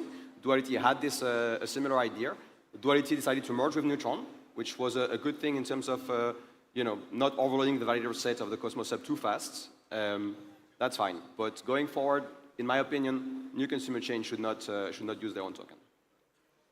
Do you have any thoughts, Ethan, on that? Yeah, I think I'm generally supportive of that. I think we're seeing that model be adopted more widely across the blockchain ecosystem. We see a lot of rollups launching without tokens, and maybe introducing them later as activity picks up, or they get some sense of product market fit. So I think a similar kind of idea makes sense here. That's not to say there won't ever be new tokens introduced, but we should be very careful about when they are introduced. And in the meantime, I think as the Atom community, we ought to really focus on making sure that the Cosmos Hub is able to properly incentivize development teams and consumer chains to come in and to align. And so yeah, I think that's a very interesting model, and it's exciting to see Stride kind of recognize that, and hopefully future consumer chains as well. Yeah. I just want to add that it's not a crazy idea, right? Like Arbitrum launched without a token. Yeah. Optimism did. Scroll, Starkware, none of these projects have a liquid token, and so people used all of these came to all of these rollups because they were maybe expect tokens. That was the case for OP and Arbitrum, but at least until these projects find product market fit, they can still raise money. You can still raise money against equity. It doesn't prevent them from having investors at all. There's many successful projects in Cosmos that don't have a token. Skip is a prime example of that. A very successful team. They raised millions, and they were able to build they're building right now a great product without having to have their own token and without having to focus on that and deal with all the complexity that come out of it.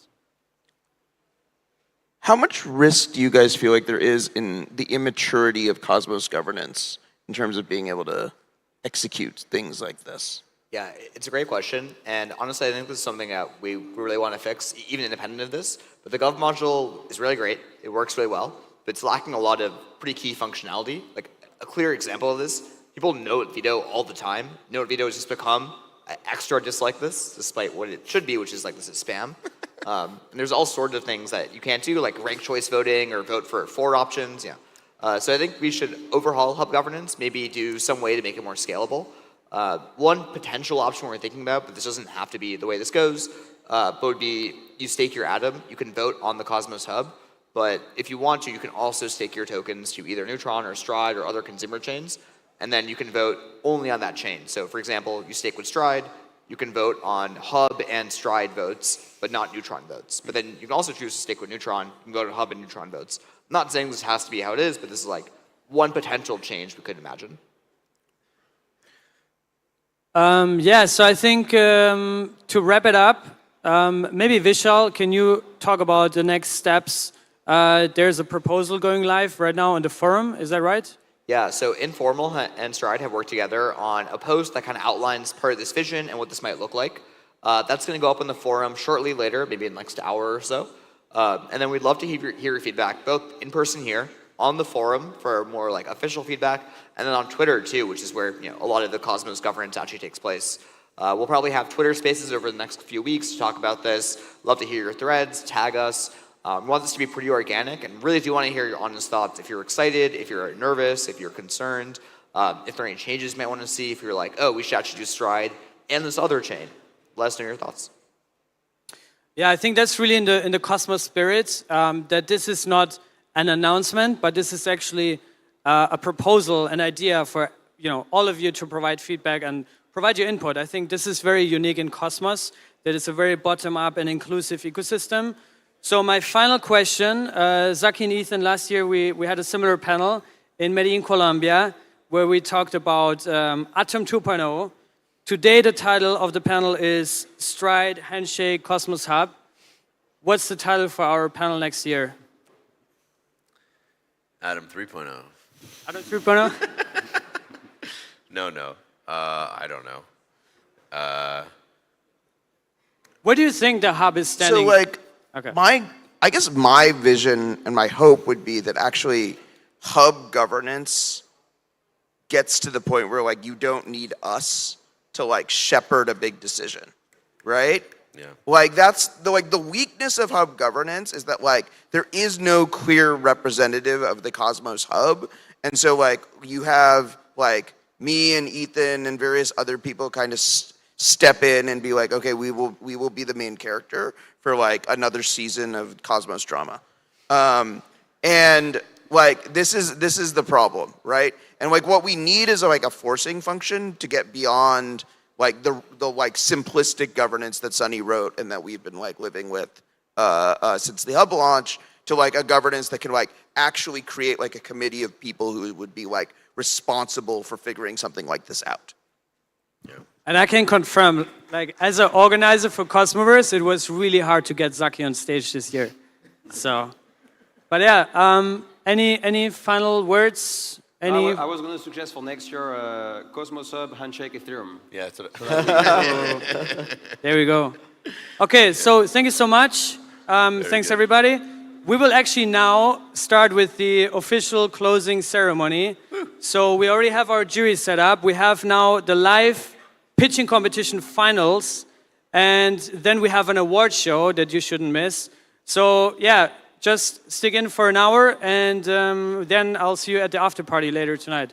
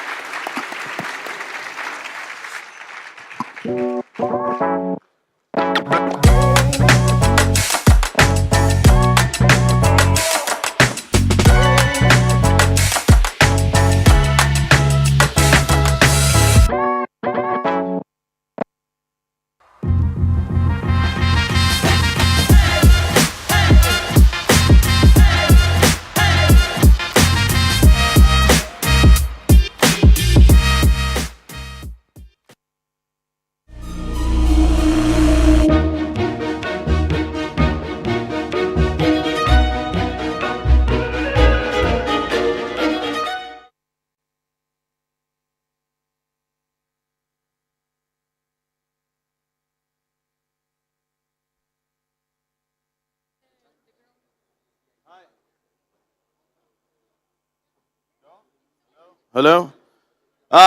There we go. All right, guys. Appreciate you guys coming. We are not done yet. We still have a lot to go. Really, mainly, this is the part where, it's actually the fun part.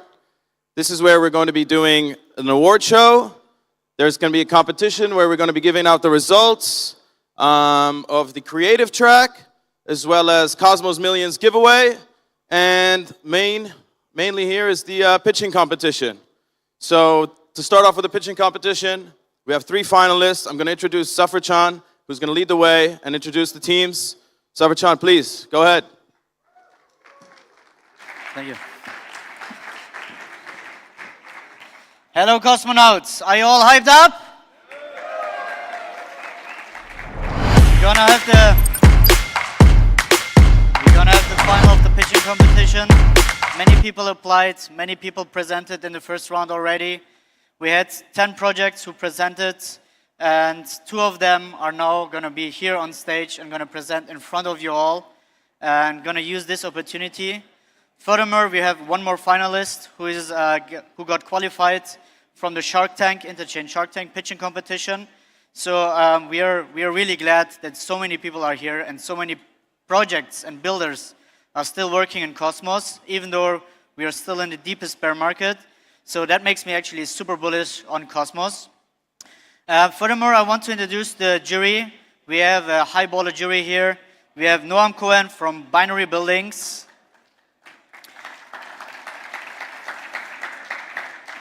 We have Tessa Hu from Fight Club VC, the venture arm of Bankless DAO. We have Utku Dördüncü, the Paribu Ventures of one of the biggest crypto exchanges in Turkey. And next to the 3 jurists here on live on Cosmoverse, we are going to have 2 other juries. They're just going to tune in remote because they couldn't make it here anymore. Jeffrey Hu from Hashkey Capital. And we're going to have Patrick Bush from Vanek.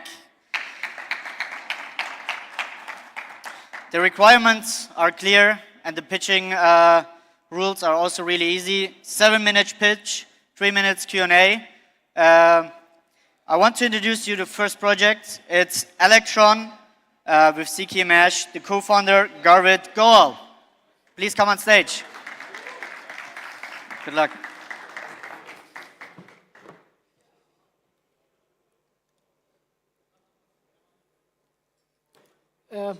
Yeah, hello everyone. So glad to present our project, what we've been working on for a while, over a year actually now, at Electron Labs. So just to give an introduction, what we're essentially building is what I like to call this as a computational compression engine powered by ZK for consensus protocols. So what does that mean? That essentially means that if today you try to run or verify a full node or a consensus node inside the smart contract of another blockchain, you couldn't do that because it's too gas expensive to do that. What we do is we ZK compress these consensus protocols and create a generalized ZK proof for them that you can verify very cheaply on chain.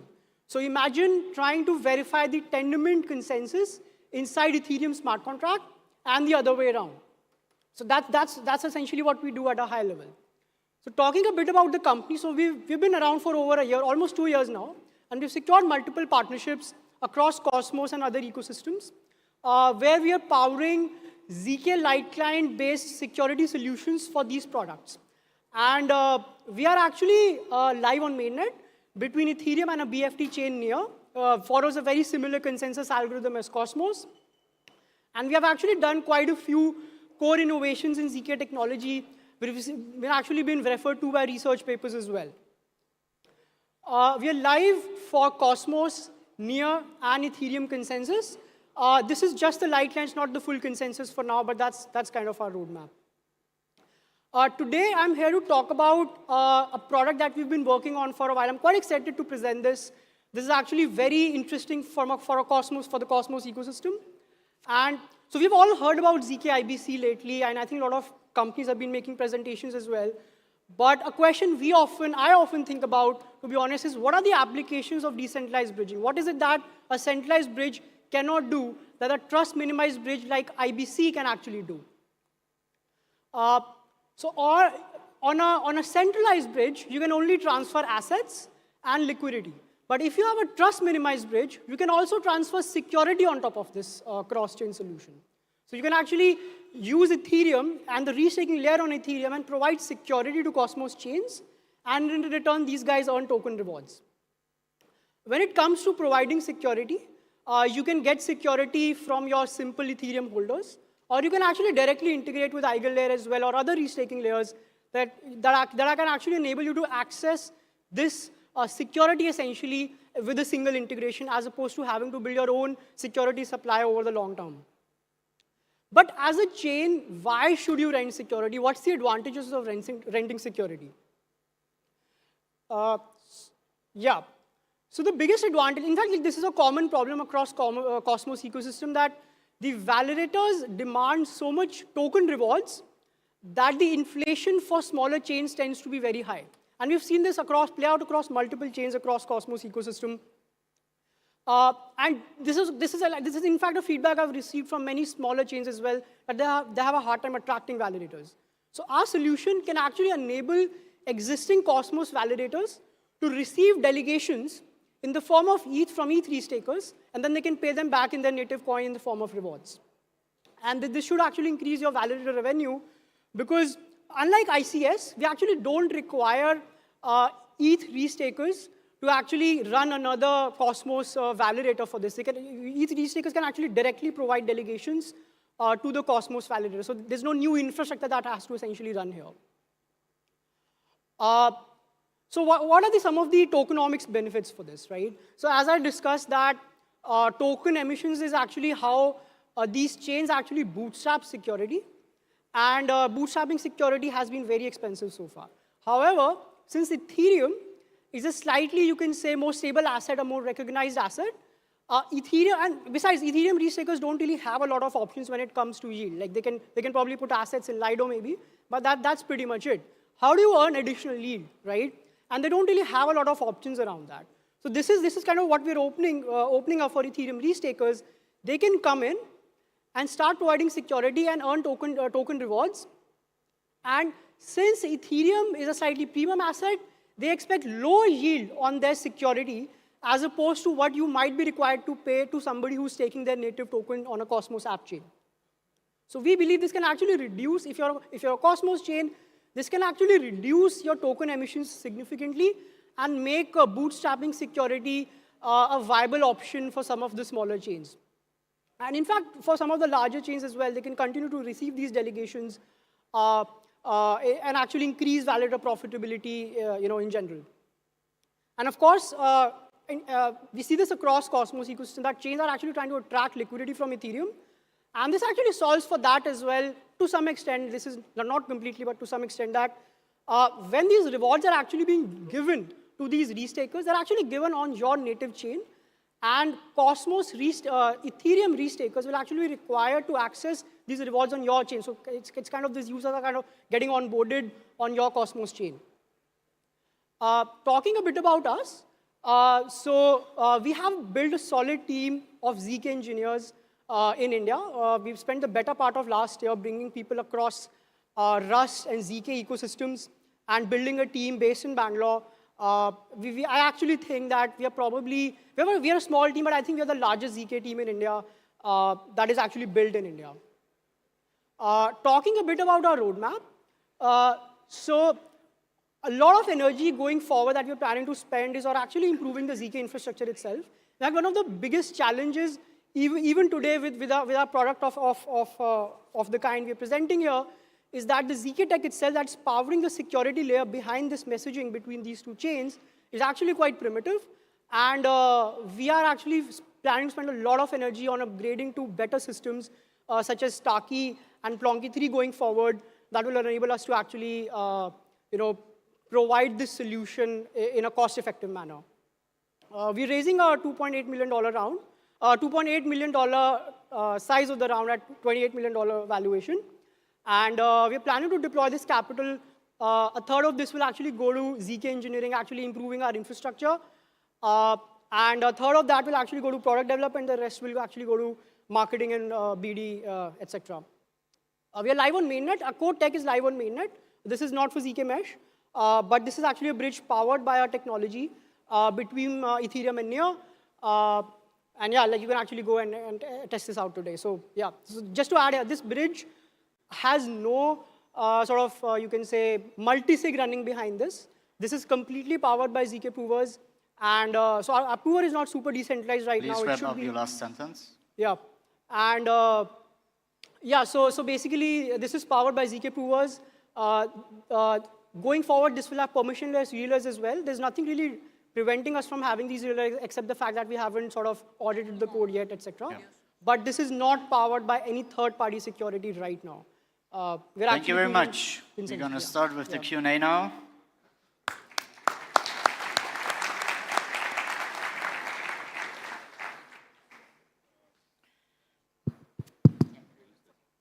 Hi. So on the ZK mesh stuff, when you ran out $1 of Ethereum security, how much, like, is it $1 security for the chain that is renting out, or is it going to be a discount rate, or how do you calculate that? Sorry, I didn't understand your question. So when you ran out $1 of like Ethereum security, okay, and to make sure that your chain is getting that Ethereum support, is it also like $1 of Ethereum, or is it less than that because you're renting out? Yeah, so if I understood your question correctly, I think what you're asking is that every dollar worth of ETH staked, is that equivalent to $1 worth of security, right? Yeah, so I think if the asset that you've staked is actually pure Ethereum, then you can say that it's, you can say 1-to-1 because there's no other sort of service that that particular dollar is backing. But if that same dollar has already been restaked on Ethereum somewhere, then there you cannot assume that, let's say you have one ETH stake, then you cannot assume that $1,800 worth of security has been. You have to add a fraction here that you're only getting a certain fraction of that. And what that fraction should be is debatable. It's slightly subjective, but that's an area of research for us. But it will definitely not be one. Yeah. I'm just wondering, so like the underlying protocols like ZK IBC and then like mesh or ZK mesh security is like the application built on top of it. And in some way, it's sort of like part of your go-to-market strategy to show like, hey guys, this is what you can do. It's much more powerful. But what else is there in terms of the go-to-market strategy? Like, it looks like great tech. It's super interesting. Like, how are you going to get this in front of people or in front of the developers, like to actually plug into mesh security and ZK IBC? I can't actually hear you properly. Oh, and I'm talking super fast as well. Can you tell me a bit more about the go-to-market strategy? Sure, sure. So our strategy has been very simple. We're actually trying to, in fact, that was one of the goals of coming to Cosmos, was that connect with these chains and ask them upfront, is this a kind of product that you're actually interested in? And just to share some of the feedback we've received, some of the chains that are relatively small in size or new, relatively new, they are having a lot of sort of trouble attracting these validators. And we've seen a strong interest from these folks. That if you're launching a new chain, if you're small, that's where we've seen that we should probably go ahead and kind of add our solution. And in terms of integration, it's quite straightforward. We can actually add the ICS modules on your chain. There's some additional customizations that we do, and that's it. That's all you need to essentially start renting security. Thank you. So I have I have the loud microphone. Sorry about that. If I'm a ETH staker, and I say, okay, I want additional yield, I'm going to come to this restaking platform. How do I decide which Cosmos chain I'm going to lend my ETH to? Is there like an aggregated yield dashboard? How do you actually onboard users not familiar with the different verticals within Cosmos? Yeah, sure. So, okay, so first of all, like this is not live yet. Just wanted to add that. And we get this question quite often. So there are two strategies to solve this, and again, we're working on them. So one of the strategies, obviously, you bring a dashboard where all the important parameters in terms of what is the risk appetite, what is the risk of that chain, what is the market cap of that chain, how much token rewards are you going to get in dollar value, and what is the volatility of that coin. That's one option where you actually enable restakers to take this decision themselves. Another option is that this job is actually outsourced to Electron, where we actually decide, we give them a single interface that we are actually enabling you to access Cosmos chains directly, and we do that portfolio management and decide how much security should be given to which chain based on the risk profile and the rewards essentially. So again, both the strategies are possible at a protocol level. It will be a business decision when it actually comes to deployment. Yeah. Thank you very much.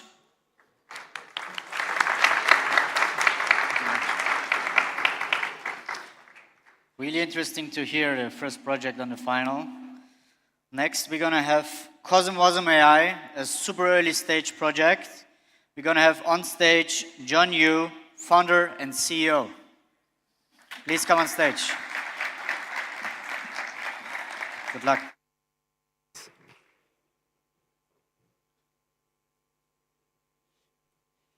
Can you hear me in the back?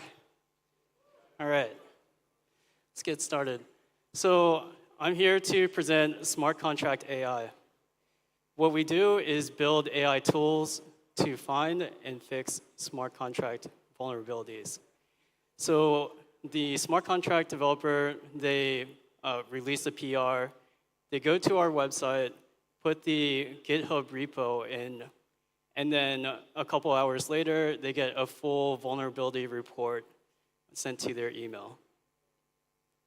So the problems that this is trying to address, there's a lot of funds in smart contracts, bridges, wallets, and if it's a blockchain transaction, these transactions are immutable. So it becomes a big, juicy target for hackers. And the current state-of-the-art solution is hiring audit firms, but they're expensive in both time, it takes months, and money, it's $20,000, $100,000 for audits.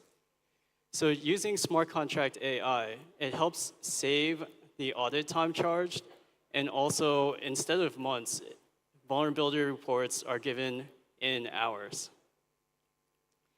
So the ecosystem implications of lower security costs, it allows a lot more code to be pushed into mainnet and a lot more teams to join your ecosystem.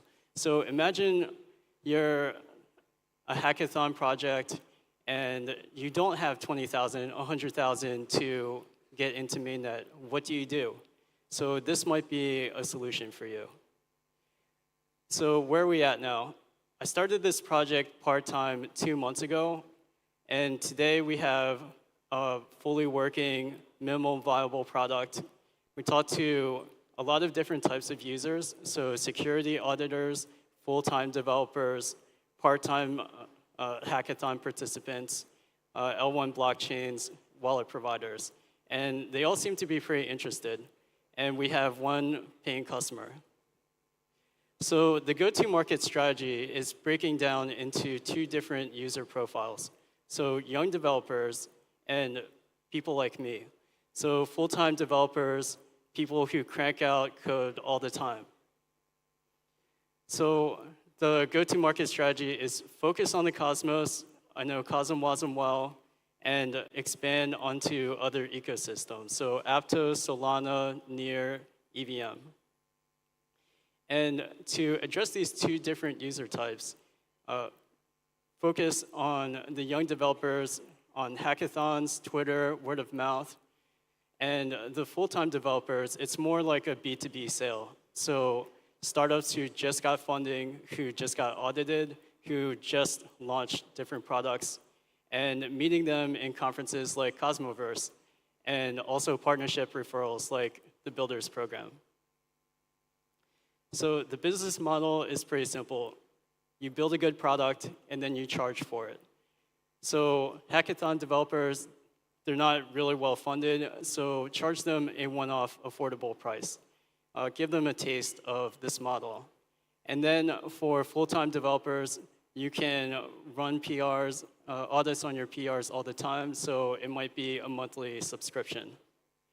And the second go-to market is more like Twitter memes. So what I mean by that is analyzing open source code bases, finding vulnerabilities, and then putting them on blast. And then bug bounty hunter kind of programs. So you have a bug program, runs this code, and then those vulnerabilities are reported. So the team is 2 co-founders, 50-50 split.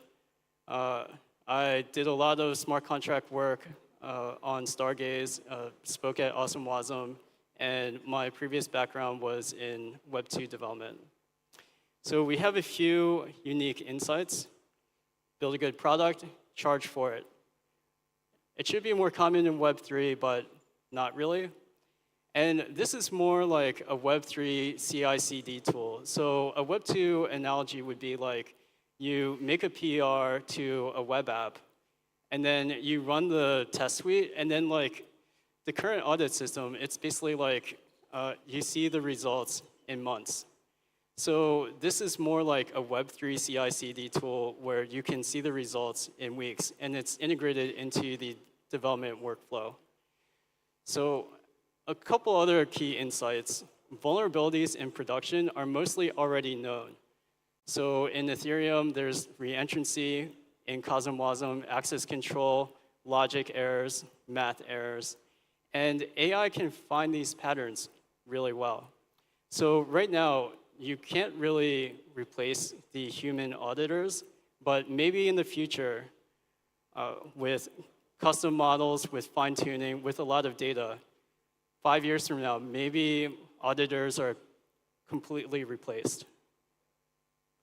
So the market, it's young developers and seed stage Series A funded teams. So it's pretty early, but here's some napkin math. There's 20,000 blockchain developers. If we capture 10% of that and then multiply by some monthly subscription, it comes out to a big ARR. And this is more like a work in progress. As this product is developed, it'll be much more firm.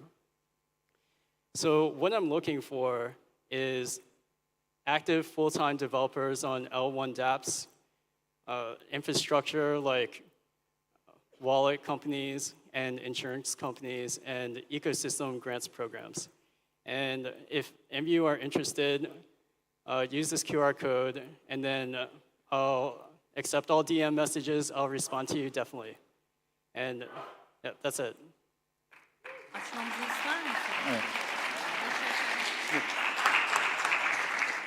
Thank you very much. Now the jury, 3 minutes.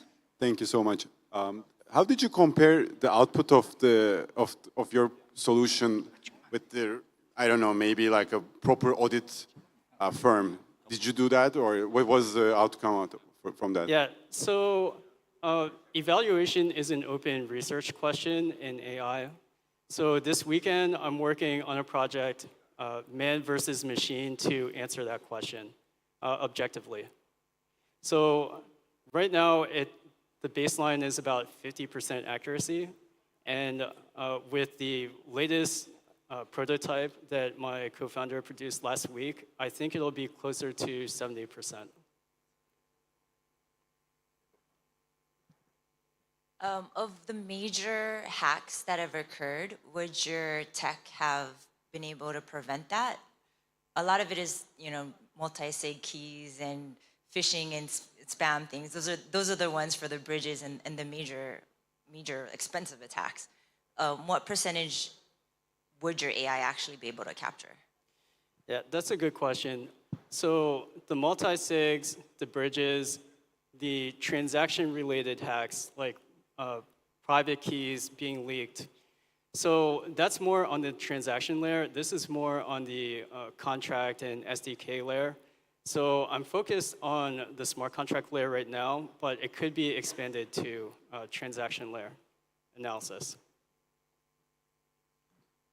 And so what's the bigger picture? Like, how does this compete with auditors now, and how do you think this competes with auditors in the future? Like, how does this, is this like a complementary feature? Does that, like, how is this easier than auditors? Is this supposed to replace them now, or is it supposed to like complement it and reduce the cost for auditors in general? Like, how does that work? So I couldn't hear that question too well, but I think it's basically like how does this compare to auditors? So I see this as more like a complementary service right now. So auditors, their best use of time is finding the unique edge cases in a protocol and then testing them thoroughly, like testing all the assumptions. So this one right now is focused on the existing assumptions on old vulnerabilities. I'm using this mic, so hopefully you can hear me. But are you referring to like the low-hanging fruit, basically? Yeah. I see. So it's low-hanging fruit right now, and then as the models get built out, as the AI research expands, then it will be like medium and maybe high-hanging fruit. Thank you. How does this compare to, let's say, Copilot? Well, Copilot auto-completes really well, but it doesn't really do analysis. So I see a short-term and medium-term future where AI is very good at auto-completing, but what is that training data based on? It might be Stack Overflow, where there's a lot of answers with vulnerabilities in them. So I feel like even when you have a good code generation process, you still need a specialized model to check for vulnerabilities. Thank you very much. Thank you.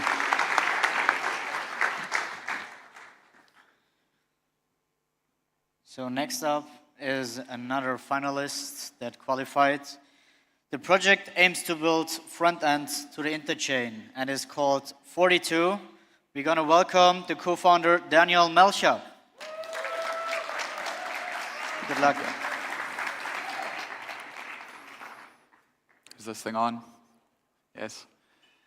So, what is the one thing that the interchain needs to survive and thrive, specifically the Cosmos interchain? Is liquidity. And what's the one thing to get this liquidity? We need better UX in Cosmos and the interchain more broadly. So, I'm going to start off by speaking to you very briefly on something that's quite mysterious to us all, which is users. So, why are users not doing anything? Because there's so many obstacles on the way. They have to connect a physical wallet, browser extension, search through a multitude of products across a multitude of chains, and it's all too complex. So, bring in aggregation theory. What is aggregation theory? Very simply, it's the theory of aggregators. It's nothing too complex. Now, why do I bring this up? Because aggregators have existed for thousands of years, starting off at a basic market where you would go get your ham and your cheese and your bread all at one place, because that's what people love to do, everything in one place. Then came the internet. Now, on the internet, millions of transactions, but who accrued most of the value in the internet? Once again, it was the platforms and the aggregators. Why? Because users love that. Love going to one place for everything. Why do users love aggregators? 3 reasons, 3 primary reasons. It's convenience, price, transparency, which results in price reductions. And it creates a flywheel effect. Solve for customer experience, get users, get providers, prices come down, get more users. Simple. So what is 42? 42 is a front end for the interchain, or an aggregator for the interchain. And we have one goal, which is make DeFi across the interchain as simple as possible. We've spoken with dozens of Cosmos users and dozens of Ethereum users, and they have some basic issues. Cosmos users have problems tracking their portfolio. They're losing tokens across chains. They are searching for yields across chains, and they have problems discovering new projects. And Ethereum users have problems around centralization with like Lido and staked ETH. They have block space constraints on the L1. Ethereum users don't know how to navigate an interchain currently. And they're also limited to EVM and Solidity code. So 42 in its current alpha state offers 3 main things, which is interchain yields, interchain swaps, and portfolio management from one dashboard, and more to come. And this leads to what is the long-term vision of 42? So 42 sees ourselves as providing in the long-term automated, optimized, and personalized portfolio management using AI and smart contracts. Essentially, a user comes in, connects their wallet, and our algorithms determine what their optimal portfolio is across the interchain. So our product is currently live in an alpha state, and I can take you through it pretty briefly. But essentially, a user will come in and will connect one or multiple wallets for tracking and can very clearly see their assets sitting across chains in the ecosystem. They can see the breakdowns of the wallets very simply, what's staked to the validators, and what's sitting in the underlying liquidity pools. This is our Earn product. So we have 3 main products, which is the portfolio view I took you through. This is the Earn product. Our Earn product is our like bread and butter product, I would say, and this is your way of searching for yields across an interchain. So these are different strategies which sit across different chains. The strategies we've currently deployed is for liquidity pools and staking to validators, and soon we're rolling out interchain strategies with things like Quasar and Sommelier, as well as liquid staking with some of the Cosmos liquid staking providers. We've currently deployed across these 4 chains. We're on Osmosis testnet, Juno mainnet, Neutron mainnet, Terra mainnet, and we're on Kujira testnet too. And pretty much what this means is if you wanted to stake, for example, Atom, you would filter for Atom and you could very clearly see all the yields across the interchain world. deposit super quickly. Currently, these are all auto-compounding vaults deployed on 42. We also offer swap functionality, so we're currently integrated with Skip for moving tokens around the interchain, where users select a token, select a chain, and we'll show them the best routes to perform their swap.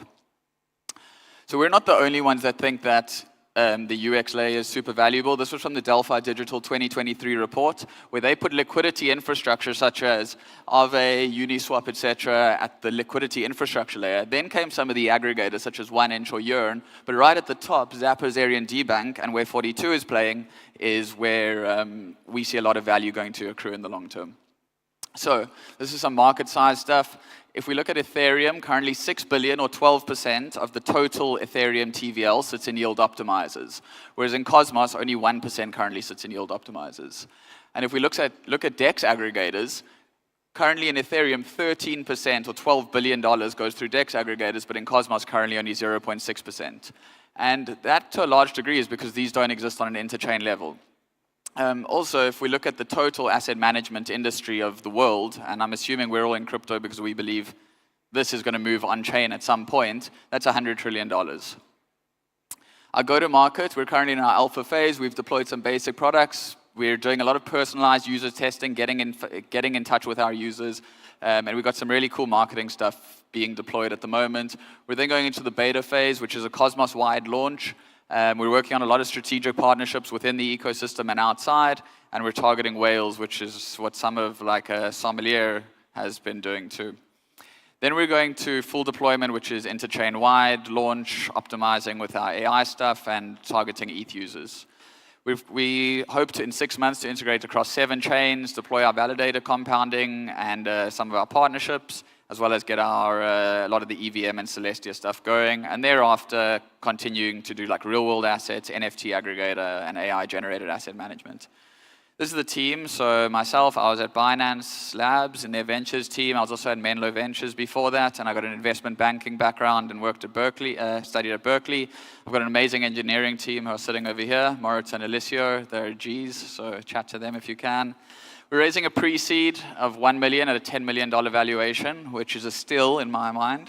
And we currently have 450K received with another 100K committed from really good angels. So reach out to me if you are interested. This is the runway. That gives us about 18 months runway. There's a breakdown if you want to dive deeper into that and like specifically what things are going to. But yeah, we're friendly, so reach out. There's my Twitter, there's the 42 Twitter, and feel free to get in touch with us.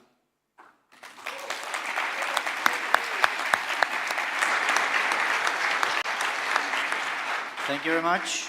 3 minutes from the jury starts now. As soon as they ask. So the thing is, like, we had this pitch yesterday, and we had some questions, and you perfectly addressed them in the pitch. So that's great. I might reiterate on a question, I guess, like just you know, for the audience. So I think it is important to talk about it.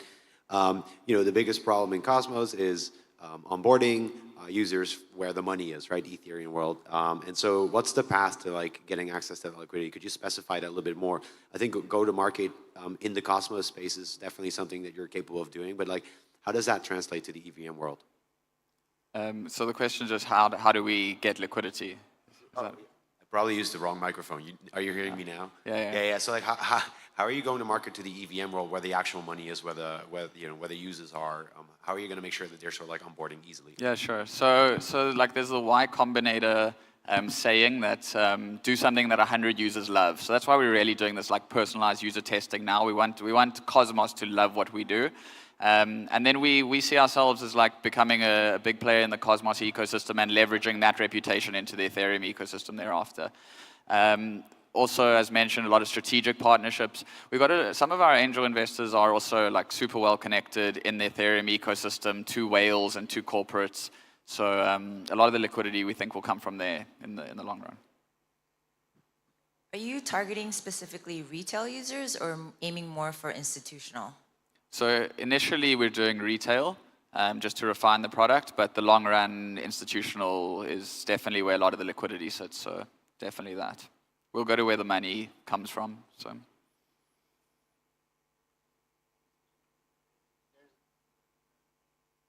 I think we're good, or is there another question? Huh? Or you want to? Yeah, well, I think we're good. Yeah, amazing. Thank you. you very much. If there's no other question. everyone. Amazing. Thank you. It's actually great to see 3 amazing projects.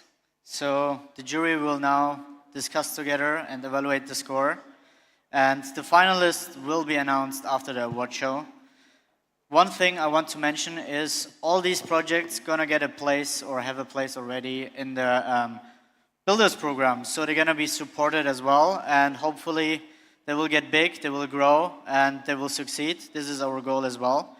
And we're gonna start now with the award show, one of the most delicacies of Cosmoverse. So I call Basil on stage with the award show. Hey guys, how's everybody doing? Hope good. This is the end, all right? This is where the money is going to be thrown around. Everybody's going to get rich right now, right here. And then we're going to give back to the community for the ones that are supposed to win awards. So to start off, there's atoms that we're going to be giving away. I want to give the mic to Cosmos Millions. Sarah Diane, please. Are you ready? In a minute she will be. But yeah, how are you guys finding it? How do you guys find Istanbul? Cosmoverse? Yeah? Yeah, I mean, look, it was a hard 10 months, but you know what I mean? Like, I mean, it's super exciting to see all of you guys here. And the 3 days are over, so we also have a hackathon in a couple days. So come hack. And then also the final after parties tonight. So you guys ready for that? You have any more energy for that? Yeah? All right, well look, just on a note for that, come in with these, your badges, so you can get in. And first come, first serve, so. Sarah Diane, how are you? Soon. What was the best thing that you guys have in Cosmoverse? Oh, there she is, Hey. Come on. Hi, Hello. how are you? I heard you're gonna be giving away Atom. Yeah, Yeah? How much? that's the surprise. All right. Yeah. Take it away. Thank you. Hello, Cosmoverse. So, I'm Sarah Diane from Cosmos Millions. At Cosmos Millions, we draw every week prizes for user in a PLSA way. That means that people put funds and they are staking rewards that generate prizes.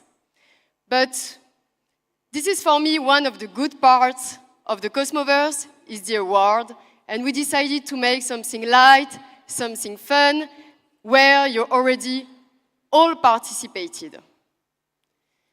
Because you don't know, but your ticket might be a lucky ticket.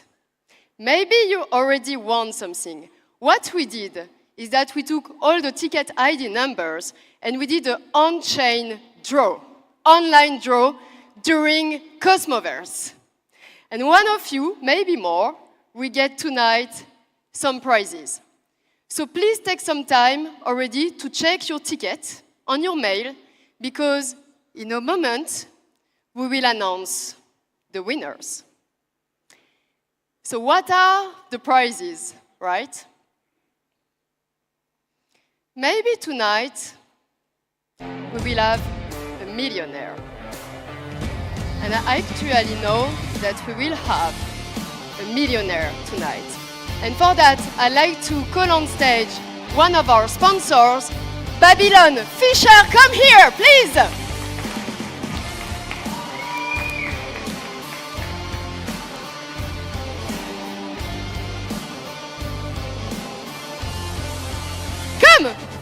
Come on stage.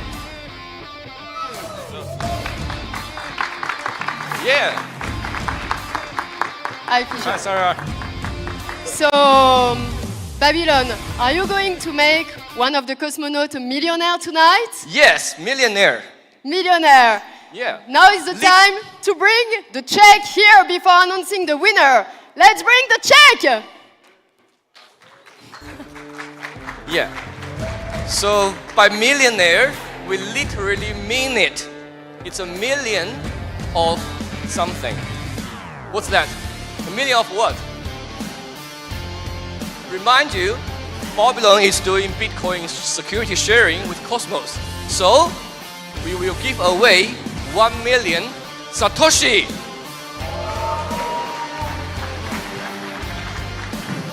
Yeah. So now this is the time to cut the suspense. And the winner is This way. this way. What? Hi. The winner is, was the announcement?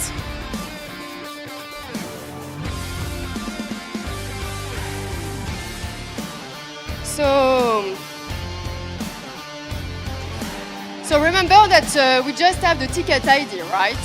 But so the winner is, okay, just for you to let you know, we excluded all the sponsor and also our team for the draw, right? So if the winner is here, I highly encourage him or her to get on stage and take this big check. If the winner is not in the room, what you will do, Fisher, is that you will take one of those hats and you will throw it through the room, right? And we will share this check in two, with someone that is here in the room and with the actual winner that has been drawn on-chain that everybody can check and verify. Okay, Yeah. sounds good. So the winner here, this number. Yeah. And from the information I have, apparently is Anton. Are we Anton here? Anton, are you here? Anton is here? Come, Anton! Let's go some music, please, to encourage him! Anton, you're a millionaire now! Congratulations! Millionaire, baby!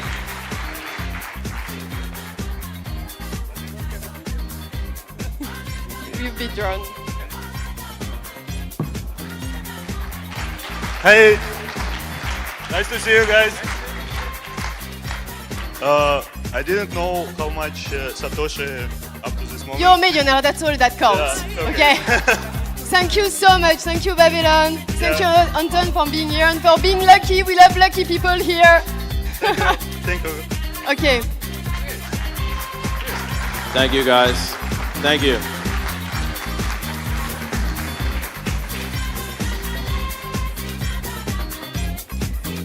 So now it's not over.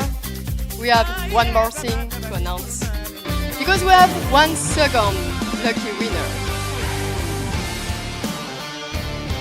And for that, our sponsor is not a company, it's not a project, but it's a person. Some of you, some of us call him the CEO of Cosmos, but we all call him Zaki! Come on stage!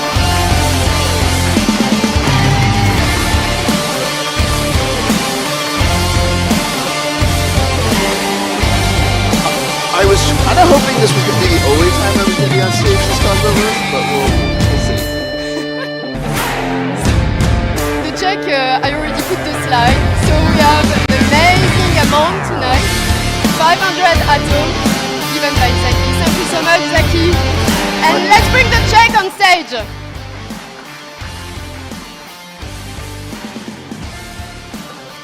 So I love the name of this check. It's Zaki made my day. So for this one, do you have it's in here as well?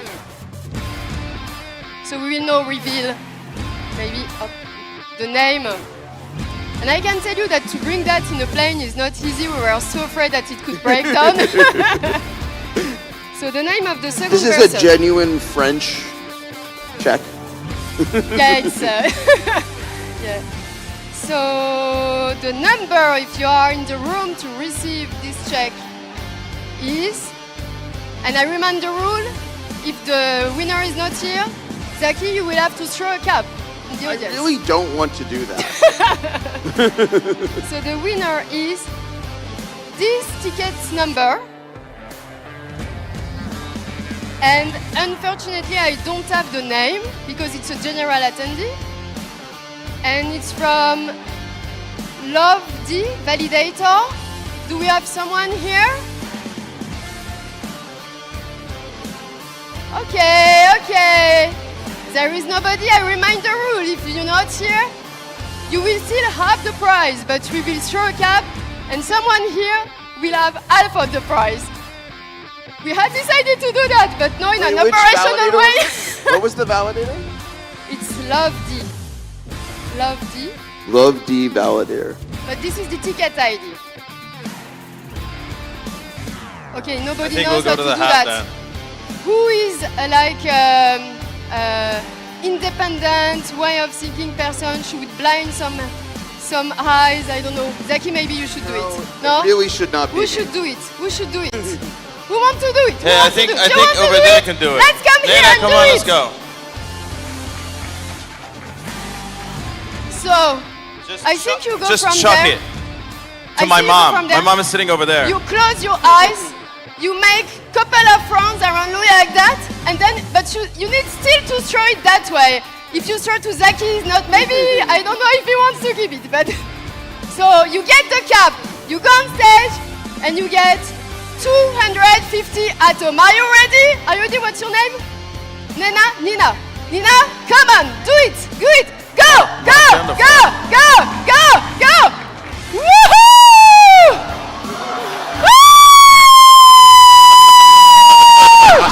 This is so funny.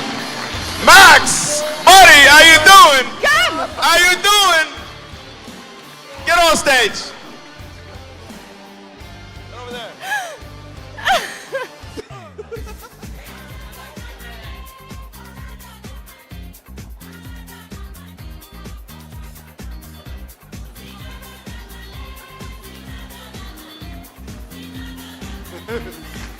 Thank you so much. Thank you so much. Congratulations, guys. That was funny. Okay, now let's continue the award part of the Cosmoverse. Thank you so much for our sponsor. Thank you, Zaki. And remember that this feeling of winning prizes happens every week on Cosmos Million. And I just want to say something. We are all lucky to be here.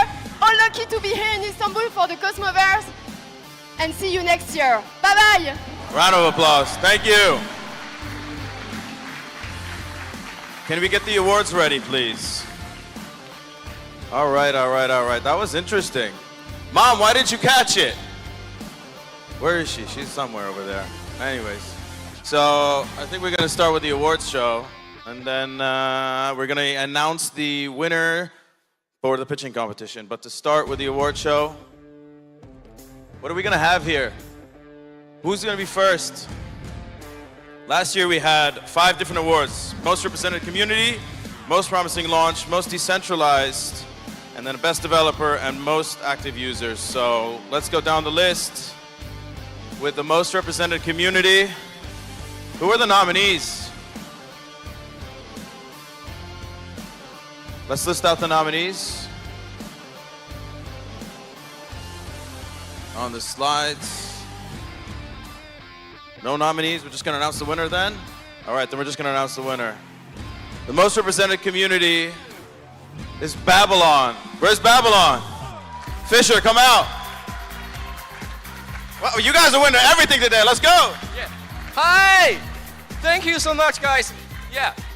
We are talking about community. One man is not a community. Where are the Babylonians? Come, come, come. Babylon team, please. Indeed, almost the entire crew of the Babylon team is here in Cosmoverse. Come, come. Yeah. Congratulations, guys. Where is the whole team? The whole team is here, come on. It's a big team. Let's get the picture with them.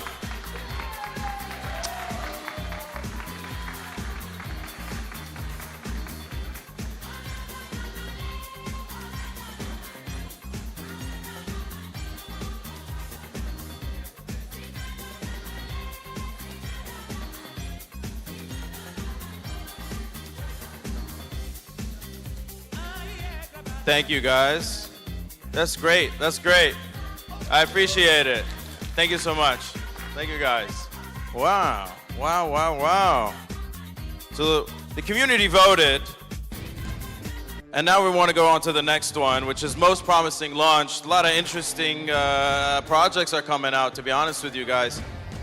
With the Neutron, whether it be StreamSwap, whether it be a whole bunch of others.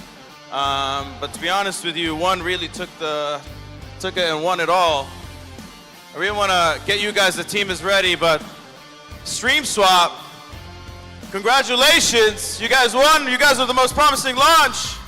Where's the squad? Where they at? Omniflix, come on, get on stage. You guys deserve it all. Honestly, you guys done so much to the whole ecosystem. You guys deserve it. Get over here. I'm gonna get you guys an award. Get over here. Chetan, Sisla, Daya.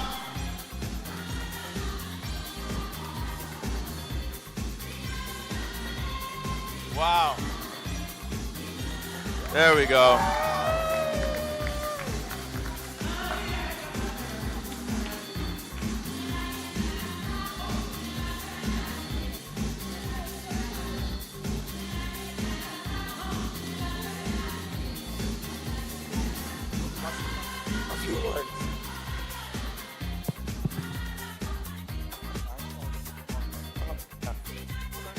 Well, thanks to Cosmoverse and the community for, recognizing StreamSwap as the best launch.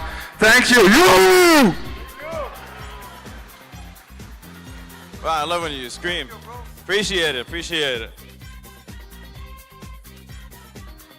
Love the effort that the teams are putting into creating new projects every year. To be honest with you, I'm excited to even see what's going to be the butterfly effect of Cosmoverse, all the developers, you know what I mean, all of the projects and the teams over here connecting and networking, creating new projects year after year. So I'm really excited to see what's going to come next year. So for the next award, it's going to be which one is the most decentralized. What do you guys think? There's a lot. Last year was Stargaze were the winners.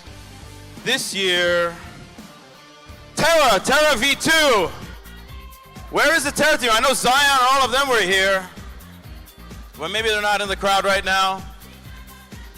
Anybody from Terra? No. No, we're gonna have to ship it for them, huh?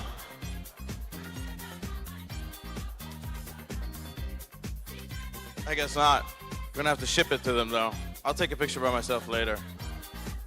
It's too decentralized? Yeah. Yeah. I mean, the award has to go somewhere, so you're gonna have to give it to them. But the next one after this one is the Best Developer Award. You know, we had a lot. We had Jacob from Notional as a nominee. That's what was on there. Greg Ozuri was another one. Marko Baricevic and Dev from Osmosis.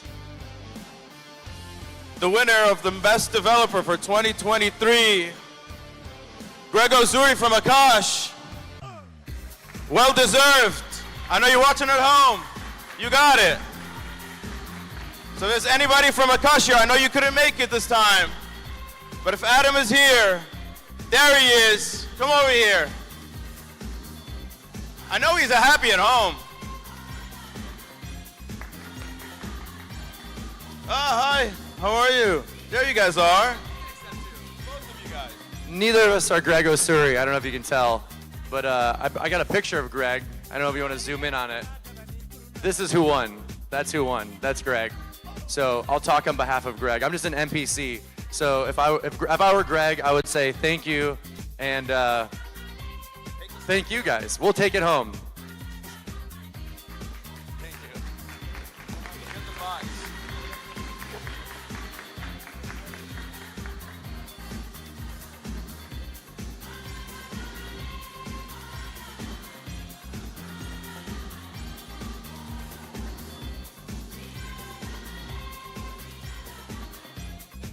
Yes. Thank you guys. Appreciate it. Now let's go to the final award.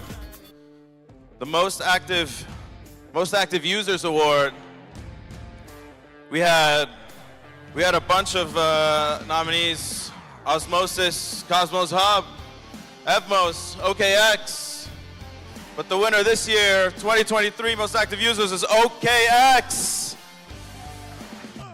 Now, I don't know if there's anybody over here, or a verified member of OKX can come up here. Because next time we're gonna have to shout these out beforehand. But we have an award, we'll call them. Cito, maybe you can create some context and do that. But OKX, congratulations. Now, I appreciate all of you guys coming. We are coming to an end now. I just want to announce the winner. We have the winners of the pitching competition. So if the teams are here, please get ready. Amongst all of them, Electron, Cosmoverse, AI, and 42. I really want to say thank you for coming along and pitching yesterday. 42, where are you guys at? Get on stage. Congratulations, you guys won. Let me get the champagne there. One second, I'm coming.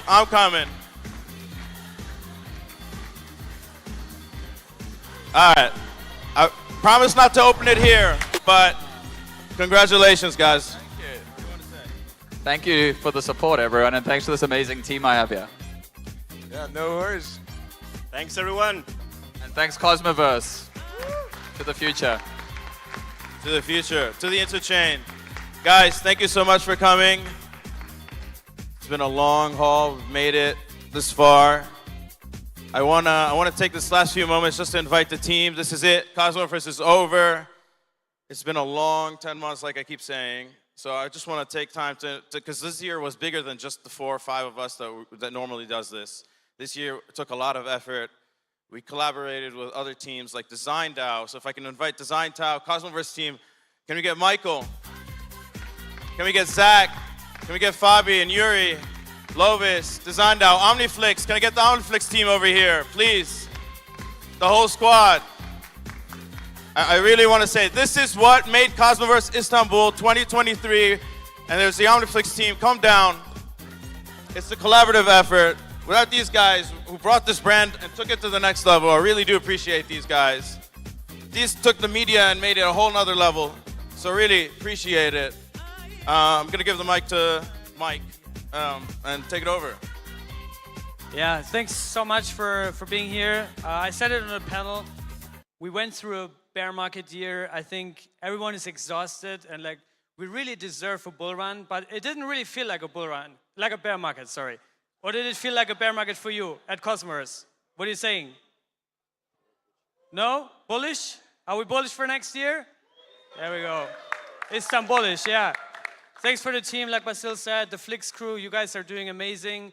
Like the whole production, I mean, Chitam was saying, sitting there 3 days at the AV desk, managing everything. So big shout out, the live stream, everything, Design DAO, all the amazing animations, the website, you guys did amazing. And yeah, I think maybe Yuri, you want to say some final words? And then Fabi for the Hackmos? Yeah, we had so many teams involved this year from all across the cosmos. For example, also here, Steak Fritz, who is doing our pre and after movie this year. They are helping us with all of the videos. Also our PR team this year, once again, Yap Global. Thank you so much for supporting us this year again. They brought all the big media attention to Cosmos. So yeah, it's a big team collaboration this year. Also, special thanks to our moderators, Nena, our Colombian queen. Thank you for flying all the way in from New York City. And then of course, also UNS. So it was a big success this year. And thank you so much for coming. Yeah, and by the way, one team is missing here on stage. It's DoraHex. So Steve, Brian, if you're here, please come on stage and join us because they are part of the team as well. They helped us build the Hackmos Hackathon, which will take place on October 6th and 7th. So we promise you a full week of Cosmoverse experience, and you will get it. So if you're a developer, please sign up for the hackathon. Thank you very much. I just want to say appreciate everybody again. Design DAO, you guys have something that you want to say? It's okay. You guys, Omniflix, want to say something? Say? Yeah. All right. We love to give a huge shout out to all. Yeah, my voice is gone. Excuse Sislo for losing his voice since we've been, partying a lot at Fix Fest and shouting around. So thanks to Cosmoverse for being partners since inception. We've done the successful third year, and thanks to Flix Crew for putting all the efforts from here and from India. We're looking forward to the next year as the Cosmos grows bigger and bigger. Shout out to everyone that's there. Cito, Basil, everyone, Fabian, Kake, Design Raw team, and Chetan at large, because he's the man who has done everything here, starting from all the videos you see, from, delivering an experience online via live stream. Thank you. Thank you, guys. Thank you so much. For tonight's party, remember to have your badges. First come, first serve at Franken. Starts at 8 p.m. See you guys there. DJ.